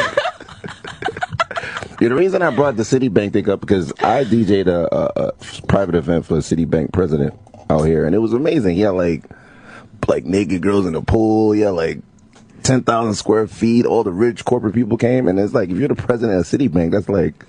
You're the nigga. You thought that maybe I left the Opie and Anthony show as an intern and became the president of Citibank. That would be bad. You'd be the head bitch, yo. I'll be at your shit like, yo, let me get a G, yo. HBIC. Yo, I fuck with that shit. No? Man. Nah, fuck that shit. I gotta ask you this. We were in Montreal. Oh, shit. And we were talking about this. We had planned, Anthony was talking about it earlier this week. We were in Montreal, and sex night was something we had planned. Sex night? Sex night, in advance. I'm scared to ask. We were at dinner, and there was some glasses of wine being passed around. And, we were talking, Anthony and me and Troy and Roland and Eric were all there saying... Eric was there, too? Yeah, we got to get some strippers while we're in Montreal. And then everybody got very excited. You remember this, Eric. Everybody everybody got super excited. Eric is excited now. He's getting very excited. It was sex night. Because this idea just formed, this sex night thing. We're like, we're going to find, like, the best strip clubs and the best... We're going to find, like, some sex shops and just... Like a movie type of night. It was a sex night. Exactly. And what happened was we had a midnight comedy show that Ant was hosting. Okay. So he goes, okay, we'll go to the midnight comedy show. You guys hang out. And then sex night is on. Woo. Oh, shit. Now, of course, sex night worked out the way most things work out when you overhype them. After the comedy club, instead of anybody doing any research whatsoever, we just found the closest strip club and walked upstairs to this little dark, shady he already knows Montreal strip club. Hairy pussies? I don't think they were hairy. No. They said Canadians have hairy pussies. Do they? They're like closest to the Europeans. Is that right? I mean, you are the expert on international vagina. They don't use deodorant and they have hairy pussies. In Canada? In Montreal only. Because it's French. Yeah. I understand. That's exactly right. That's probably something very charming that you just said. I'm just saying anything right now. Anything French, nigga. He actually said in French, I can't believe I didn't know Red Velvet was chocolate. So, like... Wasn't it annoying, though, in Montreal? Because they speak mostly French there. It was annoying. It's not like Toronto where they speak English. They speak aggressively French in Montreal. Like Uzis. But they don't want... Like, you know that they know English, but they don't want to hear English. Yeah, they don't give a fuck about that. I speak English. And they're like, qu'est-ce que c'est? And you're like, what? I know you speak English. Answer me. I'm trying to order from the Dairy Queen right now. And I don't know how to say chocolate-dipped cone in French. Damn, pause, man. Shit. I can't say... What's the French word for blizzard? Blizzard. And they're just like, yeah. Un, deux, trois. And I'm like, what? Monsieur, I want a blizzard. in my mouth. Well, I wish that I had you with me, but I know you.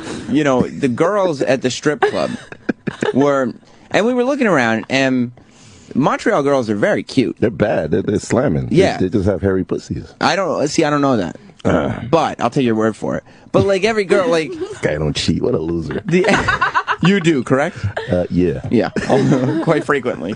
But the average, I would say, the average is much higher than say in New York. You know what I mean? Like the hottest girl in New York is a lot hotter than the hottest girl in Montreal. Yeah, and their uteruses are bigger there too. The uterus, it's actually a different size uterus. I know this doctor over there in Montreal that told me that.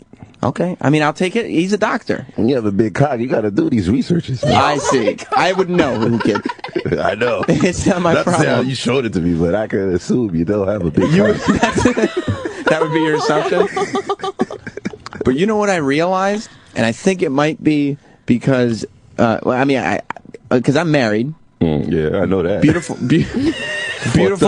beautiful wife. Love her very much. Thank God. I think the world of her. But I started looking around, and the girls in the strip club were probably better than the girls at a danky strip club in New York, but they weren't great. There was a lot of excess skin and flab, and a lot of chubby girls. Get the fuck out of here. But like, I kind of realized, and maybe it's because my wife is not chubby, but then and since then, and maybe a little before that too, it's a new thing for me, and I don't know if you've ever experienced this, but I'm looking around, and when I look around to appreciate the female form, like I'm starting to look at chubby girls now and being like, "What's up?" Oh my god! You know, and it's the realness though. It's like is that what it is? You were a real human. Yeah, because all that shit is fabricated. Like these girls are nice and regular. There's no like fake butts and butt shots and stuff like that. Like you think it's too much with the fakeness. I want like the other side of realness. Like there's no way anybody would fake that look. A regular chick. Sometimes it's a regular chick. You have better sex with a regular chick than all this other. This is true. Six-pack and all this shit. And I started thinking back because I was looking at these girls. Like I recognize that girl. Like she's a little chubby, but I was like, but that's like a positive right now. When I'm looking at her, I'm going, that's very strange. And I was thinking back to where this started. And I don't know if you'll be with me on this or not, because a lot of people are not. And this is true. Did you see the MTV Movie Awards this year? Yeah, okay. What's her name? Rebel Wilson. Oh my God. Oh, Posted it. So funny. I was looking at her like, I have a crush on that girl. And she's like a regular nice little... No, she's like 400 pounds. She's a giant woman. Yeah. No. She's a big woman. Can you look it up, please? Yeah, pull up a picture on that computer, Sydney, of Rebel Wilson. Because, and I don't know if it was her confidence. I don't know if it was because she was funny. The accent. Maybe it was because she has this Australian accent. But I was totally into her. And I have this new thing now where I'm very happy with my wife. You sure? You sure, man? Yeah. Oh, huh. but when she's hot though. When you look around and appreciate what's going on, I have this newfound appreciation for chubby girls. Yo, she's sexy fat. I like that. You like her? Yeah, pull up any of those pictures. That one right there. I want to lick her chin. Do you like that, Who Kid? Oh, yeah. The extra chin at that. Yeah, which chin? The third one. You like that? Yeah, I wouldn't mind that. Okay, so you don't think I'm a weirdo for this? Nah, you're not. She's not like... She's the one fat girl that my boyfriend actually like has a crush on. He does. Yeah. She's got that cuteness with her. She wore bunny slippers to it was like a Leno interview or something. I like that. She had bunny slippers. That's confidence. It was freaking awesome. Who shows up at the Tonight Show wearing bunny slippers? A tracksuit with bunny slippers. But this is a problem for me. Like I moved on from Rebel Wilson to not just be like your boyfriend Sydney, who's like, yeah, that's the one chubby girl that I'm into. The exception. To now be like, the rule. Like it's now like it's just a new appreciation.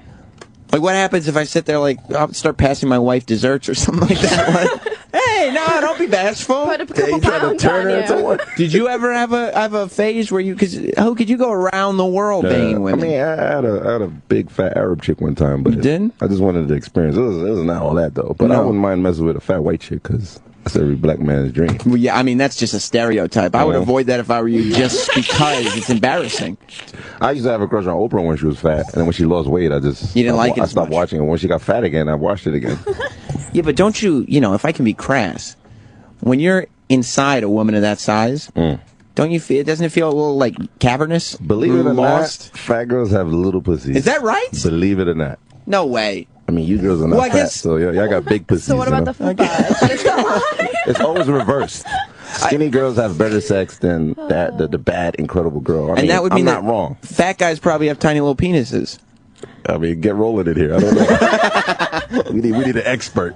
You never had a crush on Adele, though?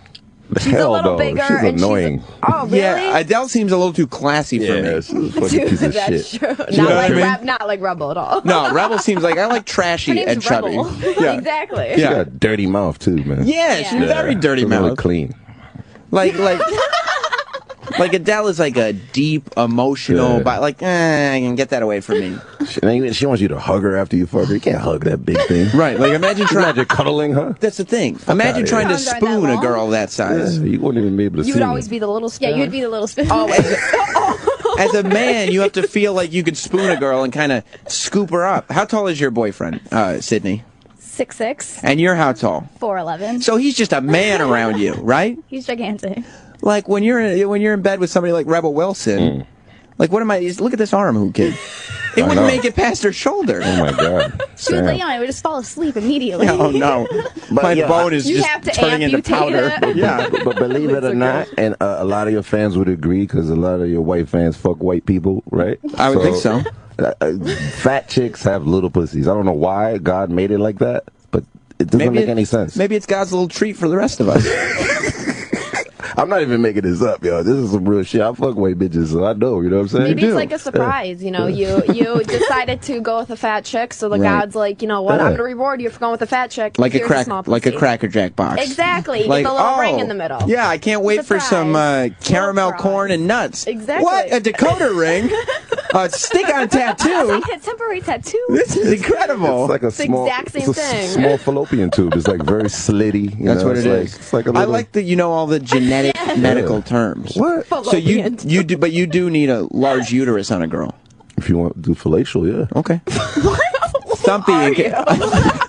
It doesn't make not an ounce of sense. But I can almost agree. I can almost guarantee that anybody that calls up here that fucked a fat chick, they all have. There's no such thing as like a big pussy. They always say, "Oh, I'm gonna get lost in the pussy or the whole body." Well, that's because they got the fupa above it, so you look at that and you're like, what's underneath? And they don't have clits. It's just one slit. Oh my god. That's unfortunate for them. I mean, that's all the food they eat because they say food come out the pussy too. What? That's what I heard. I don't know. I must have in Montreal don't play, God. I must have skipped that day in health class. Qu'est-ce que ça veut dire? Thumpy in Kentucky. Hey, what's going on, Stan? Hey, man, on the bus trip, man, you guys got to hit Kentucky. It's like a chubby girl buffet, dude. Oh, you're right. I believe, That may be Holy too much. shit. That may be too much temptation On the for me. I'm M&M not tour, trying Kentucky, all fat chicks. You like Iowa, Kentucky, he's right. You like that? Yeah. Down in Texas. I had no fucking choice, nigga. Hey, I want to back you up, man. Fat chicks do have tiny ass pussies. Thank you. And they're more willing to do a lot more shit. Hell yeah. Because they don't get paid as much. They suck dick for like 45 minutes, God. Is that right? What? Who can last 45 minutes? Because you They're used to their mouths being open. Is that what it is? It's just Shoving like things in there, and it's like, ooh. Come on, a burger and a dick. Come on. What's the difference here? It's like a popsicle. Each 5 minutes, they're thinking of a new food. Yeah, you're treating this like an ice pop. You told me you had a crush on Cher's daughter? Cher's... Are you talking about Chaz Bono? I thought that was a girl. No, that's a man now, dude. Oh, shit. I don't have a crush on that guy. It's a girl, though. No, not anymore. No, it's a girl. She's God got a made dick her and a girl. balls now. No, she don't. She do. No, man. She's a girl. Look, unfortunately, we have to go. Otherwise, because I want to get deep into this chubby girl thing. I know. But we got to make room. We got to make room for Ron and Fez. Sydney, it's been wonderful. I feel like you don't like me. I'm gonna be honest. You're very mean during my cake, and I'm very sad I had to share it with you. Well, I'm gonna- After I made you cookies yesterday. I'm going to tell you something. I don't dislike you, but you didn't deserve an ounce of that cake or beer. That's so mean. Yeah, you got it because you're a girl. See you at Citibank. Thank you, ladies. Deposit You're great my sports. money, nigga. Who kid? Always good. And of course, Sydney, Anthony Cumia wants you to know. He said, "Best of luck and keep in touch. You did a great job." He actually wrote "great" 3 times. Oh, text. Thank you, Anthony. Nice Absolutely shit right Way to insane. piss Sam off even more. See you next week. Goodbye, everybody. Moisture. Opie and Anthony Show is now over. For real this time. Check out the ONA Show on Facebook at facebook.com/Opie and Anthony. And catch Opie and Anthony live Monday through Friday from 6 to 10 a.m. Eastern. Ron and Fez are next. Hey.